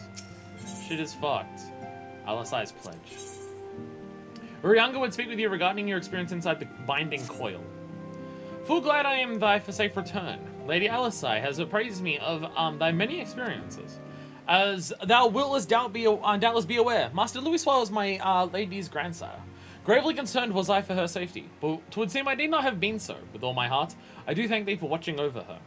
But come, thou must speak with Mistress Alisai upon that which transpired within the binding coil. May it serve to bring us closer to the truth of the calamity.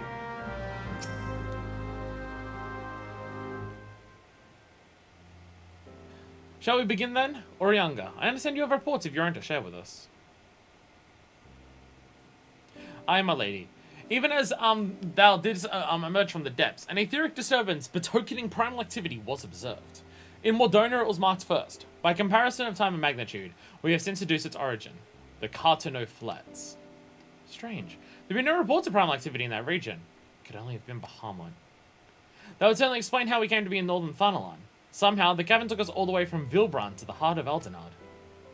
It would seem so, my lady. It is all but certain then. After Bahamut disappeared 5 years ago, he hid himself deep beneath Cartano, and has since lain dormant, regenerating. I mean, I guess the idea is that Bahamut is so fucking huge that even if he's underneath Eldenard, he's just that huge that he reaches over as far as Vilbrand. Because it was his wing that was over there. Because he's just that fucking big. He's basically as big as the continent. Again, size of a moon. Size of a moon. A lesser moon, but still a fucking moon. Aye, my lady. Taken together with thine own account of Bahamut's continued presence, the land's slowness to heal and the disorder of the etheric currents do point to one conclusion. Bahamut stirreth. If left unchecked, the primal shall drink of Eorzea's life force, till he doth waken to rain ruin upon the lands. Better not tell anyone about this. How is this side content? Rest assured, I do not mean to give up, Minefist. Bahamut may still live, but so too does Grandfather. For the past 5 years, he has been keeping vigil over his nemesis, making certain that the primal does not escape. Master Louis Sward, doth he yet live? I durst not hope. And thou art certain 'twas no mere manifestation of thine all too sorely felt grief? I know how desperate this may sound, Orianga, but I saw him with mine own 2 eyes, as did Minefist. He got out of the moon, felt a bit agoraphobic, and went back underneath the planetoid. And someone can make a 1/1,000,000th scale version. For some reason, which is totally a good idea. But he vanished deeper into the labyrinth before we had a chance to speak. 2 more like fragments of Darlinwood pierced the earth when the lesser moon fell. One we have seen. If we can but find the other 2, I am certain that we will find Grandfather as well. If thou so believest, my lady, then I too shall have faith. If it please you, I shall notify the grand companies of this development. All Eorzea must stand united if we are to avert a repeat of the calamity. That'll not be necessary, Orianga. It's fine, it's just Bahamut. We'll be chill. Being the great conciliator that he is, Alfina will seek to unite Eorzea of his own accord. If rumors are true, that endeavor is already well underway. So let us leave the diplomacy to the diplomat while we continue our investigation of Bahamut. I swear to you, no matter what it takes, we will find my grandfather and uncover the truth of the calamity. How is this side content? Minefist, you have heard me swear to do these things, but without your strength, I cannot hope to make good on my word. The danger to Eorzea is not past. For the sake of all who abide here, I pray that you will ever be our sword in the darkness. GCs didn't do anything against Bahamut last time, so clearly they won't be able to do anything this time. I mean, I guess last time it was a surprise. It was just like a surprise giant fuck-off dragon, so... Something every new 14 player needs to know. Do coils! Do coils! They're super fucking important. They're ridiculously important. And so that's the end of like the 2.1 patch for this. Another turn in the coil. Orianga would have you delve deep into the mystery surrounding the elder primal Bahamut. A crystal choked abyss lieth beneath the Cartano Flats, the unholy cradle of an elder primal, and by thy hand were truths great and terrible wrested from those once celestial depths. Yet as is oft the case, the answer doth breed a profusion of questions, and the unknown doth beckon with irresistible allure. Ne'er have the mysteries of the Red Moon lain so nearly within our grasp. Lady Alisai hath sent word of her coming. 'Tis time once more to brave the precipice, and leap, unflinching, into the jagged wound that doth gape beneath the lands.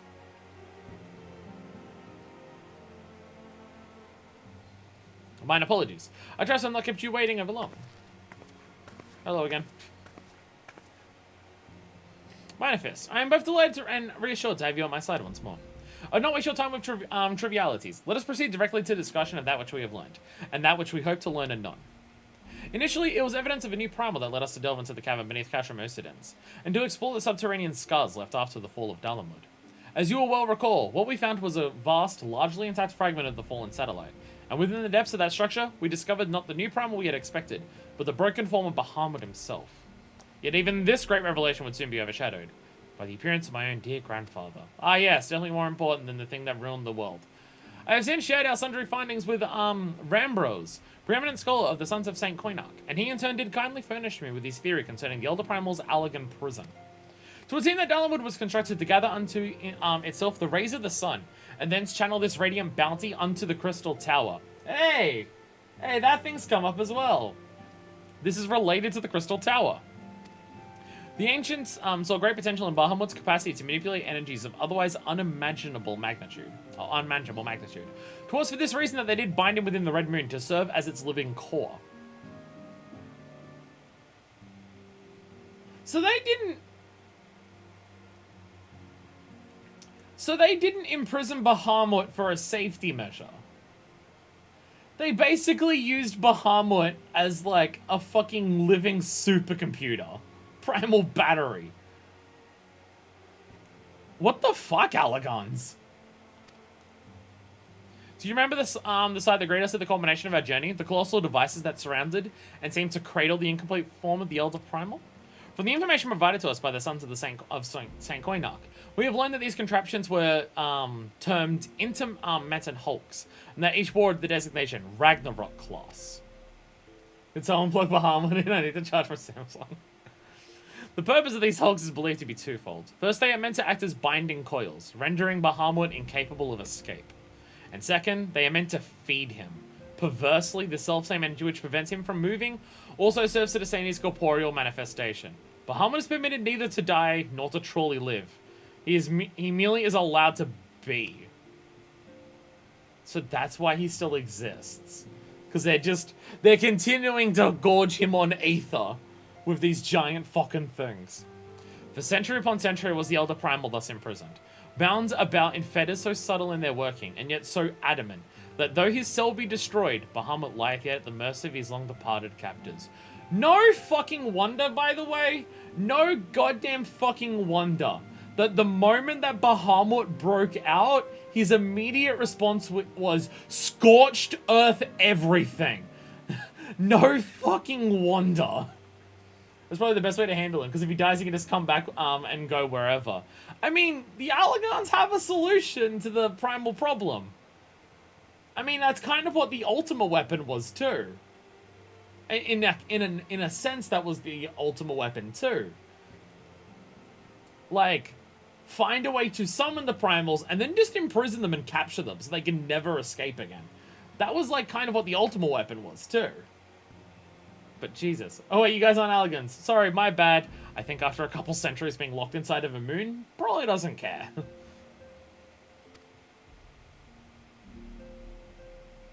It has long been held that the primals required the prayers of their faithful followers to exist.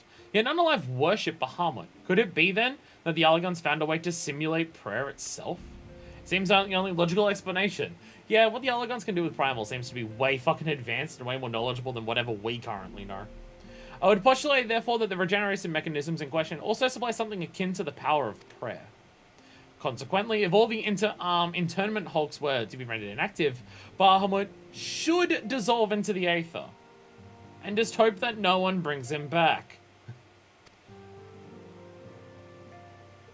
Upon the evidence of thy previous foray, we determined that the Elder Primal is sustained by 3 such binding coils. Thus we did commence to scour the realm, and found in Twelvewood as an yet unexplored fragment of the Lesser Moon bearing a most familiar etheric signature. Hey, are you referring to the one that I know of? Good thing we killed all those lamps at Dalamud, I guess. Yeah, hopefully. I mean, once he's gone, bringing him back would require not only faith, but an inordinate amount of crystals. True. Hopefully there's no, like, gigantic tower of it or anything around that could do that. And after conducting a preliminary... after conducting a preliminary investigation, we believe we have discovered a point from which this North Shroud fragment and the second of the internment hulks can be entered. As yours is sword in the darkness, I would have you once more lead the charge. I will, of course, be there at your side. Not doing anything, but you know. Once you've made your preparations, head to Full Good Float and make yourself known to my assistant, Serpa Lieutenant Anael. The fallen fragment is not far from the settlement, and her position provides a convenient rendezvous point. I will break these elegant fetters, for they bind my grandfather as surely they bind Bahamut.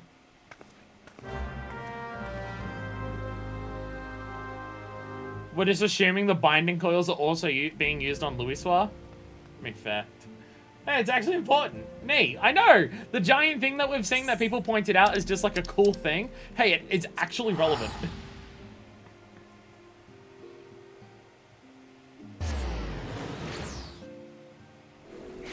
So again, the Oligons aren't currently around. So it just seems like after Bahamut, like, disappeared, after it tried to wreck everything, the Dalamud, even in its broken fucking form, just continued doing what it did before, seemingly automatically. Unless it's like a thinking computer that thought to continue doing it. You wanna ask Alpha about it? Maybe Philia? The GCs? Should anyone's story important be here to stop Bahamut? Gobo March is happening again? Oh my god. Is that a player done thing, or is that like a other players doing a Gobu March, or is that just like an event that happens? Fuck Fist the Badass Pirate Bitch. I've been expecting you. It's purely a player thing? Okay. My name is Anael. I've been accorded the rank of Lieutenant within the Order of the Twin Adder that I may better assist Lady Alisai with her endeavors here in the Swelveswood. Such authority has allowed me to act without interference from the local soldiery, and to conduct a preliminary investigation of the Alder Springs fragment. From what we've seen in the exterior, the structures share many common features with the one you explored in the ocean, and likely plays a host to a similar complement to Guardians. But I fear words alone will do little to prepare you for what lies ahead. Brace you, get my comrade to the south and west. He is charged with observing all that occurs in the vicinity of the fragment, and will be well placed to show you the things, if nothing less. Whee! Fly on ahead. Whee! This thing is story relevant. Fucking look at it. It's fucking huge. Just hovering over the edge. Are you able to speak to him by hovering over the edge? Wait, no, because when you speak to people, you get off the mount. I mean, this is a giant gap in the world. Like, you can see here what's happened when this struck. It's clearly fractured the entire fucking Earth. With a bunch of it still floating because of just the latent ethereal energy around it. What business brings you to this broken land? Unless you fancy being grand or bloody pop under the granite fist of a wandering golem, I suggest you bugger up. On Fuckfist? Oh, my apologies, madame. Lady Alisai did send word of your impending arrival. Would team I've grown rather too accustomed to shooing away curious sellswords and reckless explorers. Behold, if you will, one of the fallen shards of the Red Moon, Dalamud. Initial survey uncovered no evidence of the Empire's presence, which, while fortunate in itself, meant that the approach to the fragment had yet to be cleared. After much effort, however, we succeeded in carving out a semblance of a path, which would grant you access to the entrance, and that, I'm afraid, is where our progress ended. The interior? Well, assuming the architecture of this hulk resembles the first, the master controls you seek will be located on the bottommost layer, past all ingenious and deadly defenses of which the ancient Halagan seems so indecently fond of. If you would know more, I'm afraid there's nothing but for it to brave the depths of the fragment yourself. Lady Alisai will soon be arriving at Full Good. Plan on tarry on your way back to the Lieutenant's post. I imagine our young mistress will be most eager to commence the expedition. The road ahead promises peril aplenty. I would humbly suggest that this is not the occasion to stint on preparations or provisions. May the 12 watch over you. What if I just did it unsynced and I just, like, crushed through the entire thing? Love just seeing them, like, on the map, just all the people flying over. Just see, like, all the dogs just going, whee!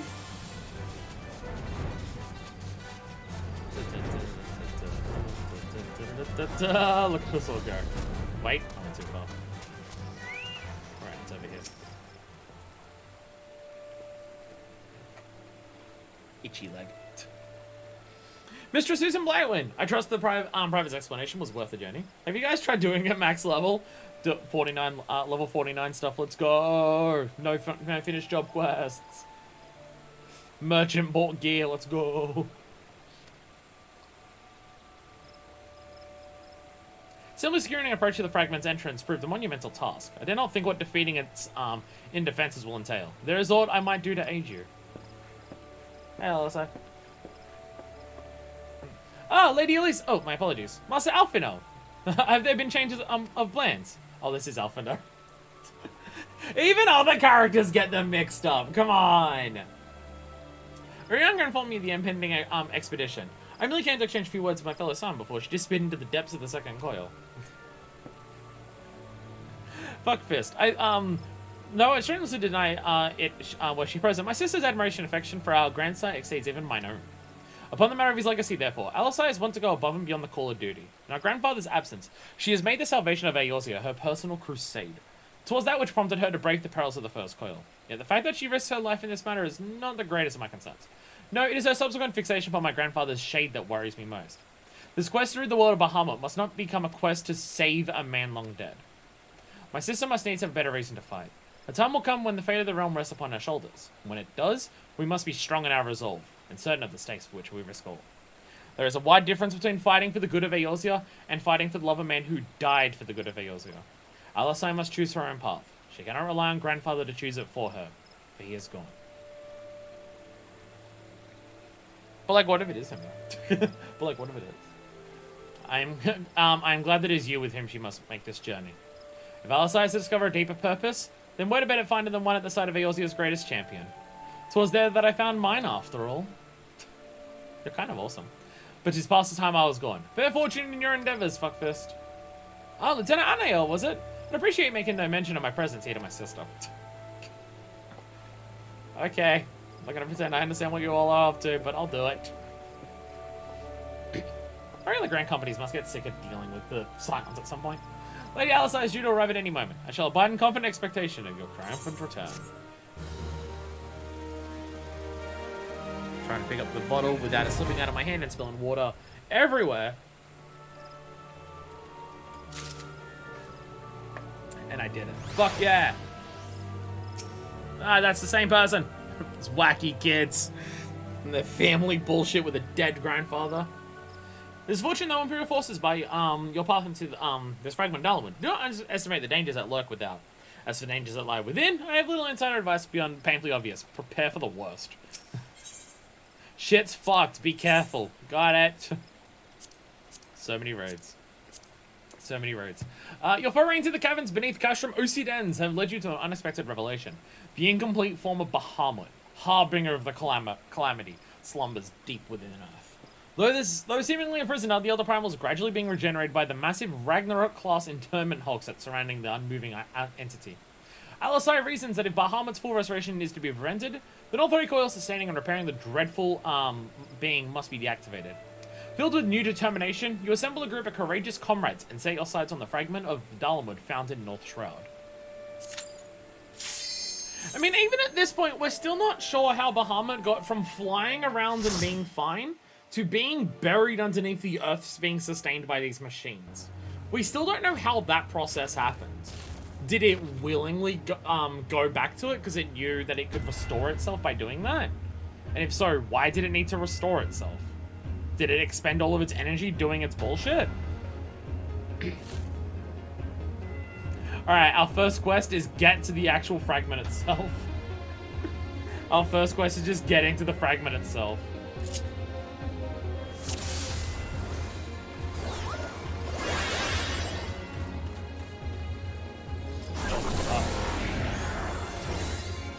Oh. I was about to say, how are you walking on air? Oh. Oh, we're crystallizing aether beneath our feet.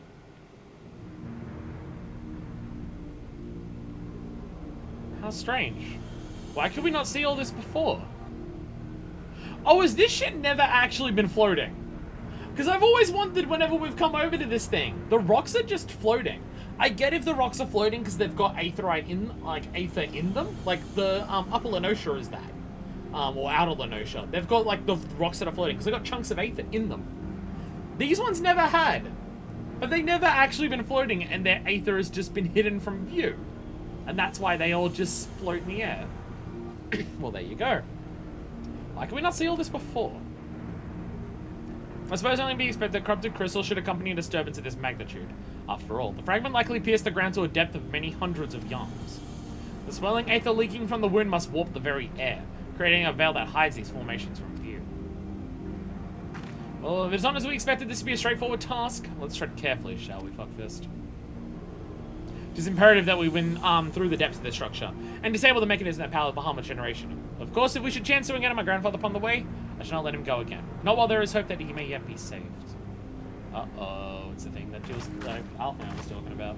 But maybe we should put such thoughts from our minds until after we have successfully gained entrance to the place. But opening up ahead appears to be a suitable point of ingress.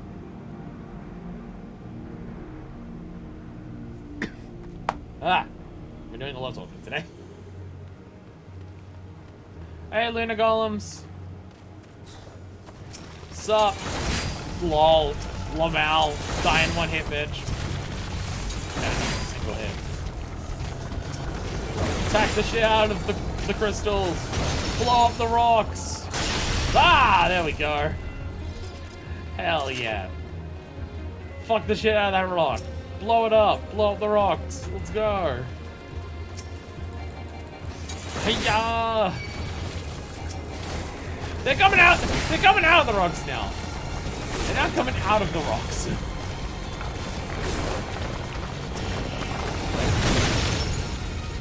Bye, Roselets. Bye, Roselets. Damn, look at this fucking thing. Holy shit. There's right over there.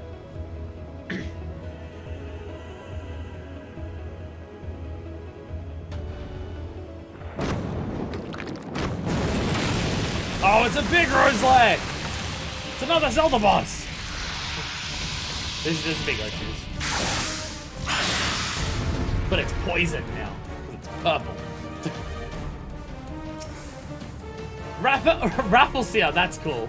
That is just called a Raffleseer. It does look like one. Attack! Oh shit, it actually, I was about to say it has like base amount of health. Not really. It's still fine. It's still fine. It'll still die. With a blade. There we go. Turn 1 done. Oh.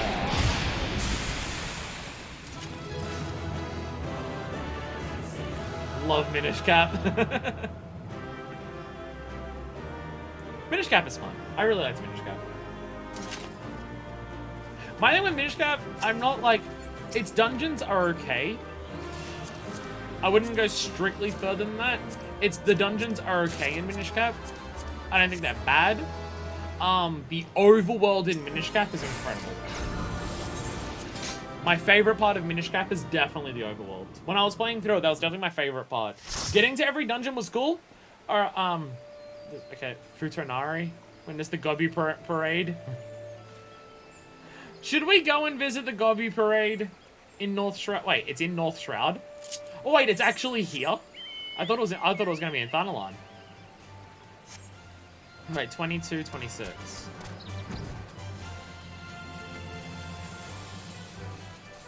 Oh my god. Oh my god, there it is! There it is!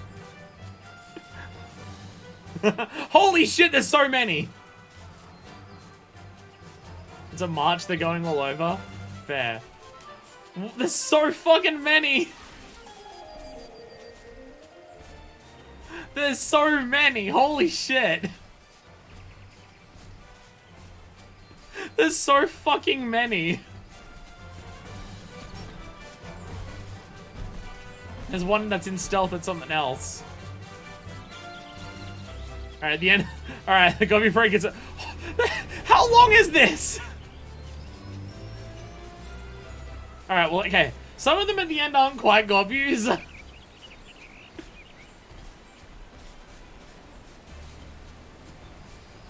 We have 126 days per Gobu, probably like 80 Gobus. We don't need surprise. There's so fucking many. There's so fucking many. Townspeople here have no idea what's going on. What the fuck? Someone's just decided to float with them. Someone's waving them on. What the fuck?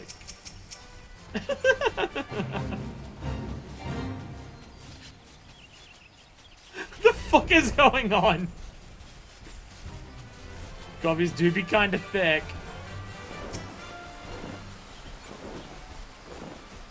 fuck?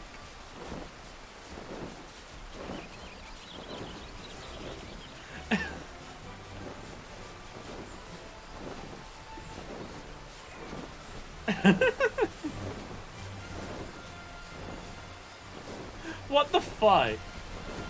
So when you mentioned the parade before, like, I figured, okay, yeah, it's cool that, like, a couple people have gotten a parade going on. I didn't realize it would be this many fucking people, though. It's so huge. It's so big. There's so many.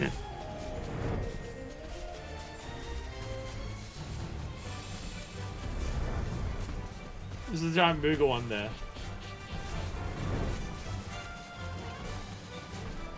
Oh my god, fat cat. Someone riding a fat cat. You gotta join the end. I don't have one. I don't have one. I haven't gotten far enough in the Beast Tribe quest to do one. What the fuck? This is amazing.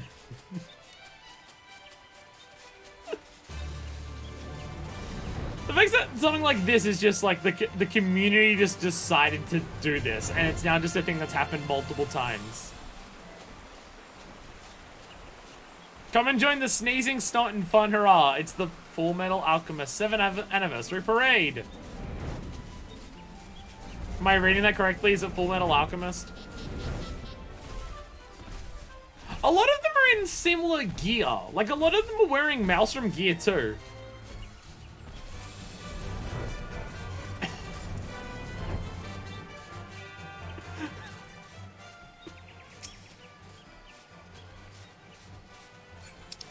The person who's leading it, is that the person who's typing? No.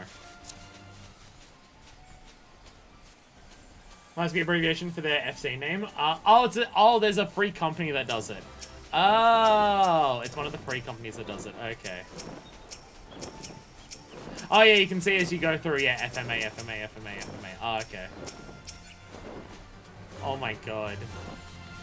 I like how there's just a bunch of people flying around to just be like, what the fuck is going on?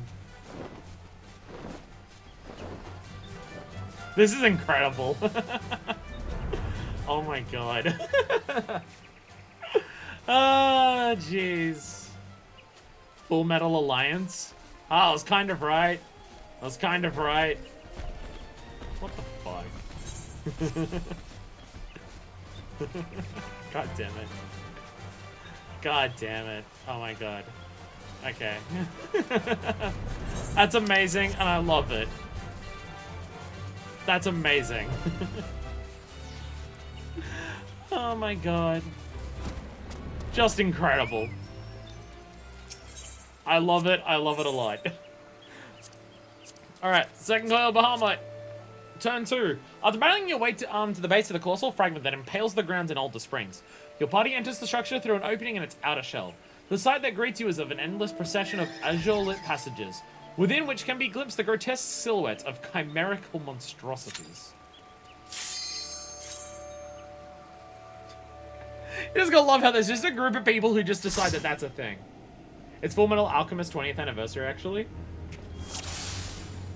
They made a... Maybe they made a free company on the anniversary of Full Metal Alchemist, and now it's both.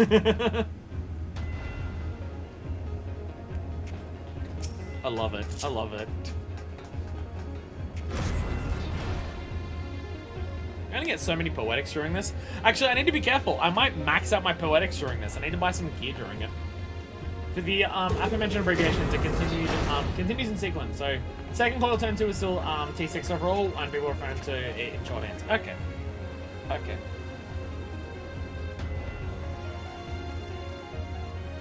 That armor. No, it couldn't be. Is it Nile? Be on your guard, Minor Fist. Though it defies all reason that he should live, I only know of one who wears such armor. He whom the Empire raised as high as the Black Wolf himself, the Legatus of the 7th Legion. I speak of the madman who brought the Meteor Project to fruition. We face the White Raven, Nail Van Darnus, harbinger of the 7th Umbral era. I called it! I called it, and I remember these visuals enough. Let's fucking go! Niall Van Darnus? Ah, that was the name of the fool who perished upon the eve of the promised age of glory. It should not be uttered within these hallowed halls. Have you watched a 1.0 recap video? I remember the visuals of this one person. Well, the armor at the very least.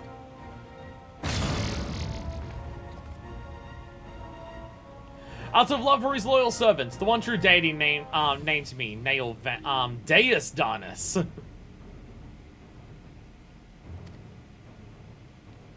The one true deity? Bahamut. He speaks of Bahamut.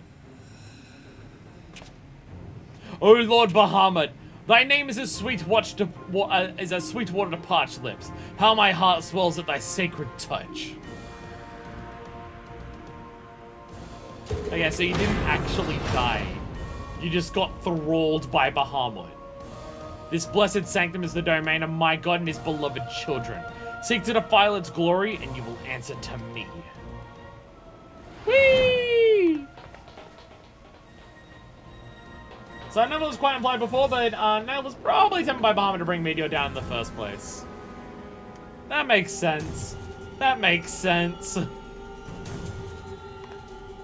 So here's the concern. Is turning this off a good idea then? I know it would still take a shitload to re-summon Bahamut in the future. But if Bahamut is thralling people, and they currently do still exist, is it gonna be a great idea? I mean, Prey does make it out like Gaius' dad and most of the Gallian scientists were too. True! The way they talk about it. Not Gaius Sid. Gaius is Sid dad.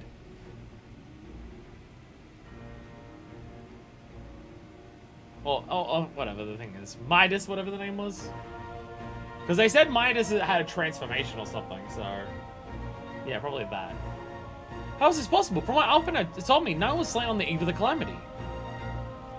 Whatever the truth of the matter, we must be on our guard. There can be no reasoning with the worshippers of a primal.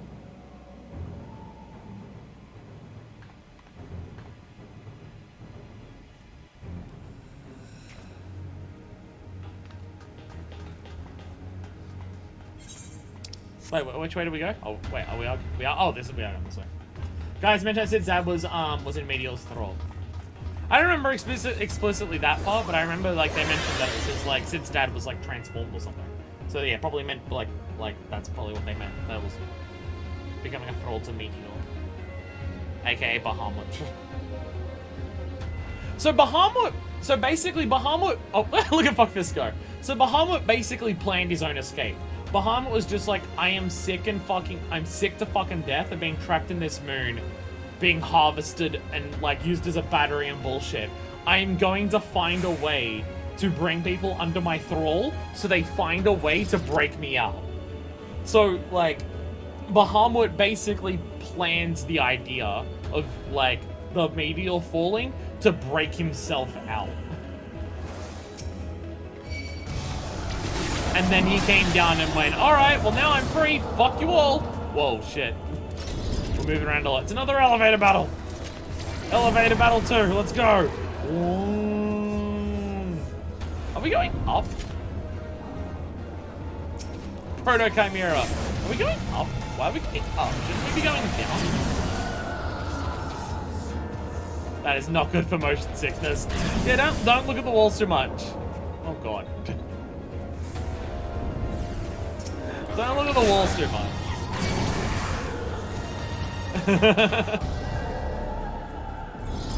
We're locking in place and like all these things on the side. Jesus. Elegant cobras.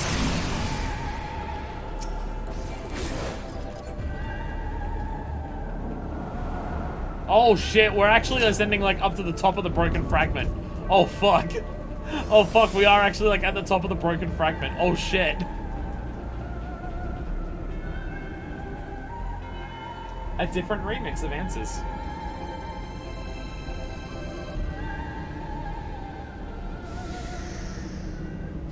I love that the music is all like Answers remixes. That's cool. Like it's appropriate. It's appropriate for it. I love it. Oh my god, it's a snake mermaid Medusa! Bioweapon storage. Melusine! Get ready to be fucked up! Ah! Ah! Die in a few seconds because we're cheesing through this content. Again, if we were to do this properly, it would take like a shitload of people who know what the fuck they're doing, and it would take probably the entire stream to do the entire thing. Again, future raids we have story ways of doing this, so it will be actually something without being fucked hard.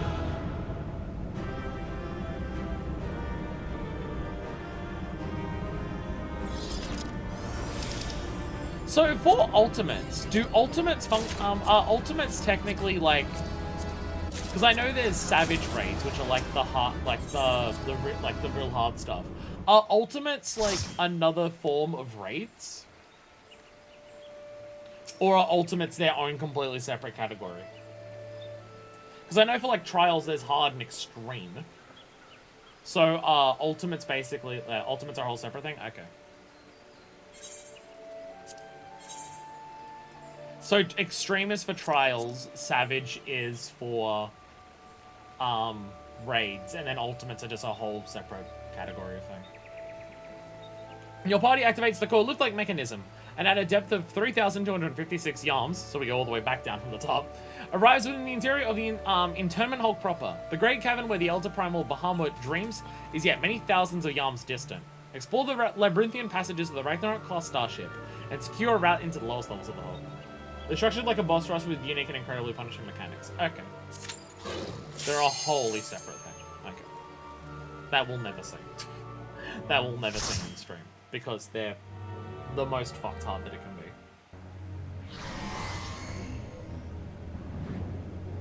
It's about 3 kilometers. We are getting further down. We are getting further down. This one's down further than the other one, actually. But we're just really far away from where we need to be.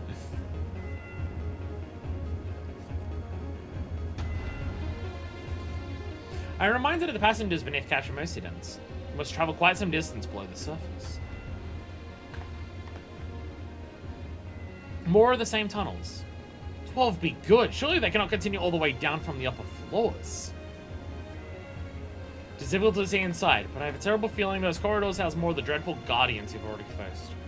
It is said that the Elegons excelled in the creation of chimerical beasts, and that the Red Moon teemed with 1,000 fantastical monstrosities, all to prevent the enemies of the ancient empire from releasing the Elder Primal.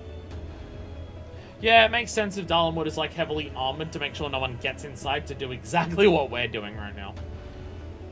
I wonder, the creatures that prowl these halls, could they be the beloved children of which Nails spoke? Well, this is yet another mystery to ponder upon our return. Shall we continue onwards?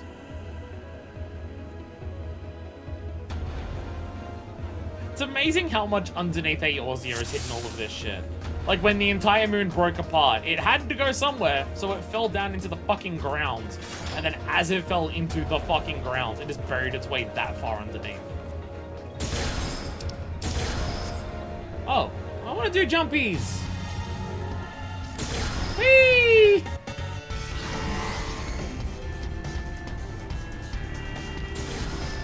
Whee! Whee!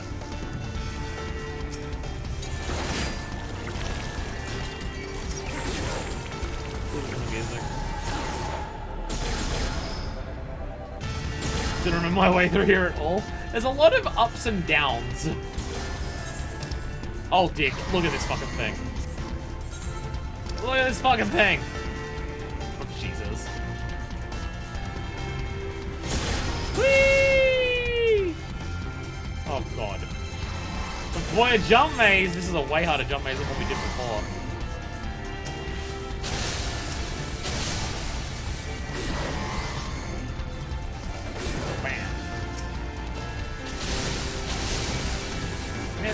Oh, I couldn't attack it. I mean, for raids and stuff like that, like, again, when they're first released, the idea of all of this having, like, different mechanics and different things to do everywhere, the whole idea is, like, for the people who are keeping up with the content and are playing it as it's released and everything, like, half of the thing is, work it out, right? Like, all the people who are keeping up with the content as it releases. This is like, hey, work it out. Like, the ultimates have only been a thing for so long. That, like, raids are the primary thing. The ultimates are incredibly rare, kind of thing. We found our way, by the way. I don't know how we did, but we did.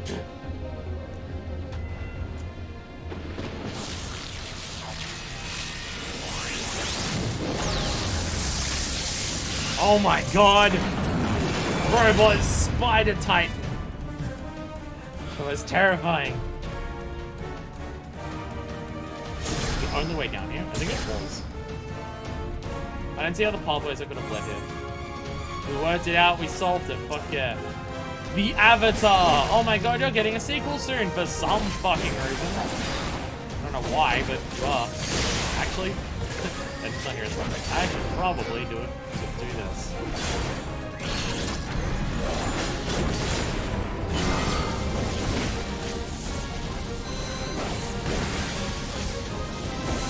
Actually, this place is sealed off now. Yeah, you teleported in.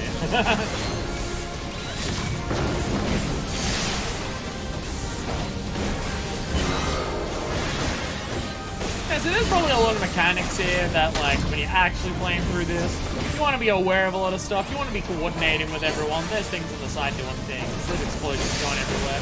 You want to be coordinating with everyone, or you can just unsync this one. You don't have to give a single goddamn piss of a dick of a shit about anything. Probably mechanics. There's probably mechanics. Probably. Check your time stones. I should probably do that. I'm probably getting very close to max out.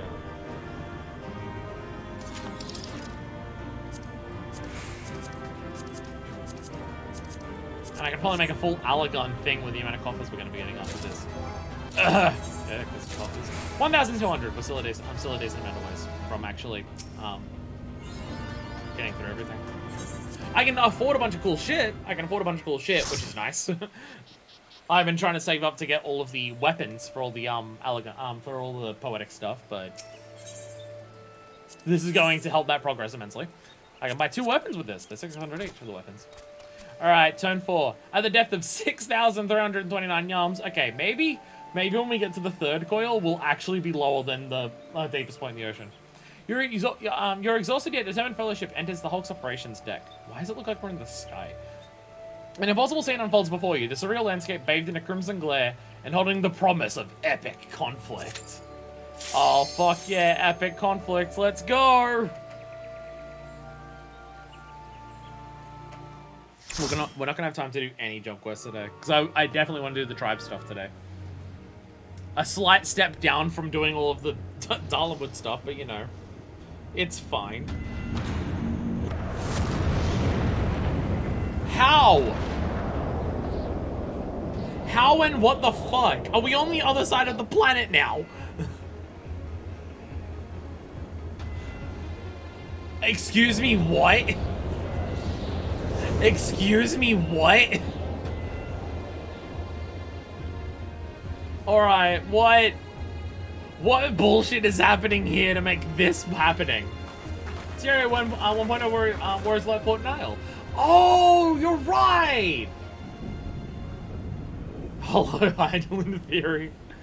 Yeah, no, we're back in time more than anything. Yeah, I remember when you did, like, I remember seeing in, the Legacy video that, yeah, it's like a bunch of floating rocks in space that you fight Nile. The final resting place of Nile Van Darnus.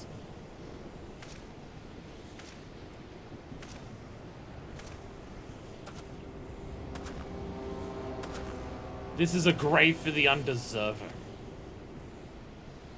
And for the crime of trespassing upon my god's sanctuary, this place shall serve as your grave too. So did we like actually go back in time? Or is this like ethereal like manipulation of vision and stuff? Oh my god, we actually see LSI do an attack as a summoner. Cast off the helmet.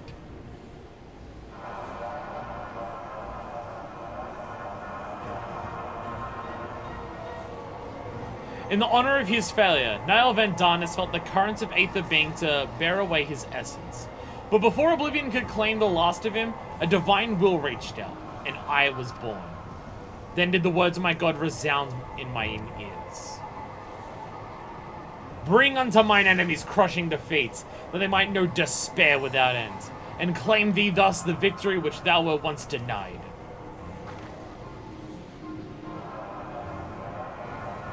Baha makes you trains, pass it on. That's the secret power of Bahamut.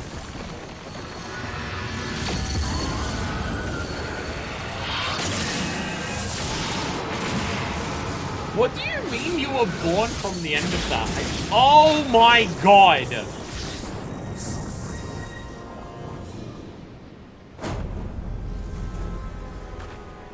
So it seemed that little remained of Niall's essence when Bahamut plucked him from the brink of oblivion, and the result was this strange simulacrum. Nevertheless, her aura bespeaks great power. She channels the rage of the Elder Primal himself. Lord Bahamut, thy wish is my command. None shall escape thine unquenchable fury. Come, ye dull, unthinking beasts. Bare your teeth. They will avail you naught in the calamity to come. In Japan, 1.0 now was always referred to with gender-neutral pronouns, and English translations went with male pronouns. So when it came time to see her without the helmet in 2.0 here, they had to make up a lot of law to explain it, and I'll get into that I'll get into later. Also, T9 is a fucking nightmare amongst nightmares unsynced. Fun, let's go.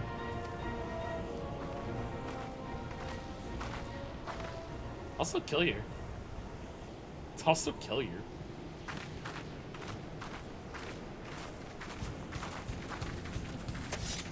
Just say the Dalmwood makes you trans. It's an easier explanation than whatever they've given us here.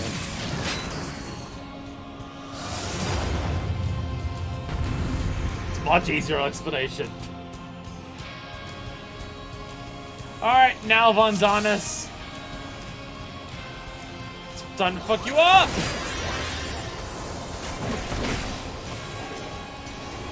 I know what your mechanics are, but also I don't have to care! Ah! Oh shit, we're all being hit by this. Alright, let's get away from the others.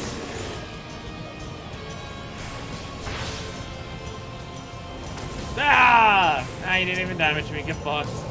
Get fucked! Starwood squad. Oi! Die! Die, die, die. Oh, they're all dead.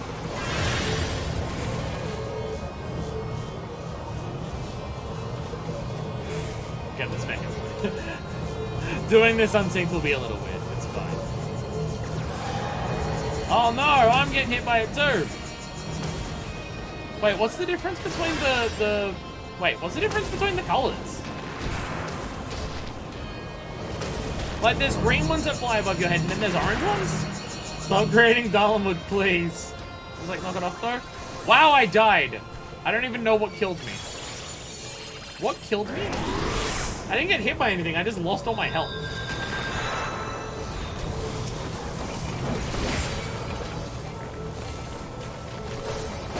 I don't even know what happened.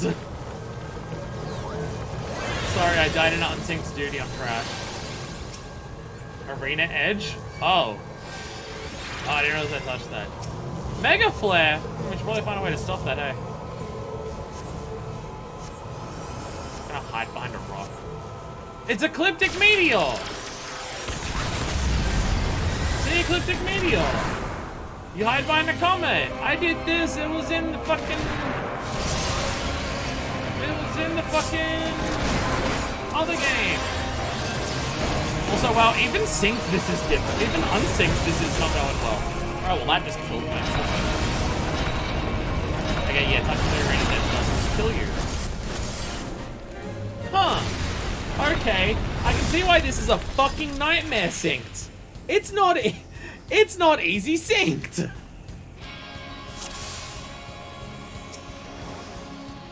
Huh, okay. This is concerning.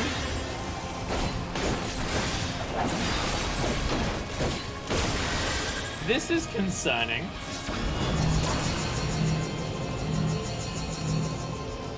So there's green meteors. I remember this. It was from the we did that in the Kraken fight. It hits you and you want to get away from others because you'll hurt the others if they do that. Like, look at the fucking AoE on that. What's an orange meteor? There was the orange meteor at one point. I don't know what that was. It was like an orange meteor and it had like things spiraling around it. It's a different type of marker that does something.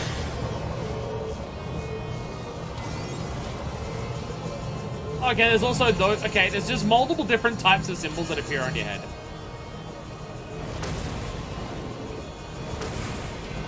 Oh, literally. Okay, it determines what color meteor comes down, which probably affects something. Golem did color meteors and get bigger.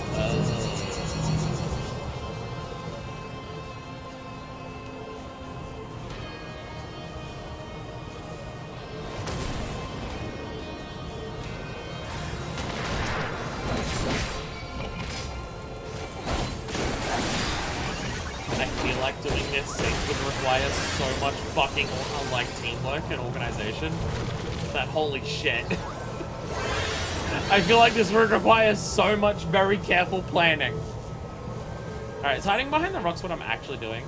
I'm just assuming it's ecliptic meteor.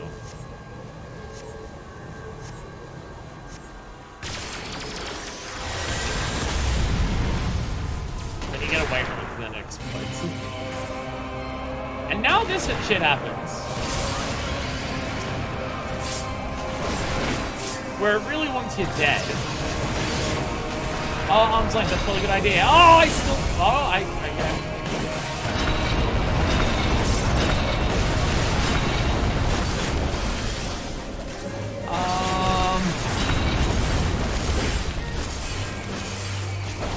I feel like we may need to actually have a plan for this. I feel like we should actually have a plan for this more than... Oh my god, that doesn't stick to me. Okay. I think we need to know what the mechanics are. I think we need to know what the mechanics are of that phase. I don't think we can brute force it even with our powers. There's a lot of shit there that's still instant killing us. It's a problem. Yeah, there's no way we'd do this synced. No fucking way we'll do this synced.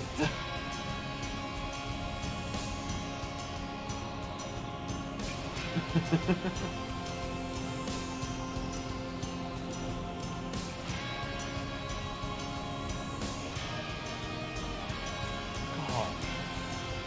I didn't actually see what kills in the last bit there. We were very close though. I have no idea. I just died. I'm not seeing what the thing is that's killing everyone. I'm just seeing people die. Probably got insecure by getting thrown into a wall if I had to guess. You died in like the middle of the arena though. And I died like between the middle and the edge. Like you still got instant killed and you were like in the middle.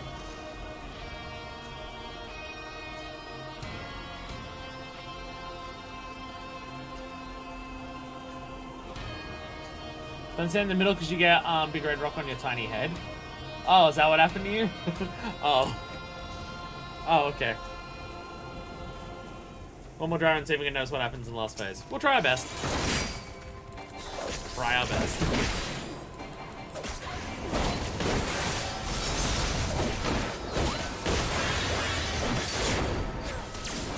Actually, you know what? I should probably save all of my, I should probably save the, cartridges for the final phase.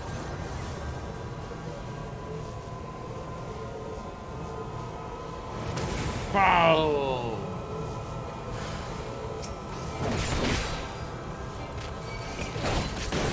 Yeah, this is very reminiscent of the Behemoth fight in Monster Hunter World. There's a mechanic where he'll do an attack. Well, he does Meteor as an attack, but he also does Comet as an attack.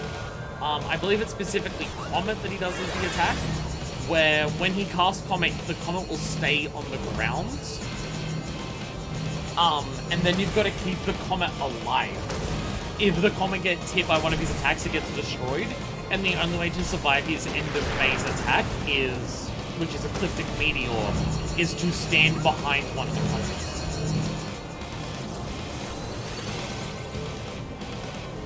don't get it, I'd say Red Mage. I don't know how Red Mage is gonna help.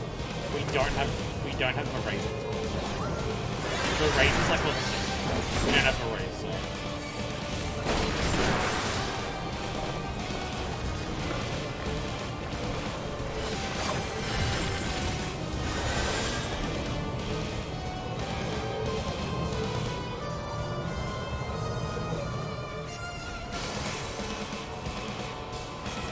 I'm just assuming hiding mine is what we do. My assumption. I'm gonna hit you want to run away from the top. Alright, time to see what bullshit's about to happen. So you slam down there. Heaven's Fall. That might be the thing to do. Ow! See, I don't know why I got knocked back there and someone else did. I don't know what determines whether you get knocked back by Heaven's Fall or not. I don't know. Hey, we did it! In another bind. Bye, Niall. Yeah, I knew it! I fucking knew it! We're in a simulation thing. There's a Blue Mage Shaver for doing this part with a full blue sings with a full blue party, of course. Hell! That sounds like hell! That sounds like hell! Can someone res me? Wait, no. No, the person who would res us died. We did it! We did it! Whoa. Whoa, look at those things.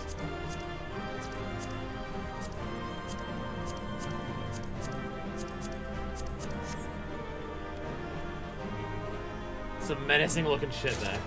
I gotta check my item inventory after this to see what I actually got. Lots of Blue Mage Coil stuff. Oh dear god. Death. Death, doom, and destruction all around. I probably have a lot of new gear that I coffers to open with all the stuff that we've gotten through this.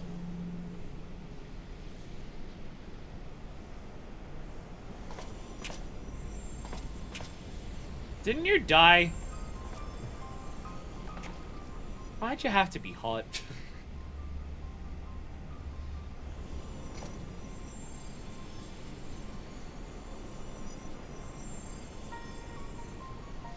Poor creature. Would that you had never been born. You had surrendered your physical form and collapsed into aether, but Bahamut denied you death and imprisoned what little was left of you in an ethereal shell resembling... what, I wonder? Images from your memory, perhaps? Bahamut makes you trans. The form came back. The form that came back was how Nail saw herself actually. But because she was part of the Garlean Empire, she never actually got the transition. That's what it is. Bahamut makes you trans.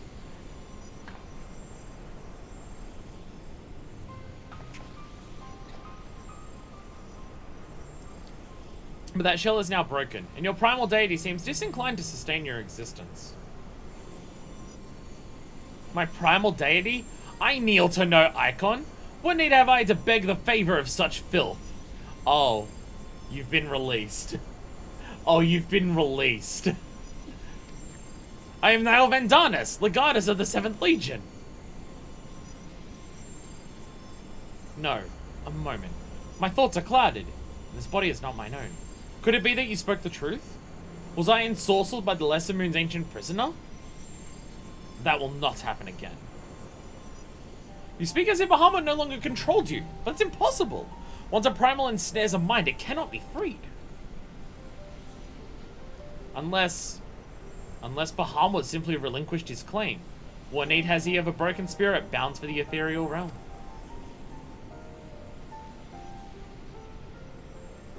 Oh, that I should fall prey to the very influence I sought to purge from the land. The irony is galling. Yeah, you had the same goals as Gaius, but whoops. But do not assume that all of my actions were chosen for me. It was my will that the Meteor projects be resurrected. Mine and none other. Yet it seems that my grand designs were destined to fail. Even the ungentle release of death was denied me. Okay, so you'd always planned to bring down the Meteor. But the moment that you tried to start bringing down the meteor, Bahamut was just like, oh, this might work well. Nail, please. You must tell us more of the calamity. You must know the truth of what has befallen the world. And what has become my grandfather, Archon Louis Soir. You are Louis Soir's grandchild? Ah, the fates are generous with their cruelty. Continue on, if you would have your answers. They await you at the terminus of your path. But know that this path leads only to despair. The light of truth was ever harsh and unforgiving. Why do you say this? Grandfather will be freed once we put a stop to Bahamut's restoration, will he not? What are you not telling us?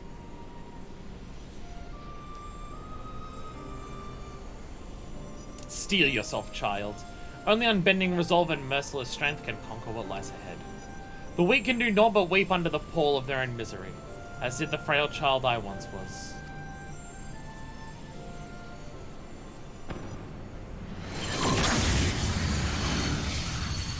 And then Bahamut has you killed. Silence, chattering raven. Your wretched wings are broken, and you shall soar no more.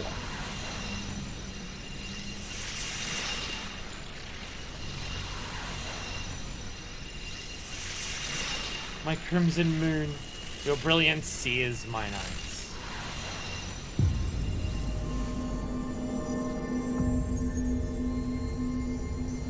I'll let you see the moon one last time with this magic thing that we've got here that lets you see shit.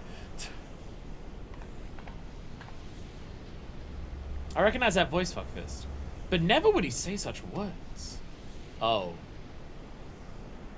Come, let us finish what we came to do. All will be put aright when the final hope lies dormant. Grandfather will be himself again. I'm sure of it. You literally said before that the only way for them to stop being a thrall is for Bahamut to relinquish the claim. I ain't so confident that will happen. Well, this is concerning because Bahamut's definitely coming back together. Uh-oh. Uh-oh. Time is kind of definitely of the urgence here. In the time it took us to do this, a lot of the body and part of the wings are coming back. Uh-oh. Fucking uh-oh. Bahamut regenerates more swiftly than I anticipated. Let us hope that disabling this coil will serve to slow the process. The display seems different, but the controls appear to mimic the mechanism we found in the Lenosian Hulk. It shouldn't pose a problem. Cut to problems happening immediately.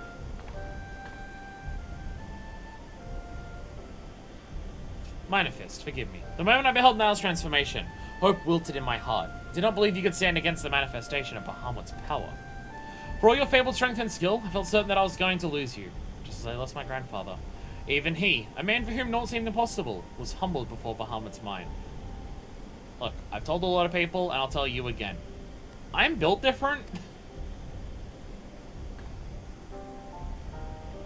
And yet, look how far we've come. 'Tis incredible the feats of which we are capable, our boundless potential. 'Twas this capacity for greatness, I believe, that Grandfather so dearly wished to protect. With all that has occurred, I have come to understand that much at least.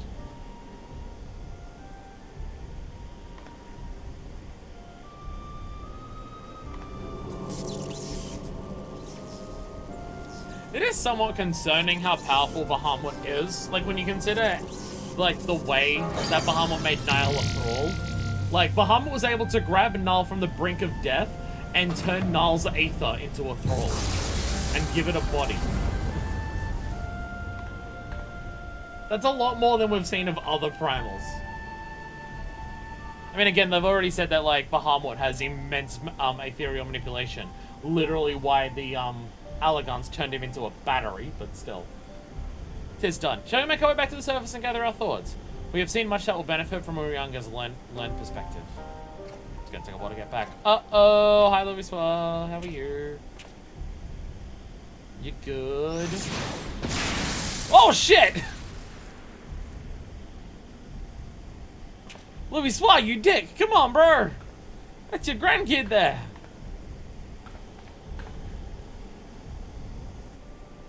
Grandfather, it is you! Then why? Abandon this quest, Alisai. I will not countenance further sabotage of the coils. Sabotage? But we must disable the course if we are to prevent Bahamut's revival. Your defiance seals your fate.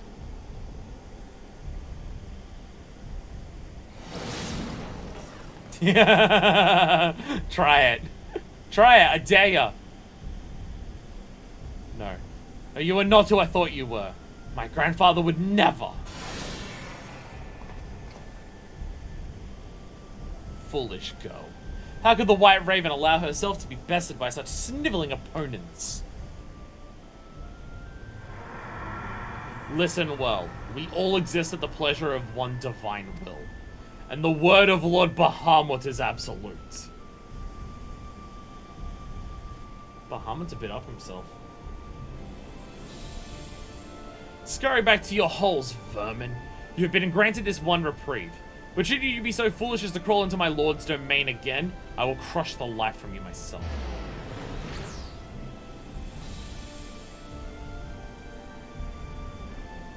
That light in grandfather's eyes. He had suffered the same fate as Niall.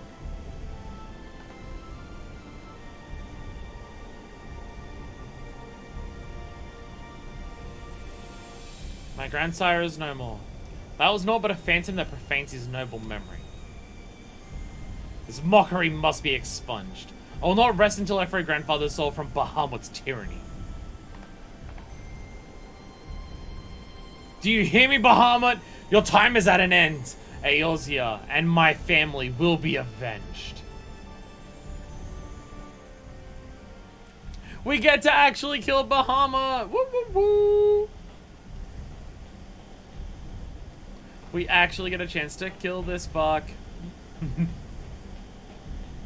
Like, Bahamut just shows up in 1.0 and just lays everything to waste. Now you actually get to fight back against it.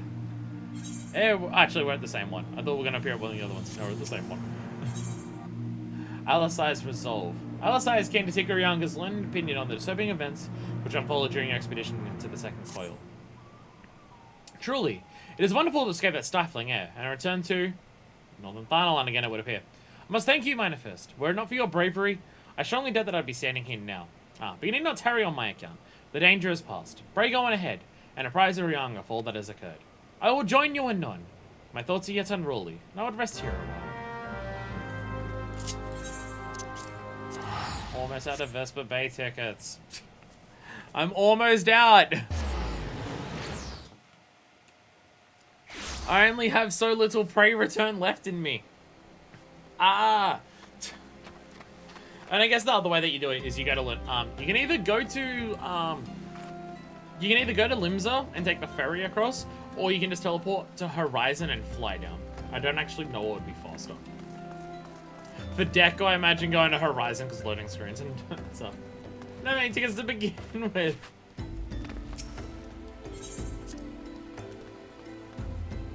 Well, that sucks. Sucks to be you. Hey, Urianga. Shit's fucked.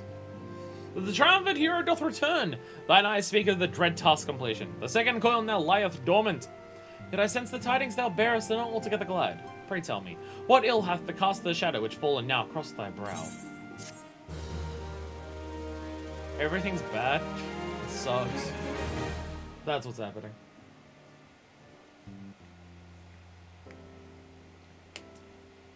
We fought a trans woman. We killed her. And then grandfather came back. An old foe and an old friend. So 'twas but the ethereal shadow of Master Louis Soir that Lady Alisai beheld. An unnatural conjuration in thrall to the Elder Primal. That the fiend should deign to choose him of all men, even in full knowledge of the Shade's true nature, would be hard-pressed to weather such a confrontation. Yet what agonies must the young mistress have endured? Such torment did she ne'er deserve. Mayhap 'twere better if the Lady Alisai did absent herself from future forays unto the coils. She won't. I have come too far to surrender to grief, Urianga. Told you she won't. My lady, I am resolved to defeat these fiends, and naught shall sway me from my path. Now let us peer more deeply into the well of our discoveries. As you wish, my lady. By your leave, I would speak first of the coil's late guardian, Niall Vandanis. Vandanus was a legatus of the Gallian Empire, who strove to bring about Eorzea's final destruction, only to fall even as the Sixth Sun did said. If thou have heard tales of the White Raven, then it is he whom they spoke. Aye, he I say, for Niall was certainly no maid. Is it better to say that Niall was always a woman, or is it better to say that Bahamut turns you trans? The noble house of Vandanus, as we discovered all too late, had long safeguarded the wisdom of ancient Alag. 'Twas thus that the legatus came to learn the true nature of Dalamud, and to seek the employ of the Red Moon as a weapon against Eorzea. Is saying Vandanus dead naming? Considering it's now Deus Darnus? No, because Deus Darnus is the Thrall one. Even at the end, Niall said Vandanus. But the Crystal Tower, the mechanisms required to command the satellite, yet lay hidden beneath the ground, compelling Niall to construct a far less subtle mechanism. And his first faltering attempts to communicate with Dalamud, he did likely rouse the satellite's slumbering prisoner. Thenceforth did the White Raven's soul belong to Bahamut. It is fortunate indeed to acquire so powerful a thrall by chance. 'Tis little wonder he was so loath to part with him. Why let a simple thing like death deprive one of such a useful pawn? Though we may accuse him of bungling Vandanus' resurrection, I dare say Bahamut was as content to have a handmaiden as a manservant. Bahamut makes you trans. I can only hope that the two thralls we encountered were the extent of his flock. Yet I cannot help but dwell on Niall's words, those beloved children of whom he spoke. I assumed at first that he referred to the moon's beastly guardians, but should Bahamut have enslaved other mortals, we must need to remove this source of worship. Otherwise, our efforts to disable the coil shall be for naught. Again, we've already killed lambs of Dalamud like a bunch of times in this game. Forgive me your wine indelicacy, my lady. Thou art wise indeed to speak of expunging the primal's thralls. But canst thou truly pursue a course which would cost thee thine own grandsire? To be fair, Niall and Lewis are pretty big thralls. Yeah, they're pretty good gats. My heart and mind are as one on this matter. Grandfather's salvation can be won but by a single method, the destruction of Bahamut, and aught that might serve to sustain him. Manifest. While Uringer and I endeavor to ascertain the existence of any further thralls, I suggest you grant yourself a moment's respite. Rest assured that I will contact you the moment I have need of your imitable talents. Though we've achieved so much, I owe to you. I fear, however, that our trials have barely begun.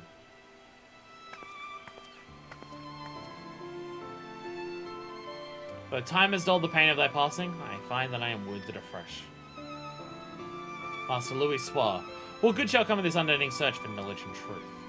Long have I believed the pursuit of such treasures to be the duty of every true Chalayan. Yet when ancient revelation serveth only to heap further anguish upon those whom we find whom we would fain protect, must we truly reach for more? When we kind of don't have a choice, Bahamut's going to be summoned if we don't. So you have found your resolve, dear sister. Just listening the entire time. We now find a use for the secret, for the key that only you and I hold. Given our familiar propensity for curiosity, you do well to remember that keys may serve to seal doors as well as unlock them. And Bahamut is a most unwelcome guest, to whom the door should never have been opened. You can handle the truth.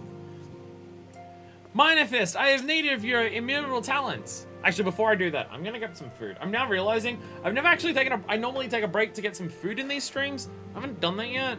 Because I grabbed my drink when I coughed. I'm gonna go grab some cheese sticks. Give me a second. it's almost due in the afternoon. I haven't eaten anything. I should probably eat something. I'm realizing I don't have enough cheese sticks to last me for the rest of the week if I have any now. Because they're my breakfast on my work days. Ugh!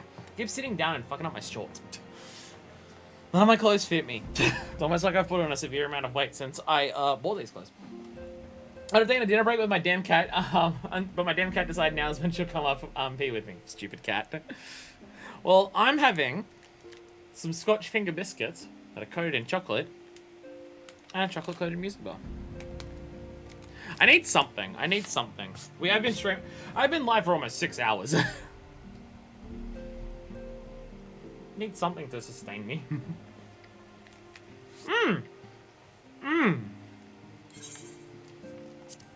What'd I get? A lot, actually.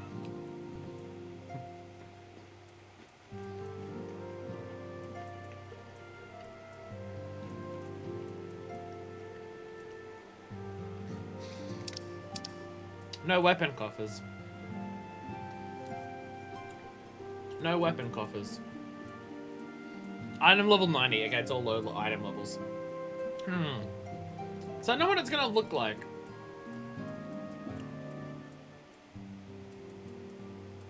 Oh, there's also Allegan and High Allegan. There's multiple levels of it, too. Damn. Did I get any of the weapons, though?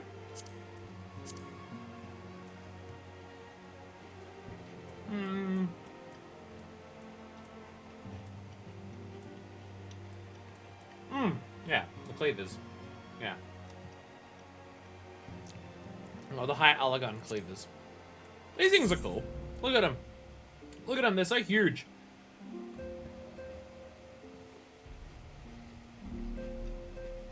So what's the final coil? Dope as shit ones? Super high? Actually, I was gonna say that item level is low. No, I don't think it is actually. No, High Allegan stuff, item level 110. What's that compared to the Magitech stuff that we have? The Poetic stuff that we have? Monk would be equipped with that. 130? Oh yeah, 130. Okay, it is lower. It is lower. Okay, the red gear is actually lower than the Ironworks. Okay. That makes sense. Alright. Muesli bars are so good. Muesli itself is just so fucking good. I'd have my breakfast be every day be a bowl of muesli with soy milk. But I can't have breakfast before work.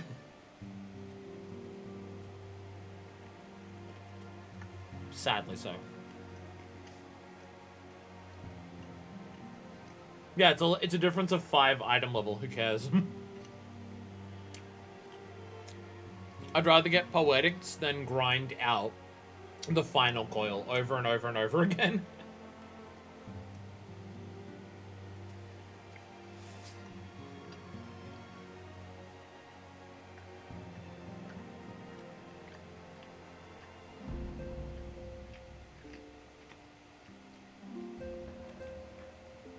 Sorry.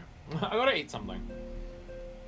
Well, I imagine that maxing out your gear with, like, doing raids over again and stuff like that, or anything like that, I imagine that's only relevant for the people who are keeping up with the content as it's being released, who are trying to take on the hardest of the hardest content, I imagine. I imagine that's the only time that's relevant. Does Poetics gear... Yeah, basically. Does Poetics gear come out when the .01 comes out? Or is Poetics stuff that comes out after the next expansions come out for easier people to catch up? Like, if you're in Endwalker right now, are you using Poetics gear to get stuff? Or is the idea if you want the really good shit, do the raid?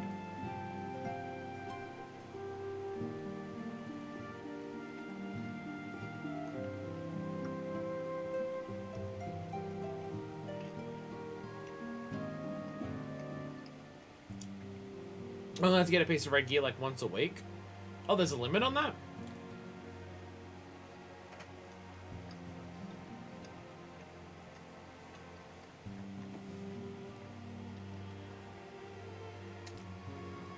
Current timestone stuff?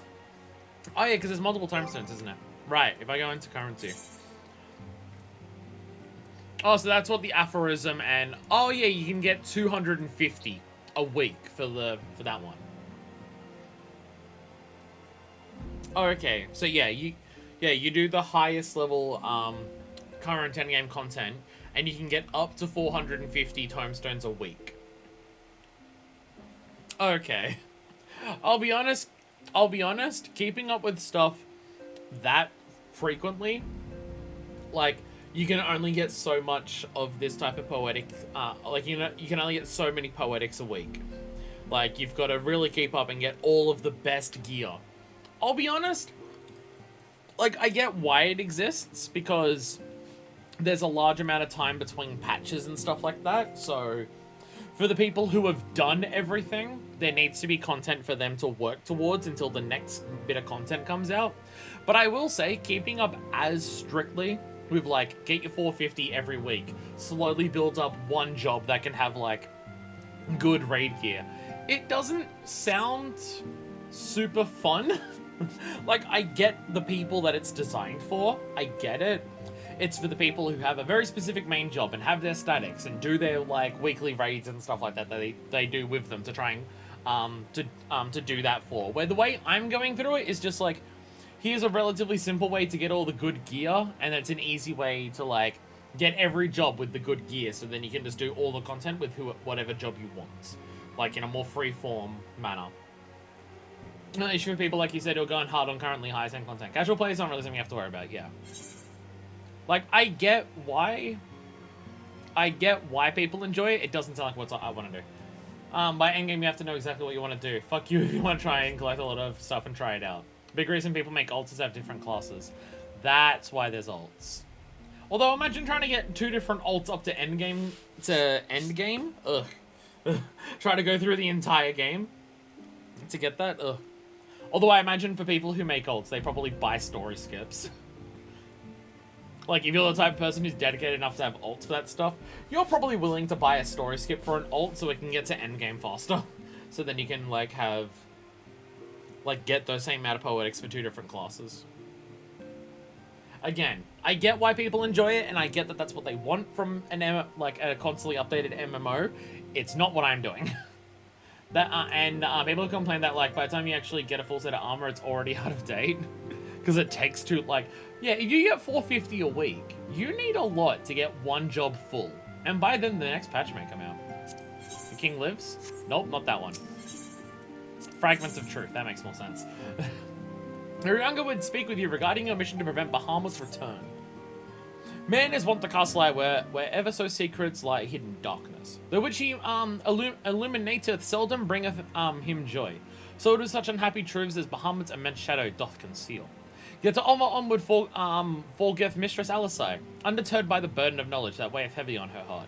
'Tis a perilous path she have chosen, and a painful one. I prithee, Minor Fist, remain by her side as a valiant blade, that she might see her quest to its conclusion. Turns out King Moogle is the key to stopping Bahamut. King Moogle will turn Bahamut into his own thrall. Wait, that just means the Moogles have the power of Bahamut on their side. That may not be good. Minor Fist, it is well that you are here. Oh, I'm in the horny gear now. Different types of horny. I'm saying that this is the horny gear because it's showing off all the muscles, as opposed to, you know, my main gear that shows off all the cleavage. Horny for different people, I guess. Different types of horny for different types of people. My lady, how might I serve you this day? I have met with some difficulty in my mission, Urianga, and I should be grateful for your counsel. As you know, Bahamut's physical form is regenerating beneath the Katsuno Flats even as we speak. If we are to prevent his return, we must need disabling the 2 remaining interment hulks that sustain him. Wait, there's 2 more? Shit, okay. Never mind. We may not get to Beast Tribe stuff today. This is actually... Okay, I thought this was the last one. Oh. No, it's not. Oh. Oh, there's a lot more to go, actually. Oh, okay. Every moment our mission is delayed, the realm is pushed closer to the brink of destruction. Alas, though I have determined the locations of the fragments of Dalamud leading to the hulks, I've been unable to find a way to enter them. And getting admittance is but the first step in your perilous undertaking. When last thou descended into Bahamut's subterranean fastness, thou didst discover, thou not, that the dread primal has bound to the shade of Nal Vandanis unto his will. And, didst consign the fallen the Gardas to blessed oblivion, thou mayst recall that the pietist wretch was not alone. Doubt not that the other Bahamut's other thralls, seek to hinder thy passage. Urianga, it's so hard to read your words. You can say his name, Urianga. I've not forgotten that my grandfather is waiting for us. My lady, I would remind you, as I must often remind myself, that the man whom we both loved and revered is no more. What remaineth is but a shade which defileth his memory. The vile verbiage that spilleth from his lips must not be heeded, for it cometh not from your grandsire, but from Bahamut himself. You not worry, Urianga. Come what may, I'll not stray from the course. I will not let grandfather's sacrifice be in vain. But mere words will not take us whither where we must go. As I have said, been able to find a way to enter the fragments of Dalamud. My lady, might I suggest that you visit the fragments again in Minor Fist company? Full oft have the Warrior of Light set events in motion by virtue of her presence alone. It is possible when she do so again. People want to impress her enough that people try extra hard. Either while shall search for answers of mine own. By efforts combined, full shore and the path shall be revealed to us ere long.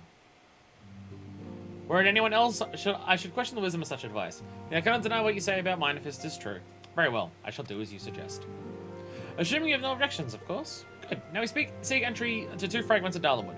One lies in the Burning Wall in Eastern Thanalan, and the other at Singing Shards in Mordona. I'll have an assistant at each location with instructions to continue searching for remains of ingress. If it is not impossible that they could since have found something useful to us. Let us begin by visiting my man at the Burning Wall. Dex, I think it was. I can't remember people's names. Oh my god.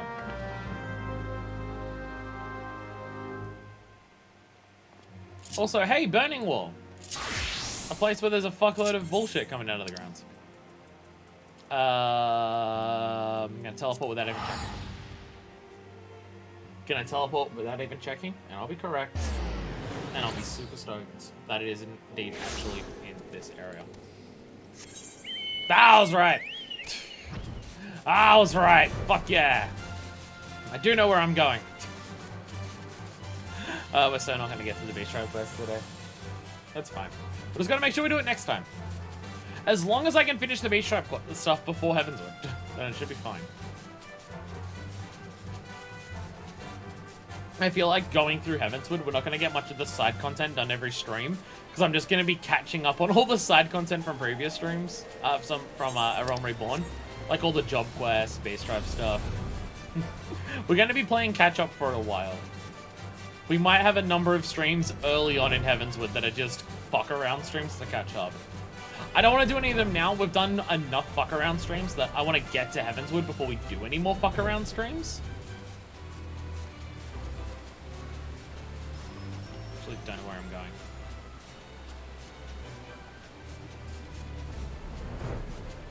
Ah, there you are. Hello. Oh, that's nice assistant. Hello there.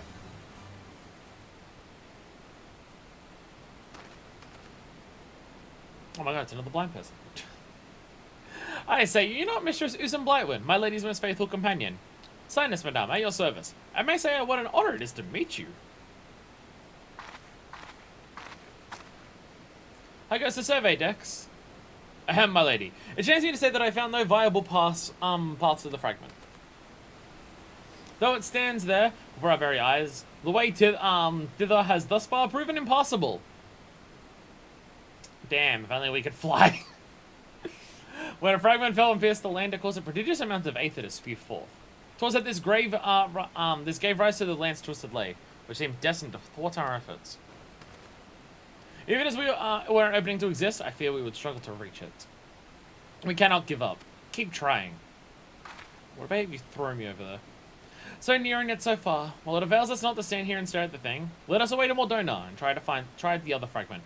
Perhaps Sinus has fared better.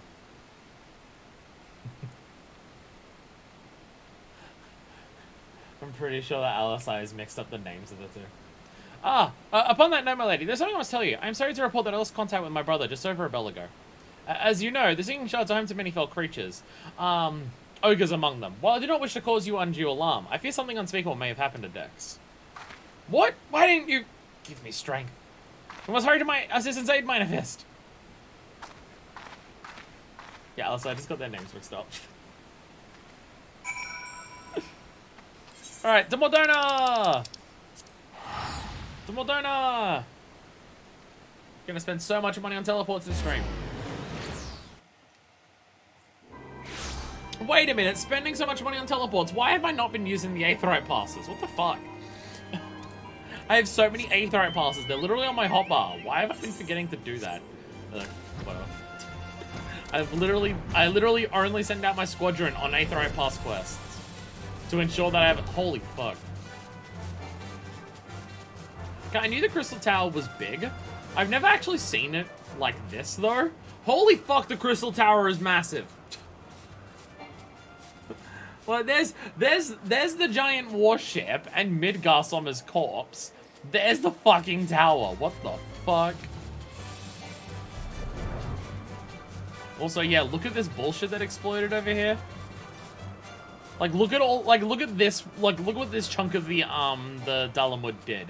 I mean, this was the closest. Like, this was where the battle took place, right? Like, this is where the battle took place and where, like, it opened up. So it makes sense that this is the place where it's gotten by far the most fucked. With, Aether exploding everywhere. Look how fucking huge it is.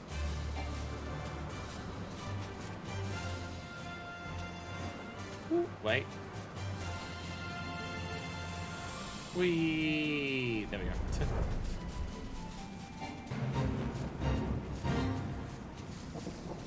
There's a boss down here. Oh! Hello. I'm not joining the fate, don't worry about it. Jesus Christ. I mean, you are surrounded by Aether poison here. I feel like it's probably not safe to be here for, like, extended periods of time. Thank you, adventurer. For a moment there, I feared that my bones would be ground up and used to bake bread.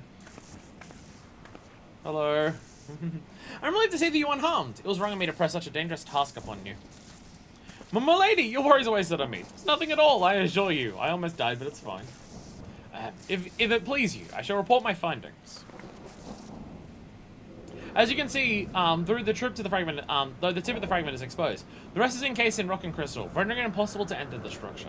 We might try excavating the area around the fragment, but that is like to take time. There is really no telling how deep we may need to dig before we find a suitable point of ingress. As such, I am forced to conclude that getting entry to this fragment is unrealistic. Forgive me, my lady. Confound it. We're losing precious time. What do we do now? Throw me in there. 'Tis I, Orianga. Glad tidings, for I have thee and my lady. For a blessing, a way hath been found by which thou mayest enter the remaining fragments of Dalamud. Pray escort Mistress Halasai to the cerulean processing plant in northern Thanalan. There all shall be made clear. Orianga has found a way. Fuck yeah. Though we must go to him at once.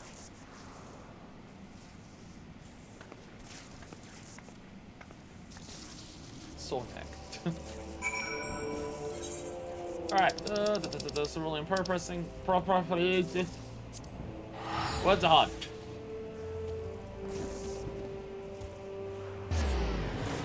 Ow, ow, ow, ow, ow. Ow. I still can't believe this is optional content, considering it directly relates to the transition between 1.0 and A Realm Reborn. I still find it baffling that this is optional content. It feels so fucking important. Again, they literally ended 2.0 in, like, the cutscene with Bahamut roaring. And you don't even have to do it. Mine apologies for summoning you from thus afar, my lady, but it is here that your journey may finally begin. I did wonder, to my knowledge, there are no fragments in Northern Thanalan. Yeah, but we've been coming out here every time.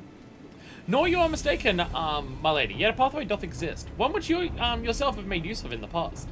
At the conclusion of your several forays into the binding coil, was it the crystal formation which lied to the north of this place that you did emerge, was it not? Yes, an ethereal stream brought us back to the surface. That much I had surmised. Oh, that's how we get back. It's ethereal. Okay, we actually get back ethereal. Okay. Are you suggesting that we can use it to return underground? Outside of relics, this was all there really was to do once you beat 2.0. Was this available in 2.0? I thought this was available in patches. Or was the first part was available in 2.0. Then the second part was made available later. Fair point. Fair point. And even if that were possible, it would simply not bear us back to those places which we had already explored. It need not, my lady. Pray allow me to explain. Upon the evidence of your experience, it seemeth plain that two interment hulks may share the self-same ethereal egress. From this, we did infer that others may be connected in likewise. Thus, we did labor long to verify the existence of further tributaries to the self-same stream, which tasks were at length successful. Towards then, but a matter of arriving at a solution to the problem of traveling to an unattuned destination. That one might reach what we may call the headwater, we propose to employ a modified aetherite, which serves to amplify such ripples as to originate from said source. By focusing one's essence upon these ripples, it should be possible to make the journey, yet be fairly warned, my lady. As with all untried modes of ethereal travel, this method entaileth considerable danger. Merely to attempt the voyage could cost you your life. I mean, didn't we literally do this before? Didn't we literally use unattuned aetherite transportation to fight Titan? Isn't that literally how we fought Titan before? Like, we've done this before. In a very different way, and over nowhere near as big of a distance, but we've done it before. That is a risk I'm willing to take. You are brilliant, Orianga! but I'm curious. Did you have assistance in forming this plan? I could not help noticing your repeated use of the word we, unless you have taken to using the majestic plural in our absence. I'm using royal we, it's fine. Nay, my lady. As you correctly surmised, I was not alone in this endeavor. Meaning there are others who are aware of our mission. We're trying to stop Bahamut. What do you think? Bathroom and food, BRB. Oh, good. Well, it cannot be helped now. Preventing Bahamut's return is what matters. If some secrecy must be sacrificed to achieve our goal, then so be it. It's probably just Alphinaud. Probably just Alphinaud.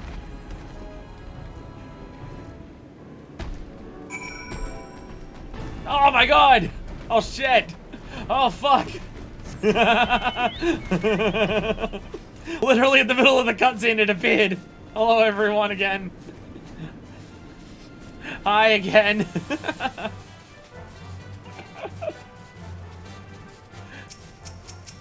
We last saw them in Shroud. The last time we saw them was in Shroud. They've made their fucking way across the realm. Some of them are sneezing. Some are on golden birds. Okay, there's less than there was before. There's still a lot. Don't get me wrong. There's still a lot. There's still a lot. My god. My god. I love how there's just a bunch of people around here you can see that are just watching.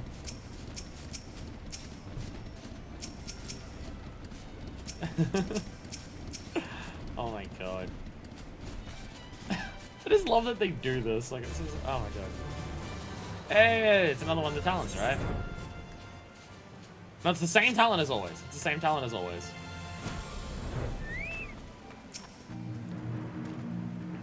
Verily, 'twas not my wish to withhold the knowledge of the aid I received. I pray that Mistress Alisai will forgive me when she learneth of its source.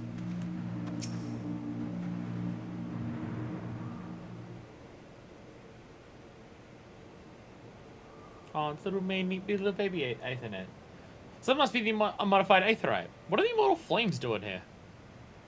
Those men may be sworn flames of Uldar, but they are first and foremost faithful retainers of House Levillaire. Oh. Hello. Alphinaud, so it was you who was helping Urianga. Who else could it have been, dear sister? Lest you worry, I have no intention of making the details of your venture public. Like you, I prefer to avoid causing a panic.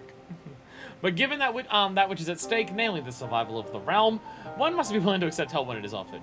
Would you not agree? At the very least, do not be cross with Urianga. It was at my behest that he kept silent. We'll speak later. Told you not to be mad. Pray forgive me, my lady. Knowing full well your intent, I judged it made that Master Alphinaud be informed. Though your grandsire hath become Bahamut's thrall, his noble blood courseth yet through both your veins. And if he must needs be struck down. Do you hear that, Alphinaud? I mean to strike down, grandfather. And when I have done so, I shall banish Bahamut to the Aether. Nothing you say will sway me from my course. I will protect Eorzea, and I will uphold grandfather's legacy. Grandfather's legacy? So you still don't know of what you yourself desire. Your actions are still driven by borrowed resolve. Borrowed resolve? What does that have to do with anything? Protecting Eorzea's grandfather's goal, and we made it ours. Both of us. That is why we came here, unless you have forgotten. God forbid I should ever forget, Alisai. But you mustn't misunderstand. I do not question your resolve, only whence it came. If it were your own, you would be able to tell me precisely why you desire so fervently to protect Eorzea. Yet you cannot, for it is not your resolve, but grandfather's. You may struggle to see the difference, but borrowed resolve shall never be as strong as that which springs from within. But let us speak of this another time. For now, preventing Bahamut's return is all that matters. To be plain, I have no objection to striking down whatever is left of grandfather. Know, however, that I'll be accompanying you this time. As a son of House Levillaire, French, I would be present for his final moments. That's fair. Come on. Come on, Alisai. Very well, you may join us, on one condition. I make the decisions. He's through bicker a lot. If it please my lady, the name's Erkenrad. Our preparations are just about to be complete. When you're ready to embark on your mission, just give me the word. I'll be waiting for you at Cerulean Processing Plant. I'm the captain now. Oh look, you got to have your fun adventures and journeys throughout the entire main story, and I wasn't even there. I'm doing this one. I am back. Big sibling energy. They're literally twins. They're literally twins. Bring no heed to my brother. You can rely on me. We have come far together, you and I. And together we shall see our journey to its end.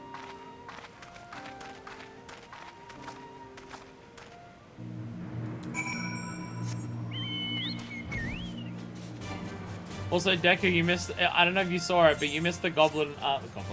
Gobu Parade. The Gobu Parade came through here. I don't know if you caught that with you disappearing, but yeah, they walked through here. A lot less of them than were back in Shroud. You can see it in the chat there. They're talking about that. I've been waiting for you, Mistress Susan Blackmoon. I'm pleased to say that the Aetherite is primed and ready. As you know, the remaining internment hulks are connected to the fragment in Eastern Arthalan and Mordona. It's to the former that we'll be sending you first. Now you'll be starting inside the hulk, meaning you won't have to cover so much ground. The drawback being that you'll be fighting for your life from the moment you get there. Best be prepared for anything, for Milady's sake, if not your own. And that's about all I can tell you. When your preparations are in order, just give me the word, and I'll send you on your way. I may even throw in a prayer for your speedy return, just to be on the safe side. Actually, yeah, do we still have Pi?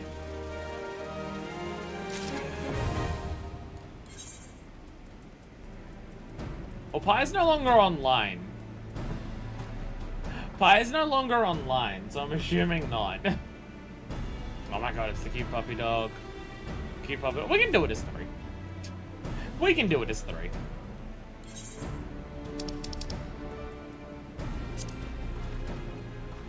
Sorry, but... Boot.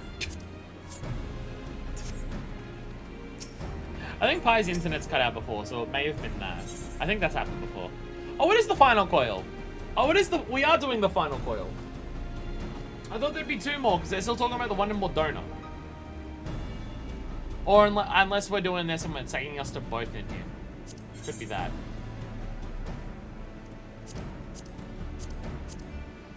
Alisai is resolved to go through with their quest to vanquish Bahamut, though it means confronting her beloved grandfather, for whom the Omniprial has made his thrall. With Alphino's cooperation, an ethereal pathway has been established which will take you to one of the 2 internment hulks that remain to be disabled. Your foray begins in northern Thanaline, at the set of Dalmontalan situated in Ralban's Push. Spare no preparation and expect fierce resistance. Because we're telling we're doing both hulks in this set? Fair. We're not doing the final one right now, but the whole thing is part of the final one. The one in the one in East we couldn't do, then the one in Mordona that we couldn't do, but this one does them both. It's just still called the final. Just what we're doing first isn't the final. Central decks, 4,560 arms. We're getting deeper. We're getting deeper and deeper with each one we go to. I love the aesthetic of these things. So this is how it looks on the inside. This internment hulk still functions. Teleportation was a success. We have come to the right place. There's no telling how much further Bahamut has regenerated since we last beheld him. Let us make haste to the main bridge and deactivate the coil.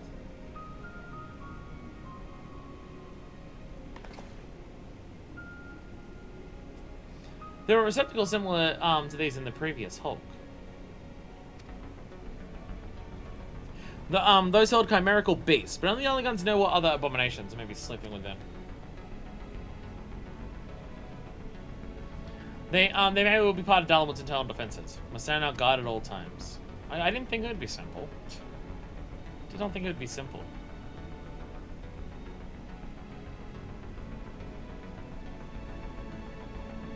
Seriously, looking at them, like, I can't tell the difference between them. I can't tell which one's which. I really can't.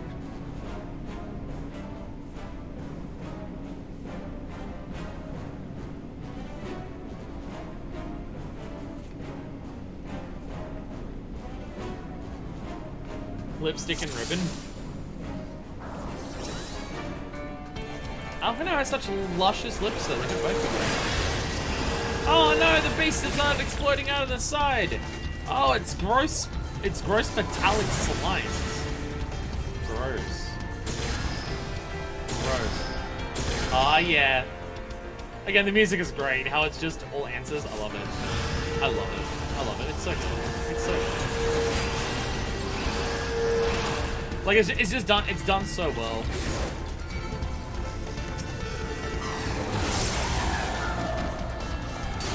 Again, this is like the conclusion to like what the end of 1.0 is. It's got like the music from the end of 1.0, and it's a big deal, and it's weird. Robo-Veer? Oh, that's what the Nugger is. So it's weird that it's optional. I mean, I get it. The first raid was like the first raid that they added belly dancers. Oh, this is fake limits. Like the first one they had was in 2.0. So the idea is just like, hey, now that you've actually defeated like the Gallian threat, maybe deal with the whole Bahamut thing that was like the end of it before. I get that. For the people who played it as it came out, that was the idea. Whoa, this place looks cool. Like, I get it, but it's just funny, like, after all these years, that it's just like, we're going through optional content to deal with, like, one of the biggest plot points that we've had so far. Jesus Christ, look at them all. Jesus Christ, there's so many.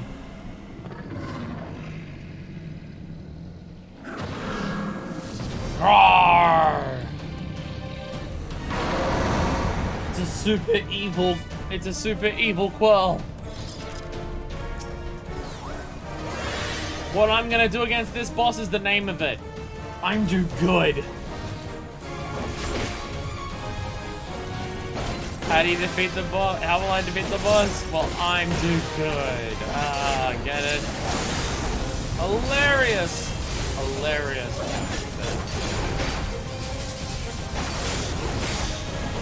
Oh my god, you got little baby ones with you! Son of I'm do good! This thing's blowing on my head. Ah, okay, still charging up energy. I don't like that. Stop it. Stop doing that. Lol, 0 damage was correct.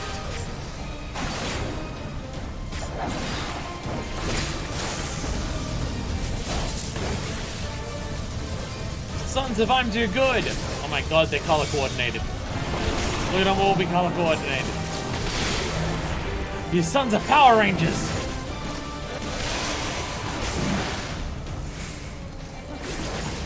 Oh, I think the color coordinated ones literally attack in tandem. I think that's the idea. Ah, I got electrocuted. Stop electrocuting me. I'm do good. Gotta keep being stunned by the blood paralysis. God, corpses are electric, careful. Oh, it was the corpses that are electric.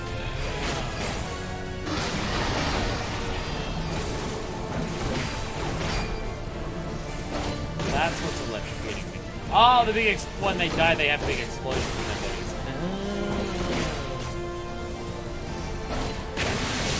God, doing this stuff sync must be so fucking difficult, seriously. Like, look at how much they're already taking, like... This is unsynced and it's already like taking this many hits. We weren't really dying, but like, God, this stuff must be so fucking hard synced.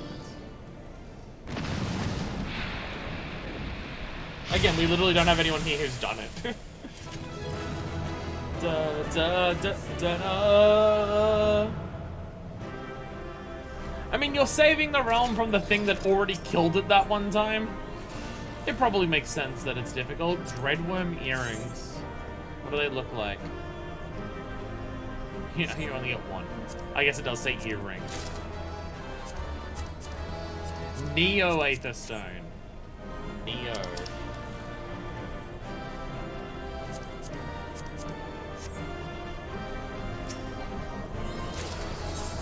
I'm getting so many achievements today for mapping. Fuck yeah.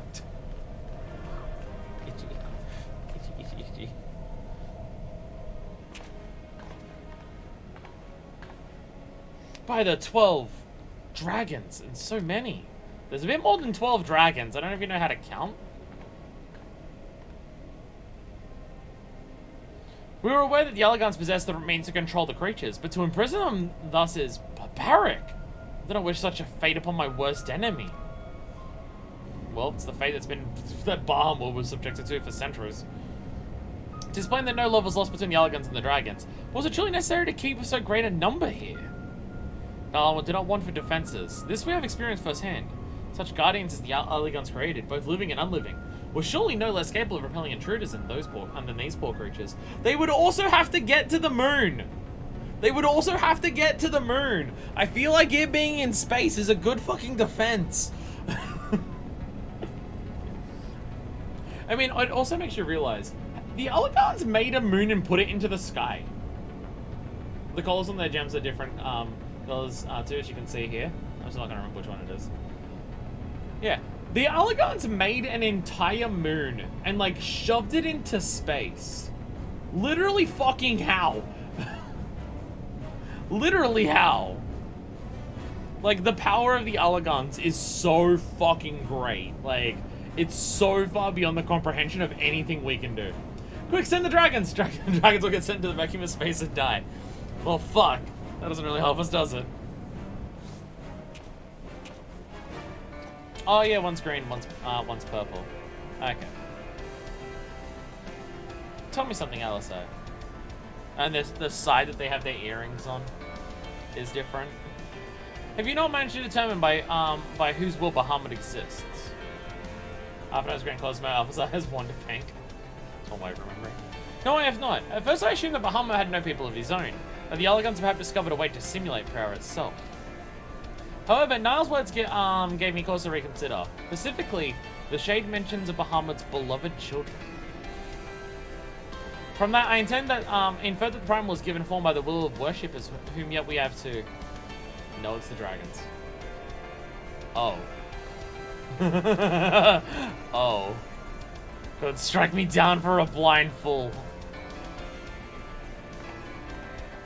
Bahamut's beloved children, right there before my very eyes. How could I be so stupid? Again, I feel like if we're going to try and stop Bahamut from existing, we need to stop all of these dragons too. Yes, I know they need to gorge them on crystals and ether to bring him back. But still though, we should try and get rid of every thrall too. Who else but the dragons of Eld would summon Bahamut? Who else but they could sustain him? And to think I wondered why the Alagons kept him imprisoned here. Even should the flame of Bahamut's life go out, his faithful children would summon him back. When the Just Dragon speech tribe quest. Yeah, we're trying to bring back Bahamut. Do you want to, like, help us with that? And that's just the tribe quest. For this reason, the Alagon Empire kept an army of dragons here in a perpetual state of duress, that they might sustain the Primal's existence. Surely the Alagon's ingenuity knew no bounds, and neither did their cruelty. Again, like, the best way that the Alagons sought to deal with Bahamut is have him summoned and make sure his summoned form never fucking leaves. Which worked while the Alagons were around. It took a couple Astral and Umbral eras, but eventually that summons Bahamut eventually disappeared. Well, it eventually got free. Just gonna keep him there in forever torture so they're forever praying for their god to save them. That's kosher, right? Again, it talks about it brings about the threat of what primals truly are. That the Alagons saw this as their solution. Small wonder that Bahamut was so enraged. Let no one deny that it was man who sowed the seeds of the calamity.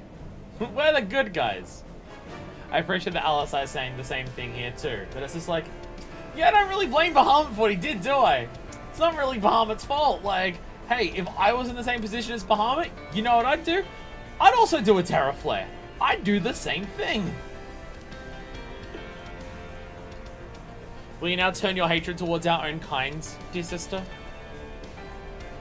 Do not patronize me, Alphano. I merely acknowledge our guilt. Unless you be in any... I mean, it was the Alagons, not us. It's been a long enough time, but I think that, like... I mean, probably not. But... Unless you be in any doubt, I have no intention of allowing Bahamut to lay the world to waste, regardless of the atrocities the Alagons committed against his kind. We have no choice but to eliminate all who worship him, be they his children or his thralls. It seems reasonable to assume that the system responsible for the Primal's regeneration is also responsible for sustaining the captive dragons. If we disable it, all should perish. Let us press on. Yeah, just deactivate the entire thing so they all die. Again, Bahamut could, in theory, be summoned again. That's definitely within the realm of possibility. But also, for Bahamut to be summoned again, there'd need to be this many powerful beings praying to him and just a ridiculous amount of crystal. It's within the realm of possibility. But, like, what is more likely? Enough other beings as powerful as this many dragons gain enough aether and crystals to resummon Bahamut? Or the Bahamut that's currently being regenerated breaks free? What's more likely? Probably the current one that's currently existing, breaking free, as it's currently literally being revived as we speak. Mercy killings are super kosher. At the depth of 6,835 yards, alright, I think we've now extended past the deepest parts of the ocean. You and your companions are greeted by a breathtaking sight. A colossal replica of Dalamud. Spoilers. Believed to be the device which regulates Bahamut's regeneration. The structure forms with lesser, legions of the lesser moon's internal defenses. But through you must go if you're to reach the main bridge. Oh. Oh.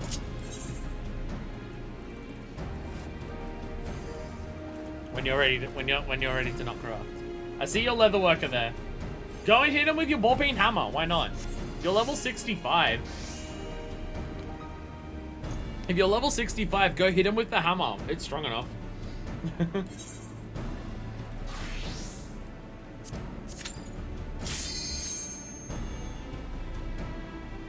One day I'll get my crafting jobs up.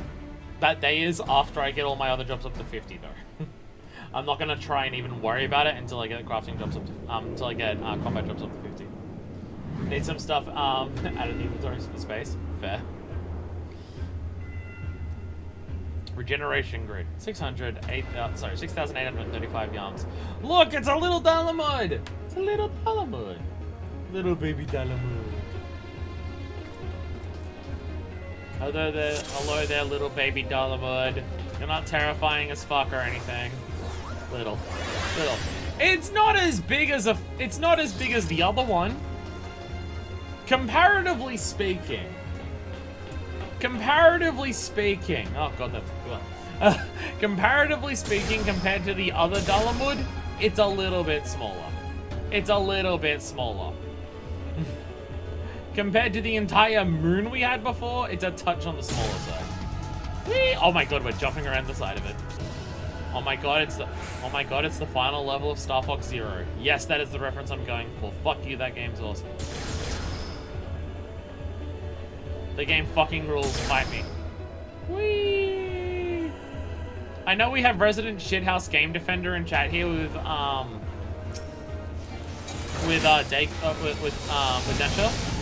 I'm on board for defending shithouse games, and the one that I will defend immensely is Star Fox Zero. Star Fox Zero kicks ass. Fuck yeah! There we go. So I knew someone else would agree with me. Star Fox Zero fucking rules. The fucking Wolfens! Star Wolf's Wolfens! When they do their transform thing, instead of being a chicken walker like the R-Wings, you know what they turn into? They turn into fucking Blade Wolf! It's so cool! You see, Platinum worked on the game too. So of course the Wolfens transform into Blade Wolf. It's so sick! It's so fucking sick! Speaking of so fucking sick, oh god, the aesthetic of these coils is so good. The aesthetic of the coils is so good. It rules so hard. Like, we've seen Magitech stuff before with like the Garlean Empire, but holy shit, has none of it reached what this is. Has a really strong aesthetic. It's so good. It's so good. I guess we have to go the other way.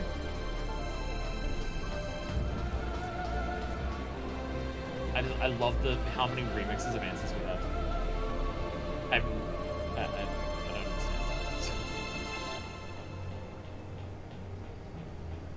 So you choose sprint, I choose take the inner path.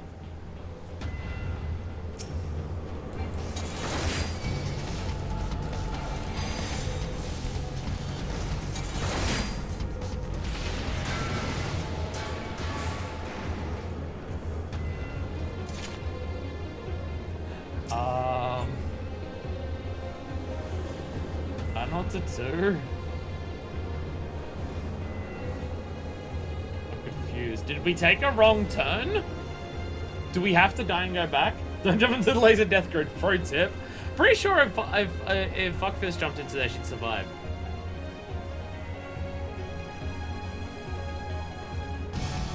Go, go, go! We believe in you!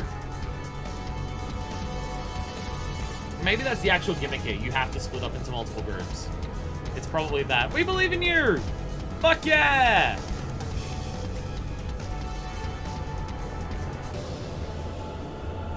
Fuck yeah!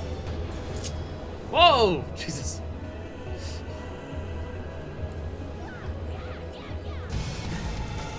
Yeah, okay, that's the gimmick. Yeah. Yeah, that's the gimmick. You have to go both ways. I guess the idea is you send, like, parties of 4 each side.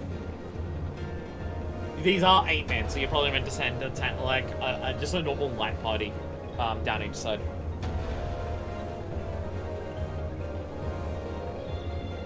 Yeah! Yay! Whee!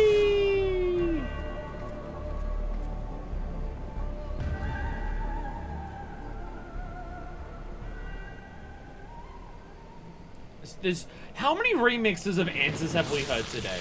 I swear it's like 10. I love it. I love it. Oh my god, that thing looks cool. Can I get this as a mount? Can I get this as a mount? This thing fucking is so cool. Oh no, a Yu-Gi-Oh monster. Oh my god, we're fighting Kaiba.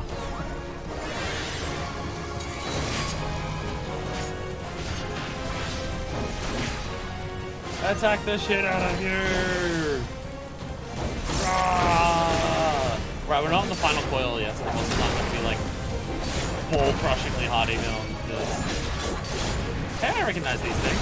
They're like the things in one of those modes for the... Wow. Okay, understood. Understood. Kill the other things and don't stand in the thing. Got it. Got it. I understand now. Kill the ads, don't stand next to the boss. I'm gonna assume it kills you instantly, based on the fact that it killed me instantly. Whee! What's up? Jeez, you guys didn't learn my lesson about the death laser grids. I'm sorry. I'm sorry. I wasn't sure if it was just because your character was just like not a tank, so they couldn't handle it. I had to test. I had to test. Now we know the answer. Oh shit, my control battery is low. Shit. I may not have actually believed me up. No, last time. Can I lock onto these?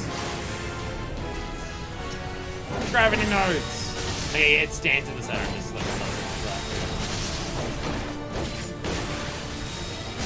Die! Die, you cubes, I guess? Oh god. Oh god. I was gonna say, why is it running away from me? Right, thanks. Right, thanks. You actually have that on, don't you? And then they explode and they go boom!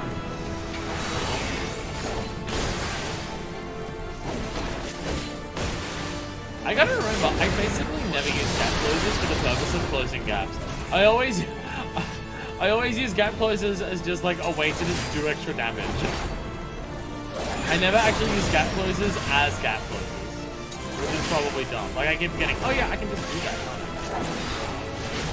I constantly forget that they actually serve a purpose. I haven't had a ton of fights where they've been like immensely useful, or even that I have access to them, because they're usually high level stuff. And we didn't.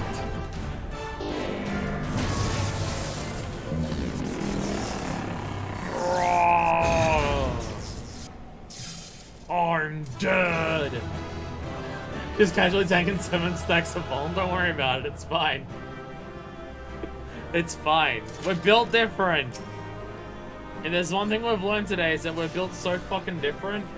Something tether space lasers. It's fine. We're doing so good.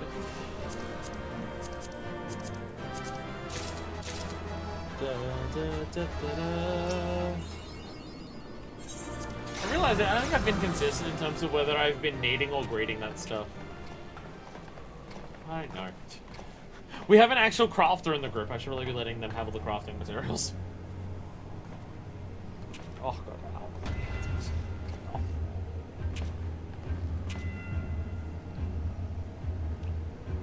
Why, this looks like a model of Dalamud, yes. Couldn't tell that from the outside. For millennia, Bahamut must have gazed at this unchanging view. Trapped inside a prison that was scarcely large enough to contain him. Unable to move, denied the release of death. How his hatred for man must have burned. I can't actually do anything with these until it happens, so today's probably the best. Surely there's a way to, like, get, like, the master recipes while you're still in a realm reborn. Like, you've just got to do that end game grind to get the perfect crafting gear. And that hatred found an ideal vessel in Neo Vandanas. In many ways, Bahamut is to be pitied, not loathed. But knowing the true extent of his fury, I am more convinced than ever of the necessity of our endeavor.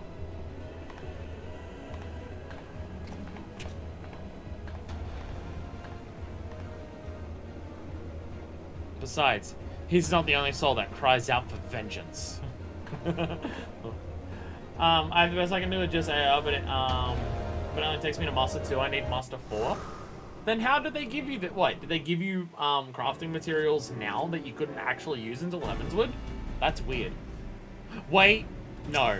You used to be able to exchange those tomestones at Mordona to do stuff. When it started, it was an exchange. It wasn't a crafting. Fair point. Fair point.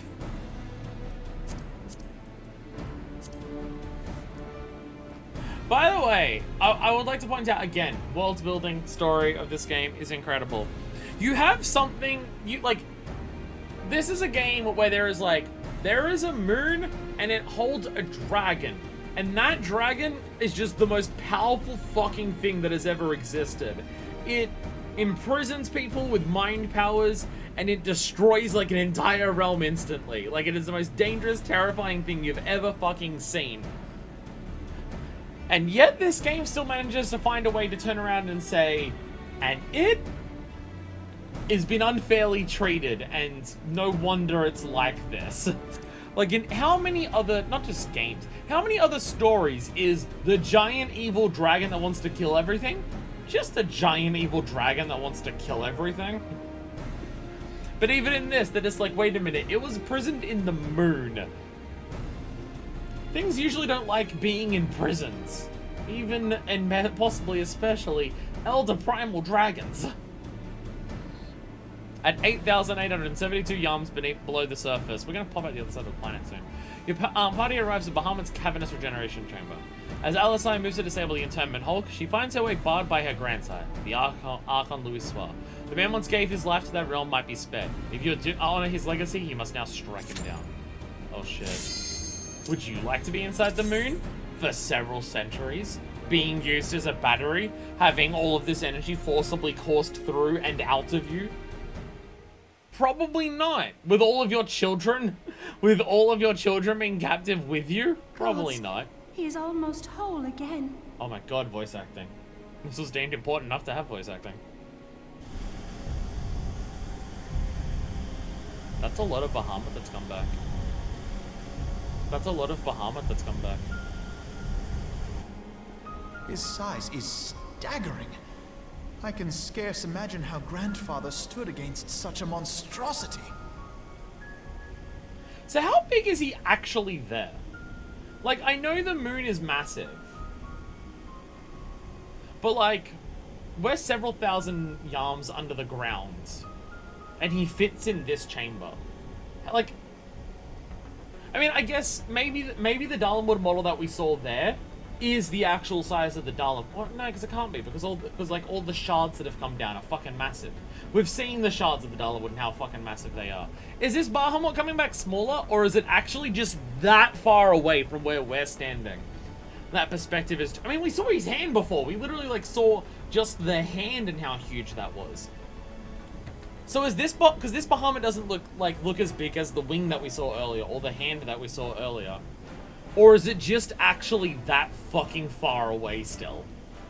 Like, I know we're standing on giant things here, and like it's a far ways away from that. Is it just still really fucking far away from us?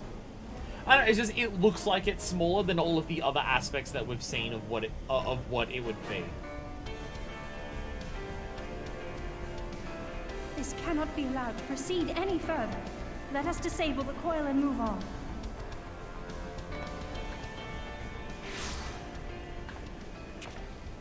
I also noticed when he teleports around, he's Grandfather. doing the Aether teleports. That's what happens when we teleport around with Aethers and stuff. Hi, Louis Soir! No, that man is dead. I will not dishonor my beloved grandsire's memory by calling you such. You are but his twisted shape, the thrall of a mad primal. You were foolish to disregard my warning, child. Are you so convinced of your own righteousness? Alright, Louis Soir, you've done a lot of, like, good guy voice acting. We need you to turn the evil on for this one.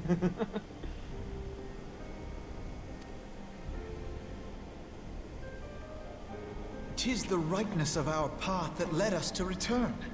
Eorzea will never be safe whilst Bahamut remains to threaten all we hold dear. What of the hero who gave his life in defense of the realm? Do you truly dispute the justice of our cause?" My poor, ignorant grandchildren. Your world is shaped by naught but recent conflict. Listen, and I will speak to you of justice. Is it justice for me to be kept in a mood for several centuries? 'Twas in the twilight of the third astral era. The southern land of Mericidia suffered invasion at the hands of the Alagon Empire. With no atrocity too depraved for their purpose, the forces of Alec were unstoppable in their advance. The Awoken Empire was kind of fucked, actually. Surprising information to learn.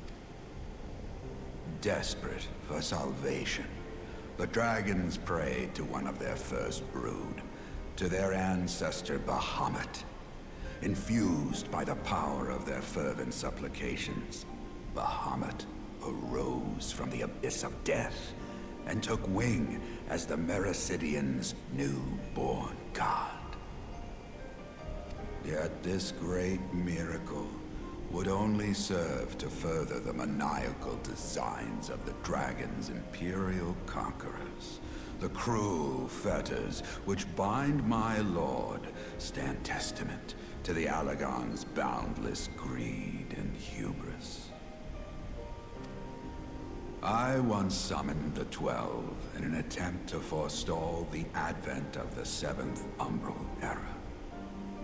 What then did the dragons of Mericidia do that I did not? Wherefore are they accursed and I exalted? 'Tis man's overweening belief in his own primacy that blinds him to the commonness of his condition and the truth of his own tyranny. As long as man is suffered to remain, the dragons shall never be at peace. Damn, this is hyper relevant for going into Heavenswood at some point. Only when the plague of people has been expunged shall the children of Lord Bahamut be free. Then shall the world know true justice. Stop it! Grandfather would never say such things. His belief that people were worth saving never faltered. He had faith in their strength, that they could stand together and push back against the darkness seeking to shake them. Just gotta get the dragon to Ishgard. Now some lots of training exercises. Hopefully, I mean, obviously the dragons around Ishgard and stuff wouldn't be able to summon Bahamut right now because Bahamut hasn't disappeared. Are the dragons gonna try and summon Bahamut when we get to Heavenswood? It's gonna be concerning. A false hope. 'Tis folly to place one's faith in so flawed a race. Okay, Like, I get it. Like, I get it. People in this universe do kind of suck. Like, literally the entire time we've been learning about atrocity after atrocity after atrocity after failing after failing after failing that people have done in this world. I don't know if the response is a giant dragon that can destroy everything in, like, a single attack, though. I don't know if that's, like, a good response either. Stand together? Huh. They would first need to agree on which direction to face. If history teaches us anything, it is that man cannot find common ground between his own 2 feet. Even you, twins, whose veins run with the same blood, struggle to fathom each other's reasoning. You hide your differing agendas behind the convenient banner of Eorzea's salvation. Given your obvious self-interest, can you truly claim no kinship with the oligarch? People suck, but so does Omnissiah. A good old JRPG plot. I mean, this is basically just yet another speech that we're hearing from Gaius, where it's just like, you have a part of a point. Your response is still to kill everyone, though, and that's dumb. And though I hope they might bring you closer, 'twould seem that the twin grimoires I bestowed upon you were a wasted gesture. Not Grimoire Noir and Grimoire Weiss.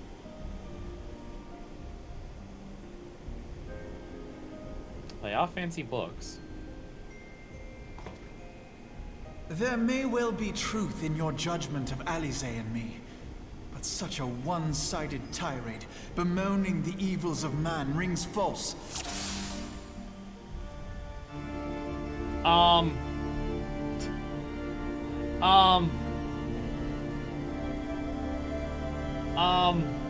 Did someone skip the cutscene?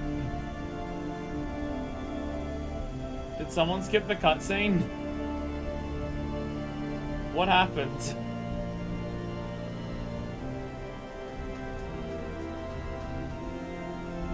How much of that cutscene did I miss? I feel like I missed a lot. Can I leave the duty?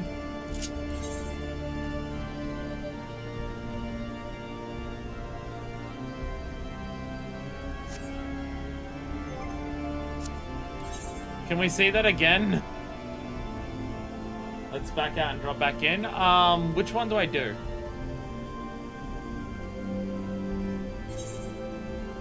Abandon. Okay. I was gonna say it's not 15 minutes, but does it let us do that? Okay. Alright, let's try that again, shall we? I don't know why that happened. I don't know why that happened.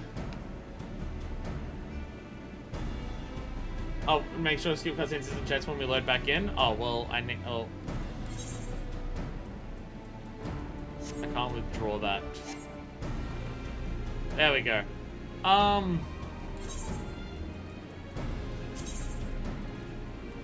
Where is that? Where's that listed? I don't know.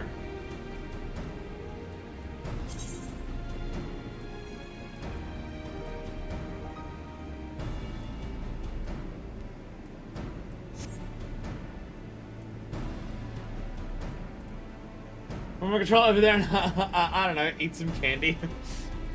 And unfortunately, it's not like a cutscene where we have to watch the whole thing. I can skip until when we get to that point. Not skip, but like quick dialogue. Yeah, I don't know where's skip cutscenes. I don't see it anywhere.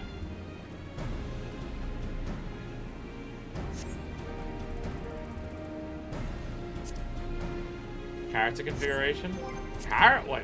My own? Previously viewed scenario ones. Oh yeah, that one. Yeah. There it is. Okay.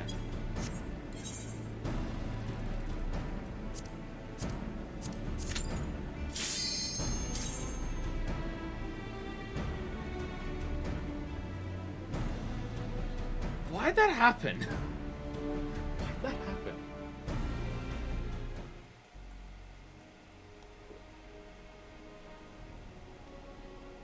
Gods.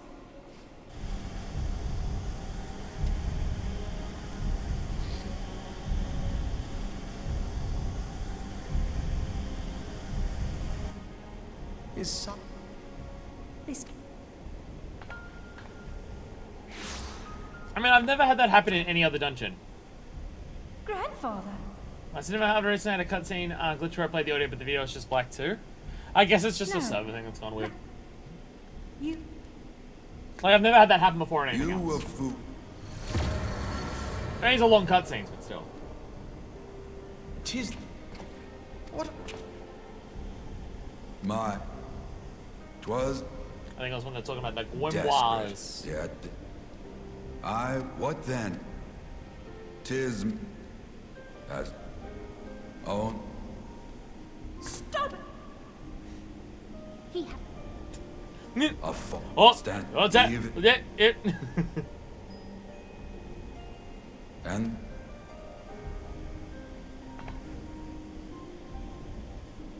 The twin grimoires. The twin was. There may well be truth in your judgment. Tell me, do you champion the cause of dragons because Bahamut compels you as his thrall? Yes. Or is it because you yourself have transcended the limits of man's existence? He's got the glowing red eyes. I'm pretty sure that's thrallness.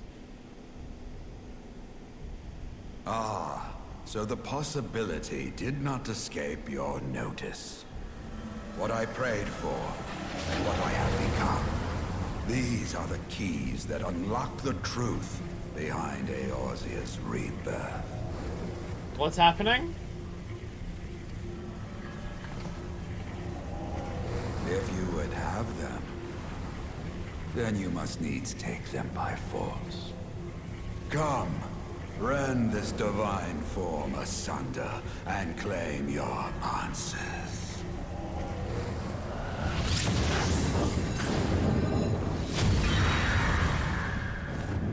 Oh! Oh! That's why the final summoner thing is Phoenix. That's why the final summoner thing is Phoenix. Rend this form asunder is when it just broke for me. But I What the thought... fuck is going on? No. He has become a primal? Wait, so when he prayed to the 12, did they turn him into this? It is difficult, I know, but you must accept it. That entity is no phantom or imposter. It is our beloved grandsire. And he's become a primal that is a phoenix.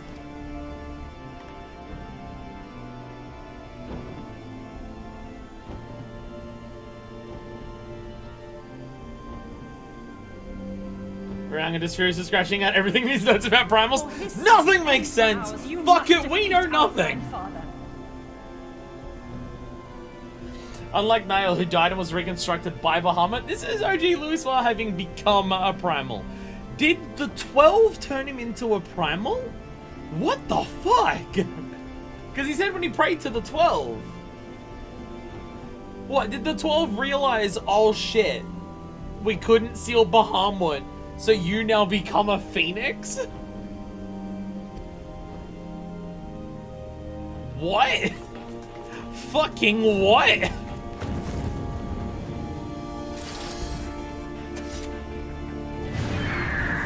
I mean, don't get me wrong, I think it's cool as hell. I obviously love phoenixes, but like, holy shit. So that was my plan for my back tattoo.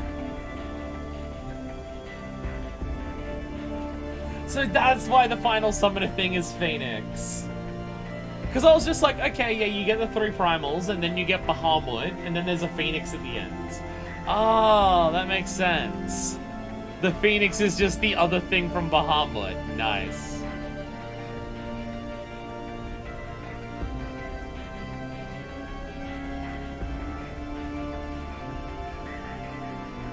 And for some reason that cutscene has struggles playing and not breaking all the time. For some reason. Alright, this will go well. It's not like these whole things is that they can die and come back to life or anything.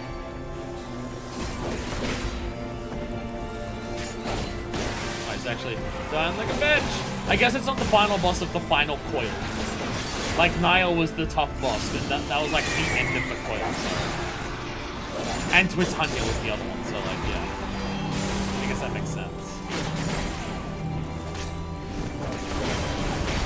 I probably might still kick her ass. Oh god. Things happening. Oh, it's a phoenix of fire and ice! That doesn't even make sense.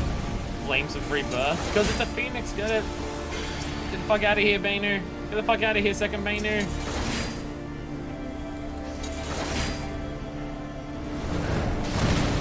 Fire. Get the fuck out of here, Bainer. Bainer look cool. Bainer look cool.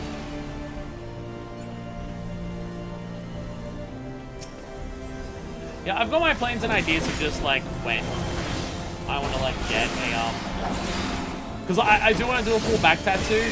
No, not just because of Yakuza. I wouldn't get it done in the Japanese style of tattoos because that's shitty. I'm not Japanese, so that's kind of fucked up to do. But I do want a full back tattoo, and I have my ideas and plans of when I'm going to get it, and I want it to be a phoenix. It won't be like a drawing of it or a picture of a phoenix. It'll be like a symbol. All my tattoos are symbols. And there goes the phoenix! Hopefully it doesn't come back to life like phoenixes do. Oh, it's another sad one. Another sad one. Da da da da da. You murdered Louis Soir, let's fucking go. So that's what happened to Louis Soir. That's why he just like disappeared. That's why he just disappeared that time. Because he got turned into a fucking primal. Wait, can we summon him now? If he's a primal, can we resummon him? If we believe hard enough in Louis Soir? Grandfather is truly gone this time. But better it end this way than the alternative. I mean, not that these two would want to, but still.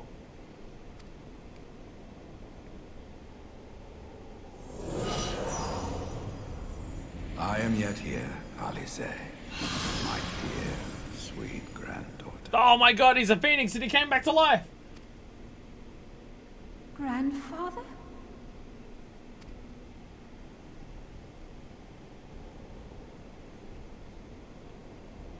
I must thank you, warrior of light.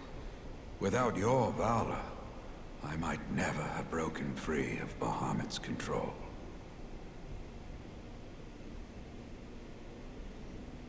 So he was under Bahamut. Oh, also the skills it was using their attacks that Summoner's Phoenix gets. Nice.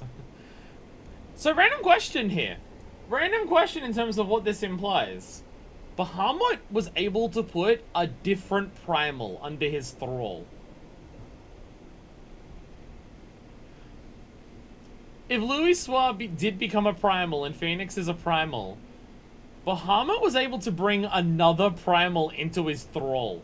I mean, it's Bahamut. I would believe it to be strong enough to be able to do that. But holy fuck. But holy fuck. Even more terrifying. These last few moments are mine, to live as the man I once was. It was the same thing I put with Kyle. You get a bit of chance after you kill them to like... I mean, again, I guess it's like Bahamut relinquishing control. You're dead, so you're useless to me. Fuck you. This is all that I wanted. Yet, now that it is happening, I find myself struggling to believe it. Is it really you?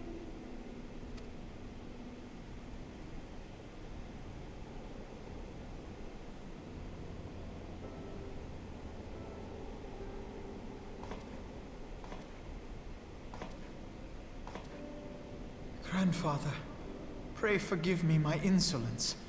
It was not my intent to demean you. Forgive you? I am proud of you, child. You were wise enough to deduce the manner of creature I had become.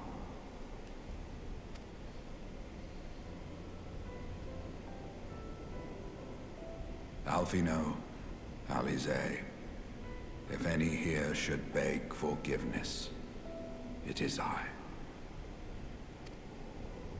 Grandfather, I must ask, will you not tell us what befell during the calamity? It'd be nice to actually know what happened. Yes, yes, of course. You have come far to hear the truth.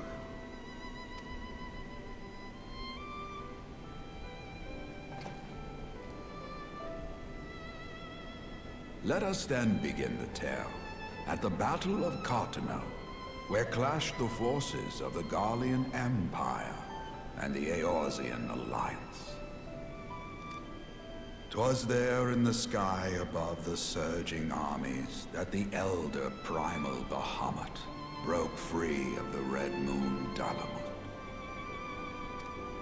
In an effort to contain this avatar of destruction, I called upon the 12 to aid me in the creation of a prison of ether. But Bahamut would not be caged by such feeble bars. Too vast was his might, too fierce his rage.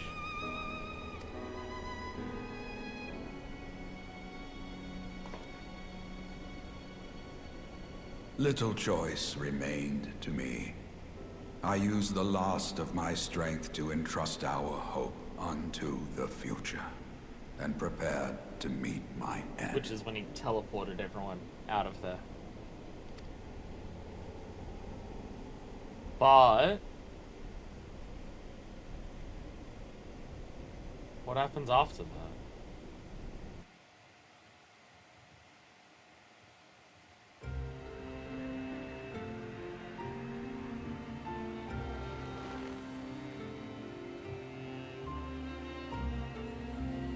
They're putting as much money into these cutscenes as End of an Era. The graphics just jumped up massively from any other cutscenes in the game. This is End of an Era graphics.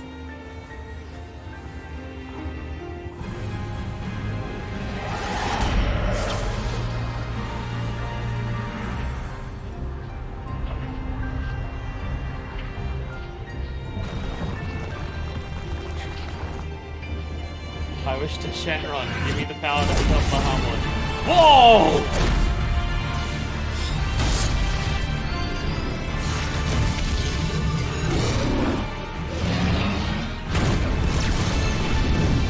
Holy shit!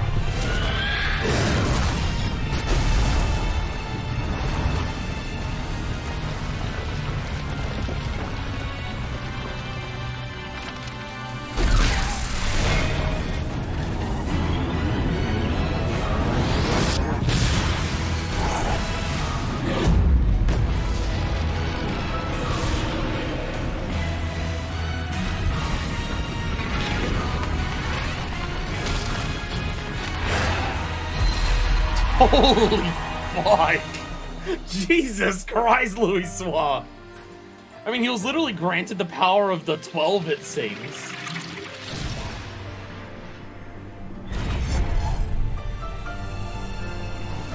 Fucking hell!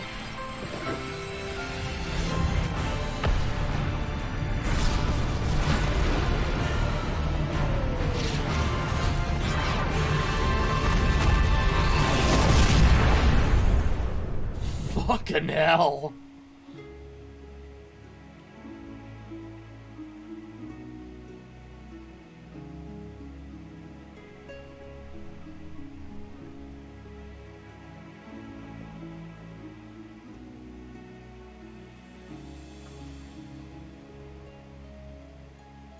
Jesus Christ. It's a lot of fucking money they put into that scene. God damn, Louis Soir. As you have no doubt surmised, I did not perish. When the cage built from the essences of the 12 was destroyed, the sky was filled with a colossal cloud of ether. So all of the grounds and everything that you saw explode and everything, that was the cage that the 12 had summoned. Just, you know, being shattered and stuff because it didn't work. This drifting energy responded to the prayers of those fighting below, and to my own desperate wish that the dying realm be saved by infusing me with the power of a primal. Oh. The wish of the people was strong enough combined with the Aether that he himself turned into a primal. Yeah, because it requires prayer and a shit ton of aether. And there was a shit ton of aether there, and everyone was just like, please don't let Bahamut kill us. I became the immortal phoenix, ancient symbol of rebirth. Everyone in Eos was praying for Louis because everyone knew who he was and that he was trying to save them, yeah. And yeah, and again, this is why he takes on the Phoenix.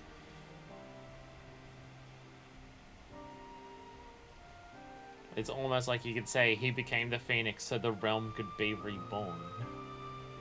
Rising into the sky, I struck Bahamut with all my newfound strength. The blow shattered his earthly form, and a shower of ether rained down upon the land. So is that the reason why he was able to be so fucking strong? Because it was basically everyone in the entirety of Eorzea was praying to him, combined with the amount of aether that the 12 had summoned?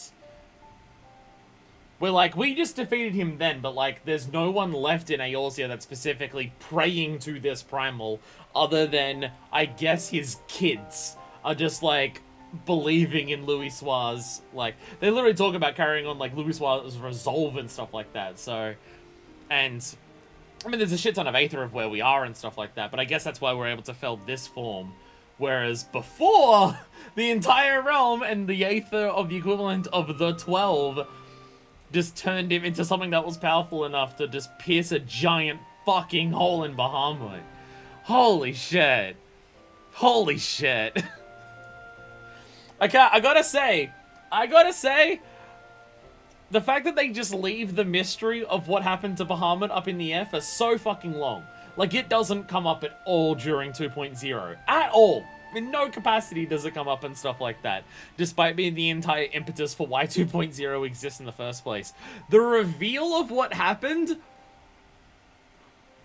surpassed expectations. That is so fucking cool.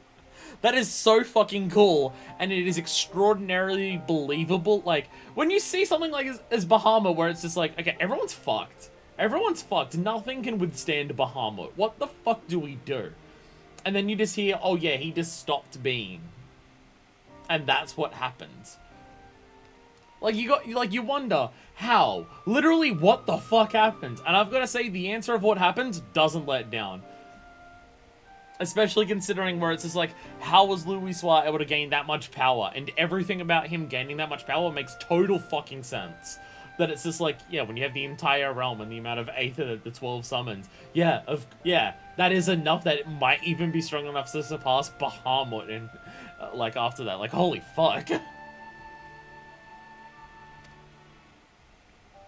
Thus began the rejuvenation of Eorzea.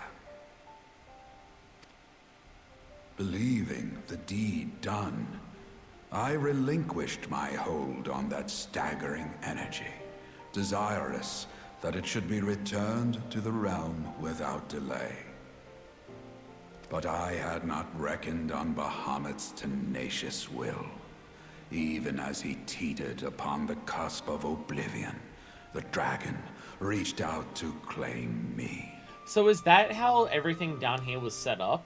Did he, like, thrall you just in time that you then just set about, after everything happened, setting up these coils down here and stuff? Alas, within my fast fading form, enough remained of the Phoenix's energy to offer Bahamut a hold, and he dragged me along in his wake. And thus began your existence as the Elder Primal's thrall. I cannot help but wonder at his will to survive. Though he was all but obliterated, Bahamut found a way to seize the power you surrendered. He was trapped for centuries. He didn't want his chance to get revenge on those who had trapped him for centuries to be done after like a couple minutes of being around and then getting a hole pierced in his fucking chest. That would explain why part of his physical form survived to be entombed underground. It would also explain why Eorzea was so terribly warped. Even as the land sought to restore itself, The returning flow of ether was cut off. Because he was absorbing as much of it as he could. Very good. When his grip on existence was once again secured, Bahamut did not cease his feast until he had consumed every last mote of ether that yet floated in the air. And still he was not fully restored. You must remember that by this time, much of the freed ether had already returned to the land. That which remained was not sufficient to reconstruct so massive a form in its entirety. Just his head. But there did not need to be. Not for a being sustained by the marvels of Allagan technology. As long as some piece of Bahamut persists, the coils will seek it out and continue their regenerative task. Oh, the coils are just automatically doing it. They're designed to never fucking stop. As is probably designed by the Allagans to ensure that he's never actually left free. The fragments of Dalamud appear motionless from the surface, but deep beneath the ground, they had been searching, tunneling through rock and soil towards their escaped prisoner. So they all dug here, like just as machinery to this location. And, as you have observed for yourselves, they found his heart.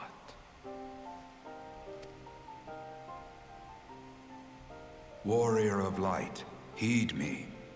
You must put a stop to Bahamut's regeneration. That's my plan. Whether it be for man or for dragonkind. The question of justice is irrelevant. The Elder Primal will leave naught but a smoldering wasteland for both his children and ours.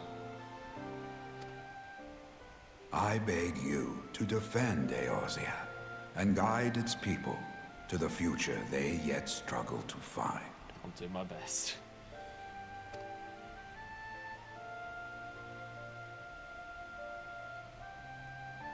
You know, it's at least wiping out the Elder Primal, the stuff that you needed. Basically, as much infinite power as you could get a hand of to kill him. It's fine. It's fine. I'll be good. Don't worry about it. It's chill. I'm sure he won't try and stop. I'm sure he won't try and stop me in any capacity when I go to activate that final, coil. I'm sure it'll be fine. This portal will take you to the final internment hulk. 'Tis time for the tale of Bahamut and his part in the calamity to come to an end.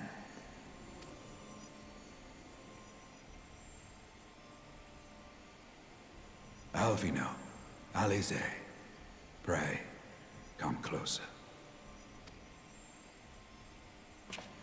At least you get to say goodbye.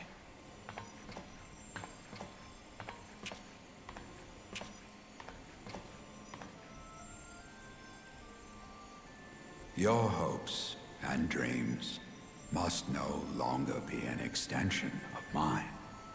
You must needs find your own reason to fight for this realm, your own meaning in this sea of chaos.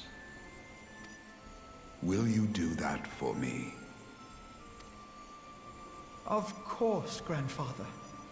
I have already made it my mission to see this newborn Eorzea survive and flourish. We have the worm awoken.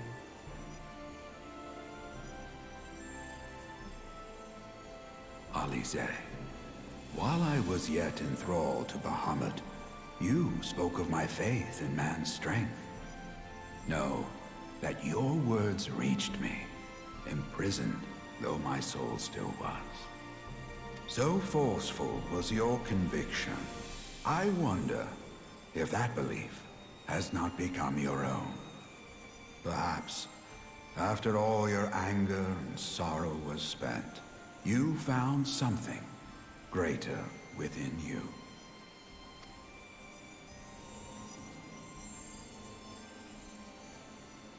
See this fight to its culmination. 'Tis also your strength, in which I have faith. Try to do you proud. thank you for everything. Pray, take your rest, grandfather. You deserve it. Anything you want to say to our parents? What? There are records of an art that allowed one to summon the power of a primal from the essence of its demise. That's why they're summoner. That's why they're summoner. And though I am no true primal, all that I have left, I give to you. Alfino. Alize. My darling grandchildren. May Light's blessings ever keep Got a book at the background and is summoning the protect ages. you.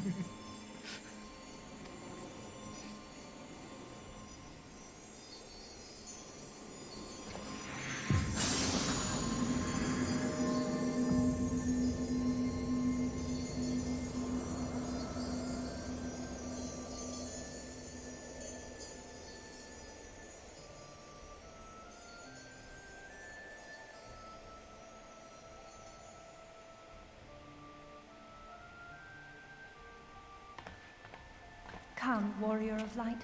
Our task remains undone.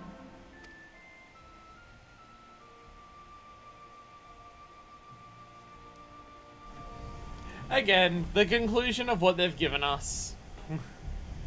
The conclusion of what they've given us. So for the final, we're just gonna go in, turn it off, and leave, right? I imagine it'll be perfectly fine, and nothing will go wrong. Also, I appreciate that they give you the option to go to it right now. Yeah, like, yeah, the conclusion of what they've done for the ending of, like, the massive fucking thing that we started with, this is really good. This is really good, and I really like it. It's done really well. Restored to his senses in defeat, Louiswa used these final moments to send your party to the main bridge of the final interment hulk, there to banish Bahamut once and for all. Yet, the end of your arduous journeys inside, doubt not that, but the cornered primal will lash out in his unbridled rage. You order to overcome this terrible foe, you and yours must be of one purpose. Join now your hearts and mind, and sally forth to bring the several Umbral era to its true conclusion. For the future of Eorzea! And then after this, we do some Beast Tribe quests, right? No. We're gonna do this and end it here today.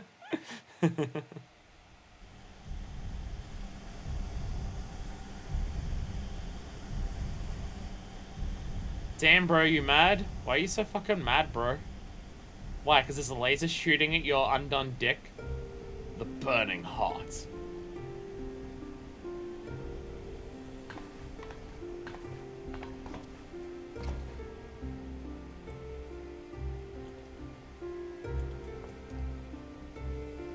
"'Twas a long and arduous road, but at last we reach its end. Farewell, Bahamut. I banish you back to the ether." Get fucked, shithead.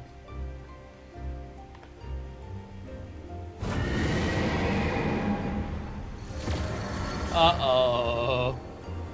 Uh-oh. It's not gonna go quietly. I did not think him capable. He's not happy. Yeah, destroy it. Destroy it so we don't have to turn it off. That would be helpful. Didn't know he could talk back. Alize! How that hurt. I had thought it finally over.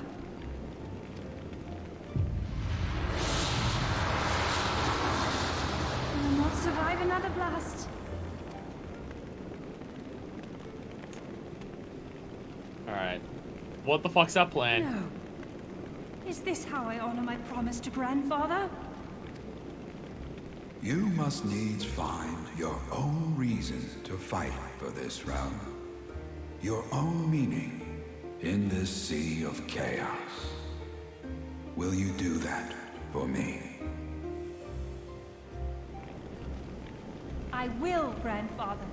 In fact, I believe I already have.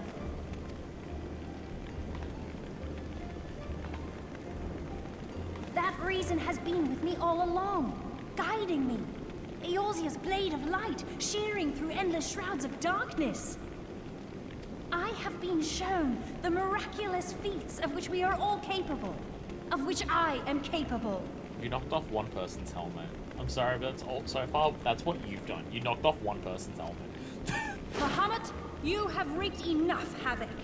Come on, use the summoner skill to summon FFXIV. I will not let your wrathful fires consume all that we know and love.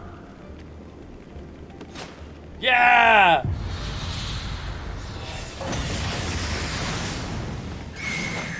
Yeah! Oh, we got a shield. Oh, it's the same shield that he did. It's the same shield that Louis Soir did when that actually happened. How long I have waited to hear you say that. You have found your resolve at last. It's the same one that he did, because that's what he had to do before. Or is that maybe not him, but I think he also did it. But Kane Senna also did it as well. 10% mitigation, 10% less damage. Now we'll survive the attack.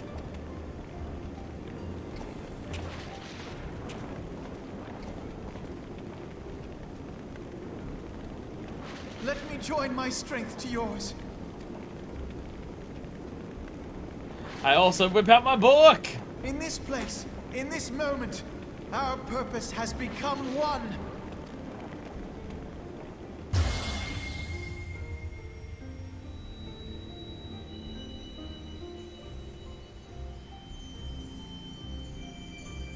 Our twin books.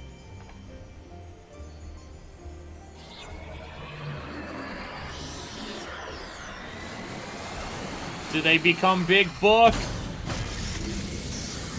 They become big book!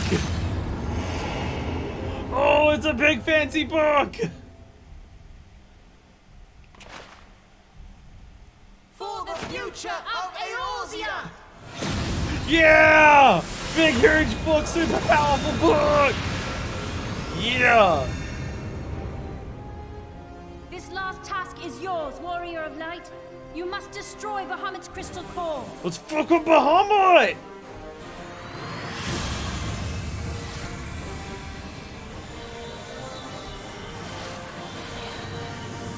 It's kind of bright. Let me look at it with my eye patch side so it doesn't blind me. Oh shit, we're getting the power to fly again! Oh. Oh, we're flying inside of its heart. Kill it from the inside! Oh shit. Oh shit. Look at all those people that aren't teleporting in with us. Definitely the whole 8-man squad came in, right? Just looks behind us. Where's the other 5 fucking people? Oh shit. Oh shit. Oh, this is actually happening, isn't it? Oh, we actually just get to fight Bahamut himself. Oh, fuck. Oh, fuck yeah, let's fucking go. Bahamut Prime. Come to bargain, do you want to get my book? I will capture you with my book. Ah! Oh, this is so fucking sick. Seriously, the people who, like, first got here doing this must have been losing their fucking mind, I swear to God. I know I would be. Hell, I'm doing that right now. Giga Flare? God.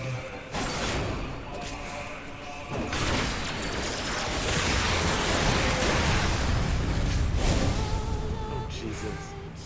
Oh, the music. I feel like I should really get away from that. Oh! Oh, it targeted someone else during that.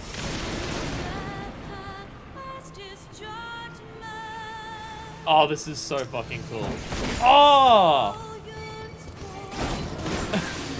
It's the other, like, we actually get to, like, see the other dragon tribes. We get to actually see some things from the Dragon Tribes back in that in the 4th era. Nice. And the music is no longer a remix. I'm pretty sure it's just the actual song.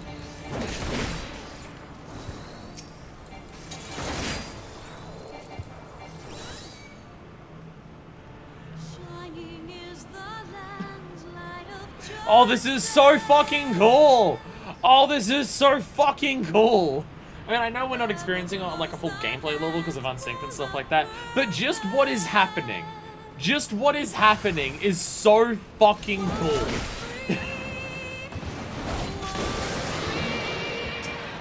Just like what it is that is here is just so fucking sick. And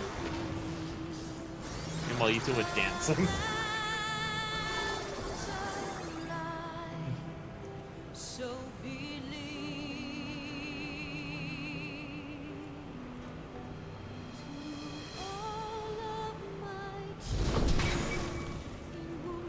Uh-oh. I don't know what all that means, but I'm scared. Ah! Ah! What, did any of that do anything? They hit me and I don't even think it did anything.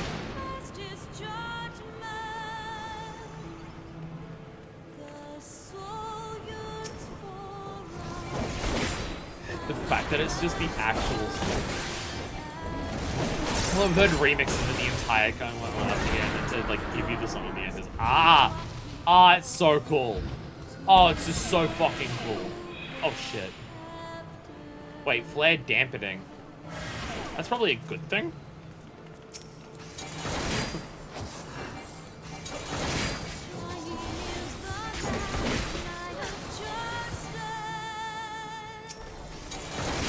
Don't know if it's a good thing.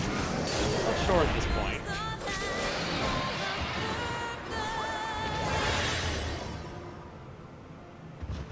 Show yourself, Bahamut. I will kill all of your children if needs must. We're slightly see-through in this. We're slightly see-through in this. Look, you can actually, like, partially see through all of our characters. We're turning ethereal in here.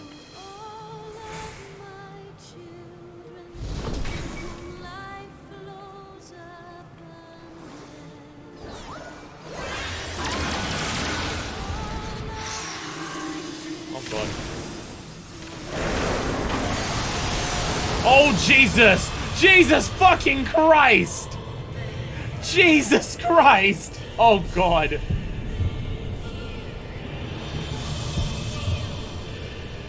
Oh, our healer died. Oh shit. Oh fucking shit. Oh my God. Fucking hell. I guess the idea is you got a time limit on that entire thing. You better be in that circle when it ends. And kill everything else that stands in your way. Blade dampening might have been important after all. At the very least for the end part. Oh, it's doing Upmorn. I know that skill because it appears in the what's it called?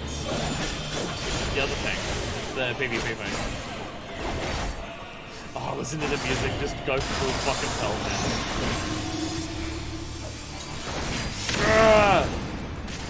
Die, Bahamut! Oh God, I died right at the end. It knocked me out right as we killed it. Die, Bahamut! Get the fuck out of my realm!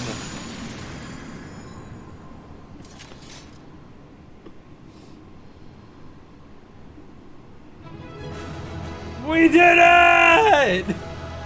We fucking did it! We've saved the realm from Bahamut, but like for reals this time. Oh, I guess I wasn't knocked fast enough away to actually die. I wasn't knocked fast enough away to actually die. Oh, what is this? Oh, wow. Oh, wow. Look at this fucking thing. Jesus Christ. Jesus Christ. Look at that fucking bow. Holy shit. Also, just look at this. God damn. Oh, god damn. God fucking damn. Oh, it's just so cool. It's just so cool. Like, really wondering what they could do to, like, finish off the story of Bahamut. The thing that, like, literally wiped the realm out and restarted it. And fucking hell did they do it well. Fucking hell did they do it well. You did it!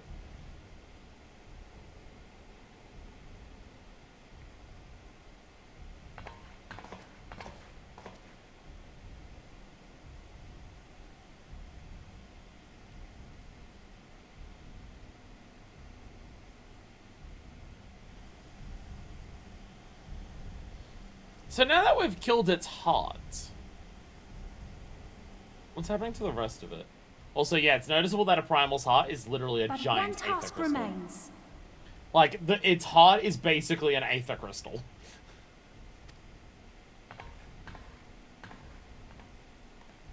It looks just like the aetherites. Or the Heidelin and Zodiac crystal. With this last coil disabled, there shall be naught left to bind Bahamut to this world. His beloved children will finally know peace.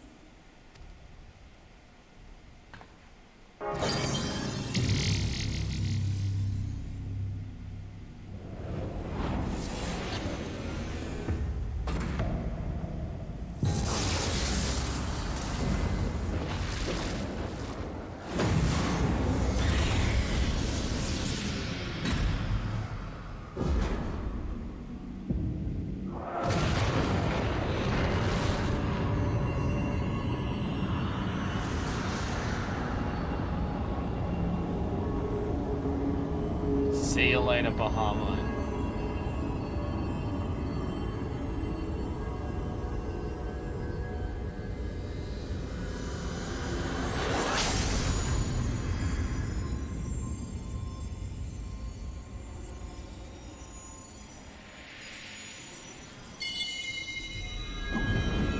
And the heart's going with it too. Yay!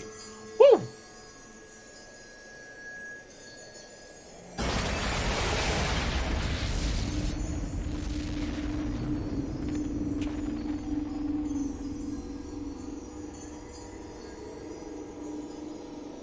Actually did it. We actually got rid of Bahamut. Holy fuck.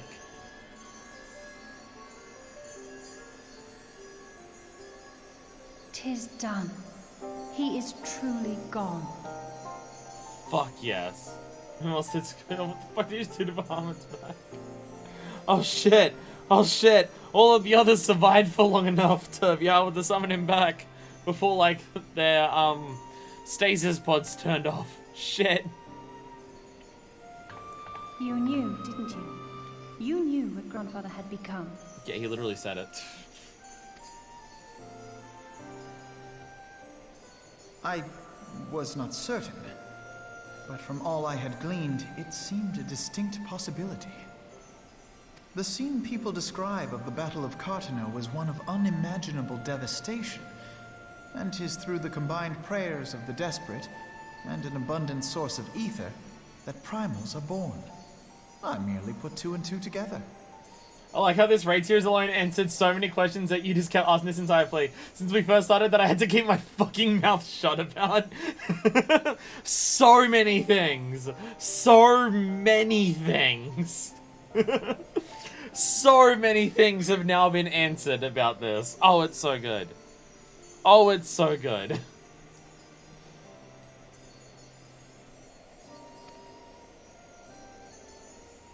And you consider that a sufficient explanation? It was one of unimaginable devastation. However, it was the Garlean's intentions.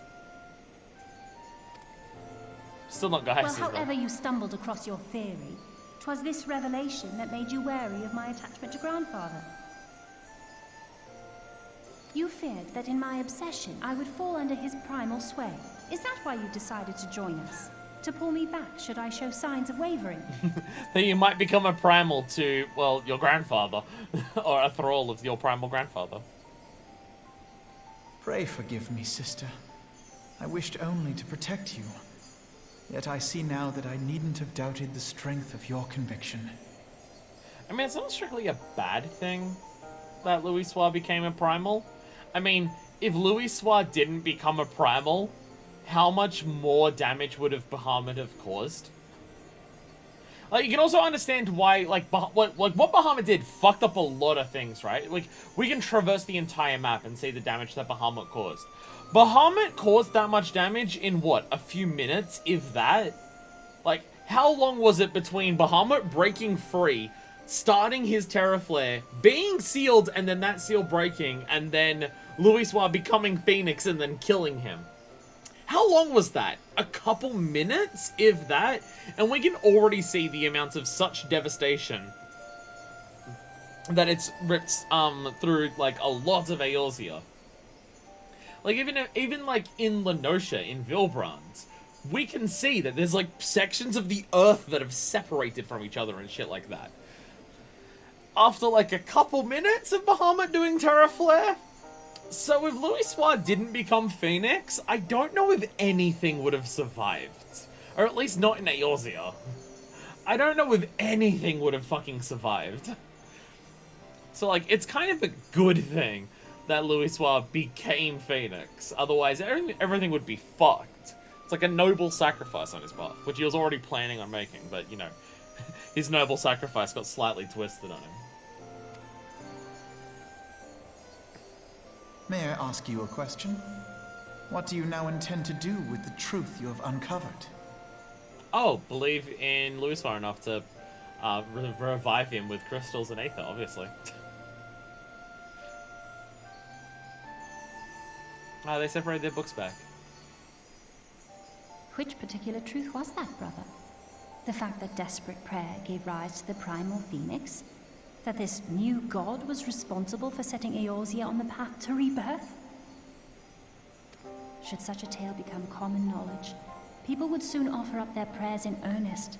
They would beseech Phoenix to complete the healing that was begun. That's 1000% what would happen, yes.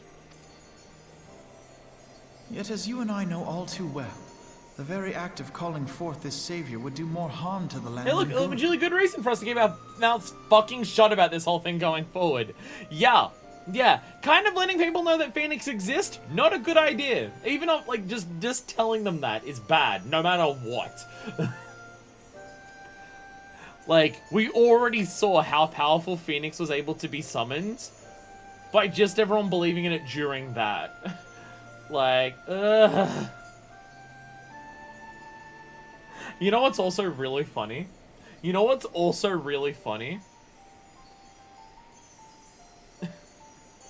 The thing that Gaius was saying about doing, redoing the trick that served us so well at Cartano by summoning down to 12 as our own Acons. Lol, Lamau. The people of Eorzea literally brought a new icon into existence at Cartano. Like, Gaius thought that the icons that we summoned at Cardano were the 12. Which, a little bit, but we literally also made a new one. We literally made a new one at the same time, too.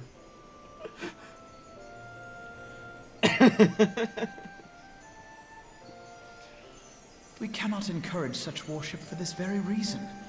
Were Grandfather forced to return as an ether-draining primal, it would undo all that he had worked to protect. Would literally have to just kill him again.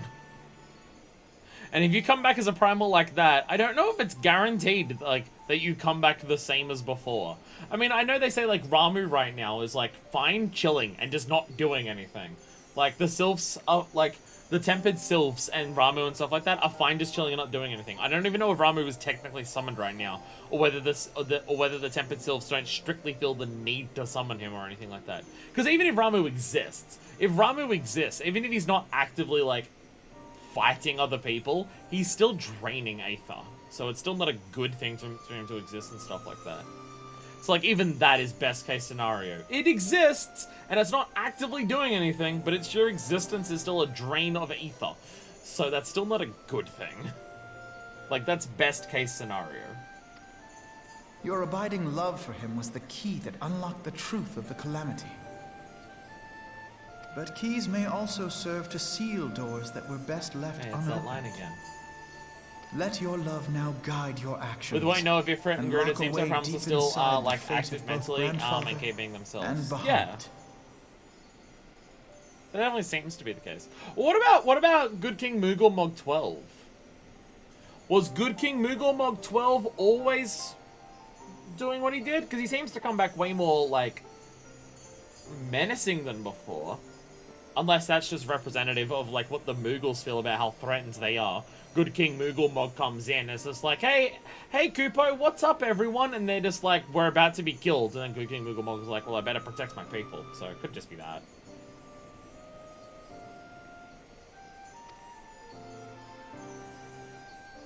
I love this idea of just, like, lock away and don't tell anyone what happens with Bahamut or Phoenix. Hey, summoners! Let's summon the two of them!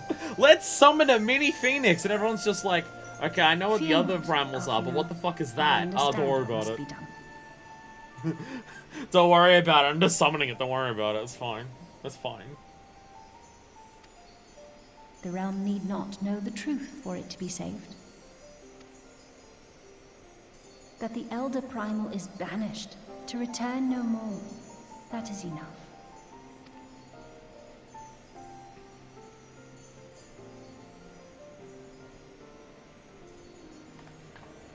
Let us make our way back to the surface. Poor Orionje must be beside himself with worry.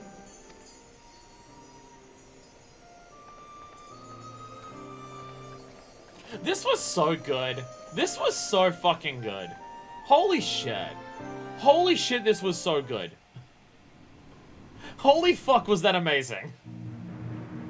Like, I know from a gameplay perspective, like, I didn't get to experience it at full tilt, because I'm not doing the real shit. But also, literally no one here has cleared it at full fucking tilt. So, like, fair. But, like, just from, like, a story perspective, and just sheer what was happening, like going that far underground, exploring the chunks of the Dalamud, seeing all the other stuff there, getting to fight against Nile, getting to like see Louiswa, and like the story elements and just like the shit that's happening. Like, look at that final fight against Bahamut Prime and just like the shit that's happening in it. Like, you get to see it in this guy doing Terraflare and shit like that, and it's just like,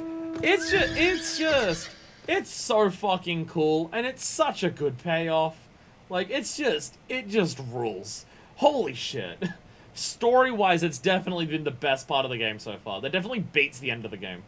Like that beats, like, everything to do with Gaius at the end of the game. That was just so fucking sick. In spite of your presence, I must confess that there were moments when I feared the worst. But in the end, you plucked us from the flames and bore us safe onto victory, just as you always have. As for Alice, I've never been more proud to call her my sister. Alice's path would bring the tale of the 7th Umbrella Calamity to a close. And here we are again, after the descent into darkness. The desolation of northern Thanalan seems paradisal. As promised, I shan't reveal the truth of the Calamity to a single soul. However, the nations of Eorzea will require certain assurances that the threat of a new primal is gone. Kept in the dark over long, it is only a matter of time before they seek answers of their own accord. Let us recommend that the fragments of Dalamud are sealed off, that the truth may rest undisturbed. But first we must go and report to Urianka. It will not do to keep him in suspense. I dare say we shall find him pacing up and down the cerulean processing plant. He's probably wondering how we're not fucking dead. He's probably scared that we're very fucking dead.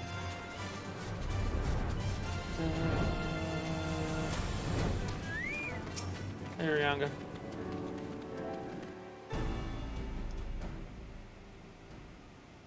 Ah, the warrior light returneth undimmed from the depths of darkness. By thy triumphant bearing, I take it thou hast succeeded in thy mission. And yet thou art alone. Mistake me not, dear friend. Full glad I am of thy safe return. But where, pray, are Master Alfino and Mistress Alice? Alice? They're here. They're beaten to death. Look at them. We come back totally fine. These two come back just like burned and scarred and shit.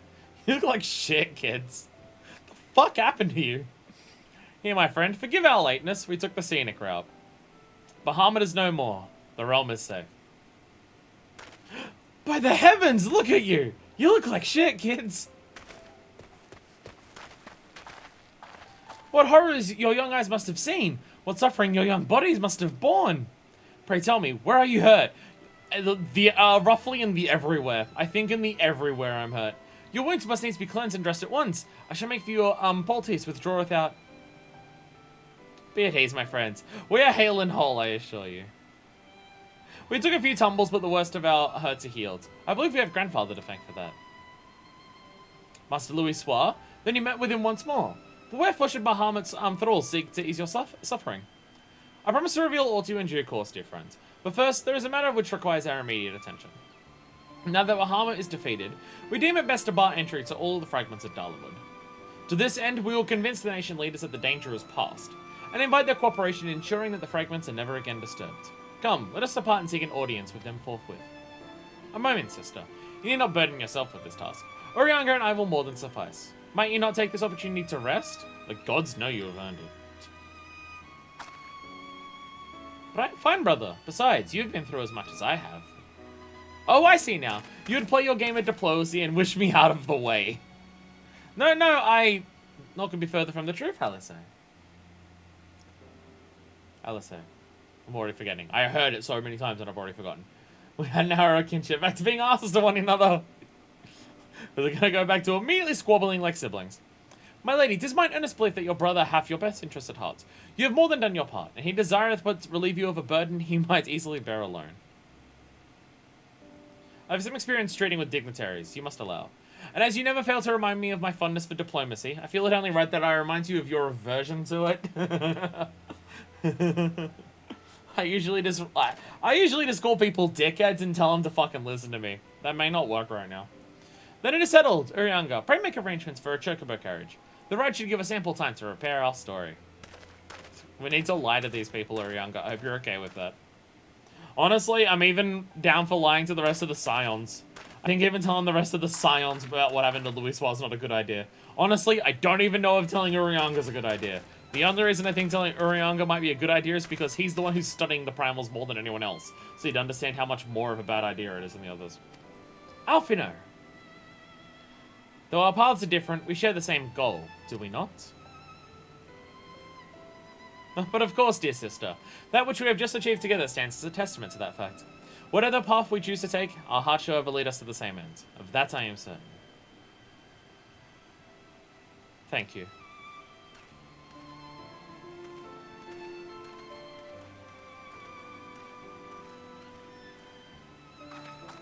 There is a place that I would visit. Might I ask you accompany me?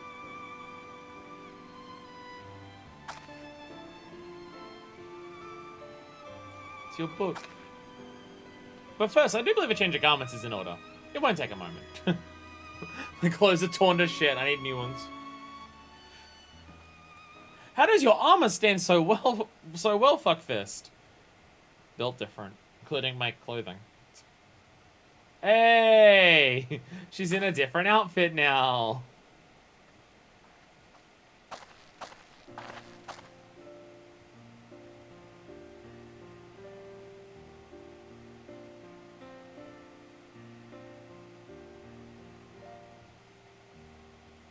The landscape is the same. Of course, there is no reason that it would be otherwise. Though it would be poetic for the fragments to magically disappear, I am well aware that they shall remain long after you and I are gone.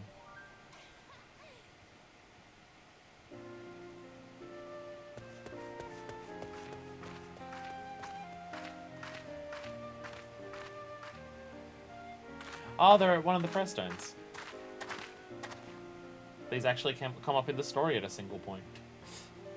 I know this is important at 1.0. I know. The world may change irrecoverably, but life shall ever go on. Let us take a closer look, shall we?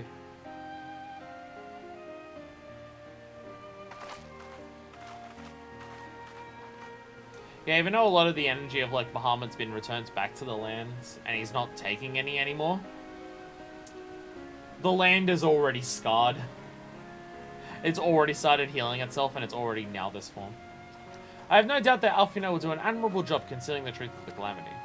And such truths as were revealed in those dark depths will never see the light of day.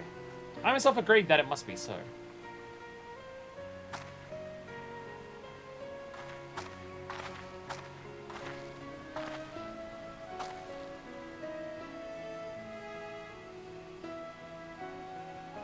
But the thought that the people of Eorzea shall forever remain ignorant of their savior, of your deeds.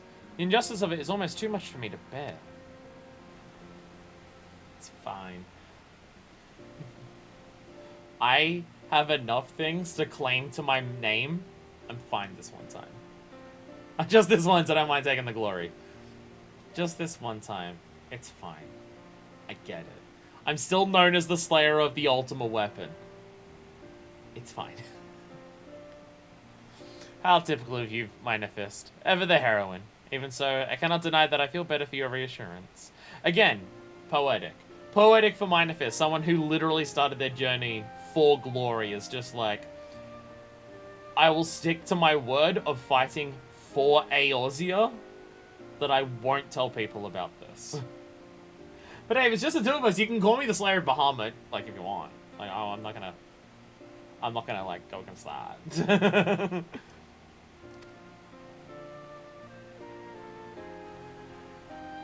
But I want you to know that I'll never forget. You're the one who freed Grandfather's soul and saved the Eorzea from Bahamut's wrath. And though these great deeds will never be remembered in song, their consequences will be felt forevermore by every soul who calls this realm home.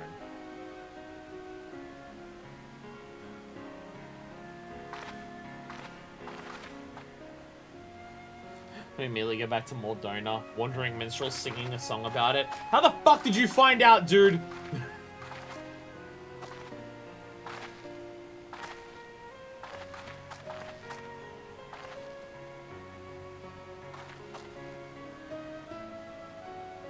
Yes, this spot will do.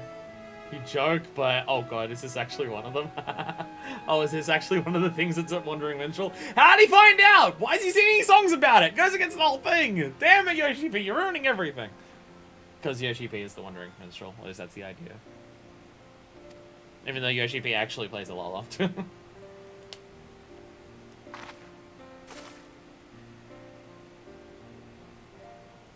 For Grandfather, Niall, and the dragons of Mericidia, for all those who were taken by the calamity.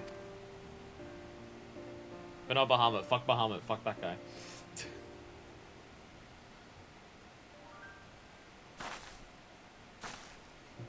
For all of you combined, I give you a single flower.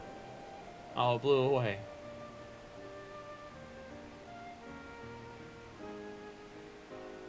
At long last, our struggle with Bahamut is over.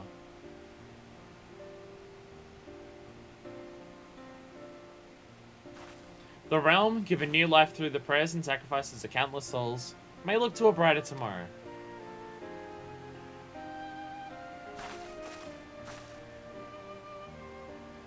When the dust of our adventure is settled, I shall embark on a journey. I mean to find my own reason to fight for Eorzea. And when I do, I will fight a lot with all my being. For Eorzea. You've done so much for me, Minor Fist. One day, I hope to be able to repay you in kind.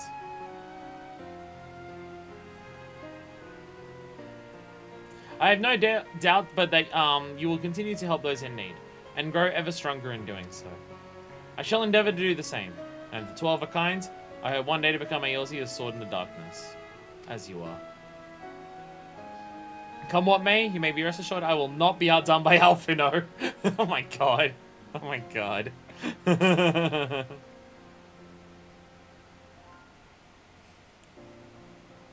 See, we know she gets up to a lot of shit because she's literally been mentioned in 2 different job quests that we've started for like later job things.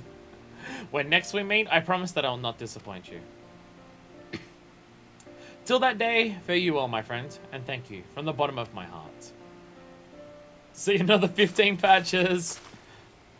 Can't wait for the story to remember you exist again.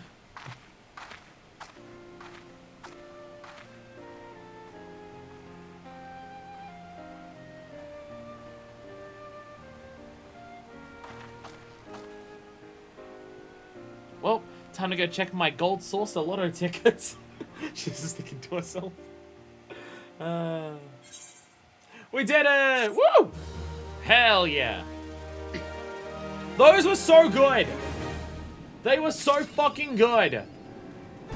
Uncoiled. But for me, it was Tuesday. Check your recent achievements. Oh, we probably have so many of them. We probably have so many of them.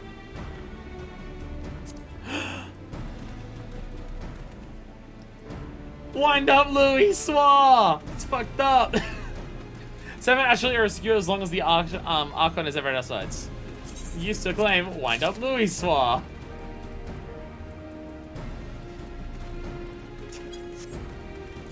Let's go! Wind up, Louis Swa. Where are you?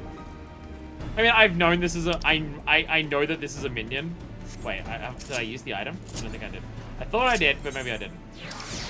No, I didn't use it. And the title for clearing it is The Final Witness. Okay, that's cool too. Well, I've known Wind Up Louis as a minion because I've literally seen people walking around with it before. I didn't know you got it. I thought it was a shop one, honestly. When asked why the Goldsmiths Guild began manufacture of the Wind Up delivering Moogles before ever drawing up the designs for their Wind Up Louis Swallow, the single greatest hero in the history of history, Guildmaster Serendipity replied, Moogles are cuter.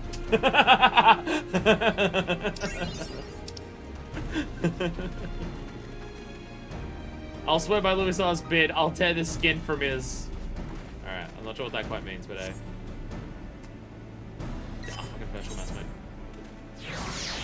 I've seen people with the Wind Up Dalamud, those would be dope. I think someone mentioned before that Wind Up Dalamud is from one of like the art books or pre-orders or something like that, so we can't get it, sadly. Hey! Wind Up Louis Swa! Look at him go! We did it! Those were so good. As the best story content we've done so far. Those were fucking great. Those were... They were so fucking good. They were so goddamn good. Antelope Staghorn? Wait, where'd you get this from? Wait, why am I getting a horn? Why am I getting a staghorn? Wait, what? Where'd you get that from? What? I found it, don't question it. I'm going to question it. Where'd you get it? Did you want to use it yourself, Deku? Oh, yeah. It's a mount. Well, do you have multiple? I already had one. Oh. Wait, how did you give that to me? Where do you get it? That you can give it to me. I don't know if I've seen a single mount that is that hasn't been untradeable so far. Where did you get one that's not untradeable? Oh my god. Oh my god, that's adorable. That's adorable. Mine's bigger. If I can remember where my mount button is. Right, I don't actually have mount guide open yet. Antelope Stag! Swift and sure-footed antelopes have been favored as mounts by the tribes of Abalanthia's spine since ancient times. In recent years, ancient magics have also made it possible for these creatures to fly, so long as the rider has sufficient reserves of aether. They can fly with aether! Woo! Gotta have explanations of why they can fly. I may have randomly dropped one on Deku's head because I had an extra and I was running by Deku in the hallway. Where did you get the tradable? How did you get these? Where did you get these? By the way, look at it go. Yeah, let's go. Where do you get tradable mount things from? Again, I haven't seen any of those.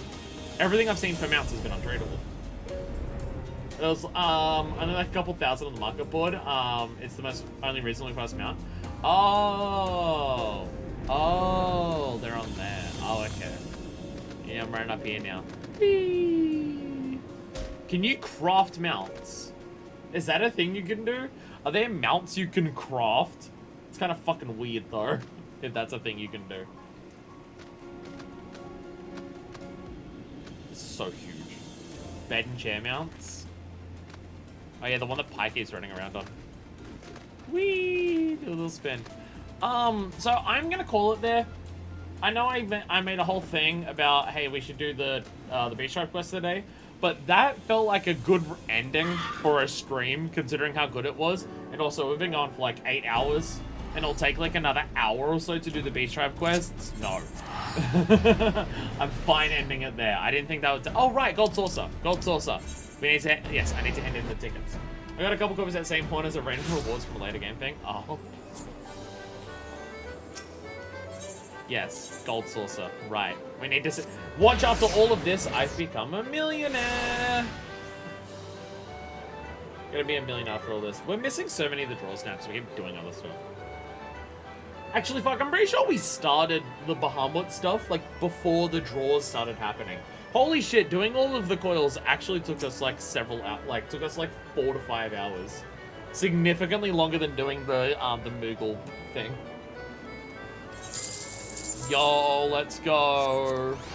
1,000. Yo, let's go. 1,000. Yo, let's go. Triple consolation, baby.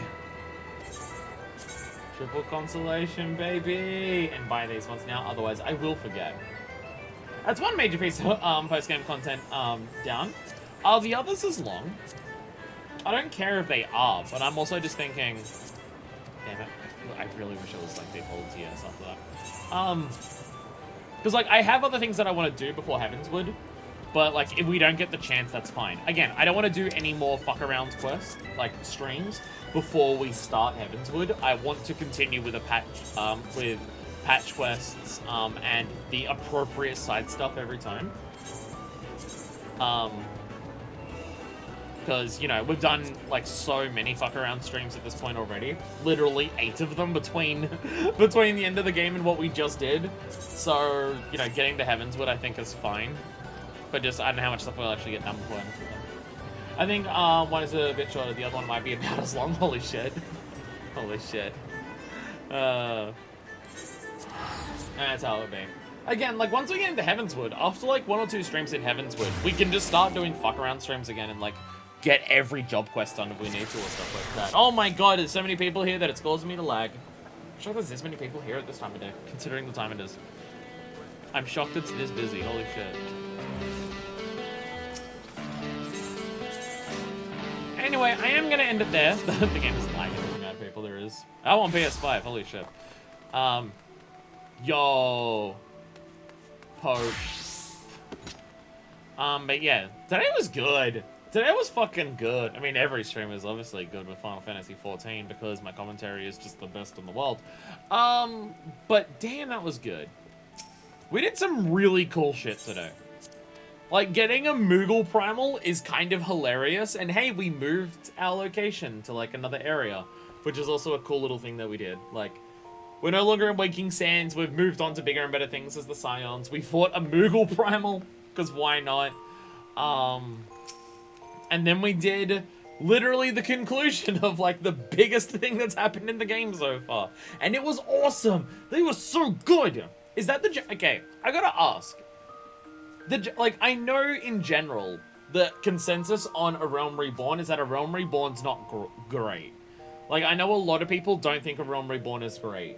What do most people think of the coils? What do most people think of the coil raids? Do most people agree that they're fucking awesome? Or are they kind of not that liked either? Because it's like, if people don't like Realm Reborn, people love Course of My Knowledge? Fuck yeah! Fuck yeah! Awesome, okay, good. Because again, the general consensus on A Realm Reborn is But no, the coils were fucking sick. Again, even with, like, we didn't even have the gameplay elements of it massively because we weren't doing the proper raids, because they're way too hard for me to just randomly jump in and start doing it right now. And also, we don't have a full proper squad. I definitely knew that of the major post-game content stuff we had to do, coils had to come first. Yeah. Yeah. I mean, literally the end, like, the final cutscene of 2.0 is Bahamut's Roar. So it also makes sense to go next. But yeah, oh, that's so good. Like, it's just, even just the stuff that happens in the gameplay, even outside of, like, dealing with mechanics and stuff and how enjoyable that can be. Even just the stuff that was happening from a gameplay perspective was so fucking sick. Like, the actual fight against Bahamut, like, you get to actually fight Bahamut, and he's right there, and you get to beat the shit out of him. And then he starts summoning, like, old versions of, like, the dragons that used to exist in the realm, like, centuries upon centuries upon centuries ago. And then you actually get to see him cast Terraflare at you. Like, it's just, it's so cool. And it's such, like, a good conclusion. Because, again, you go for so long just being like, how did that get resolved? Bahamut was on a tear. How did that get resolved that he's no longer around? And yeah, the answer being Louis Soir gets turned into a primal, a thing that 1000% makes sense with what we've already been told about how primals work in this game. And, like, you get to, like, and they put, like, that cutscene for Louis Soir becoming Phoenix is as good. Is, like, as, like, they put, like, the quality and fidelity of that is as good as what they did for, the actual end of an era cutscene. Like, they really just continue it, like, they don't show it in-game engine. They do a full pre-rendered cutscene with just over-the-top shit. And just show him just, like, fighting back against the whole thing and just piercing him and shit. It's so cool.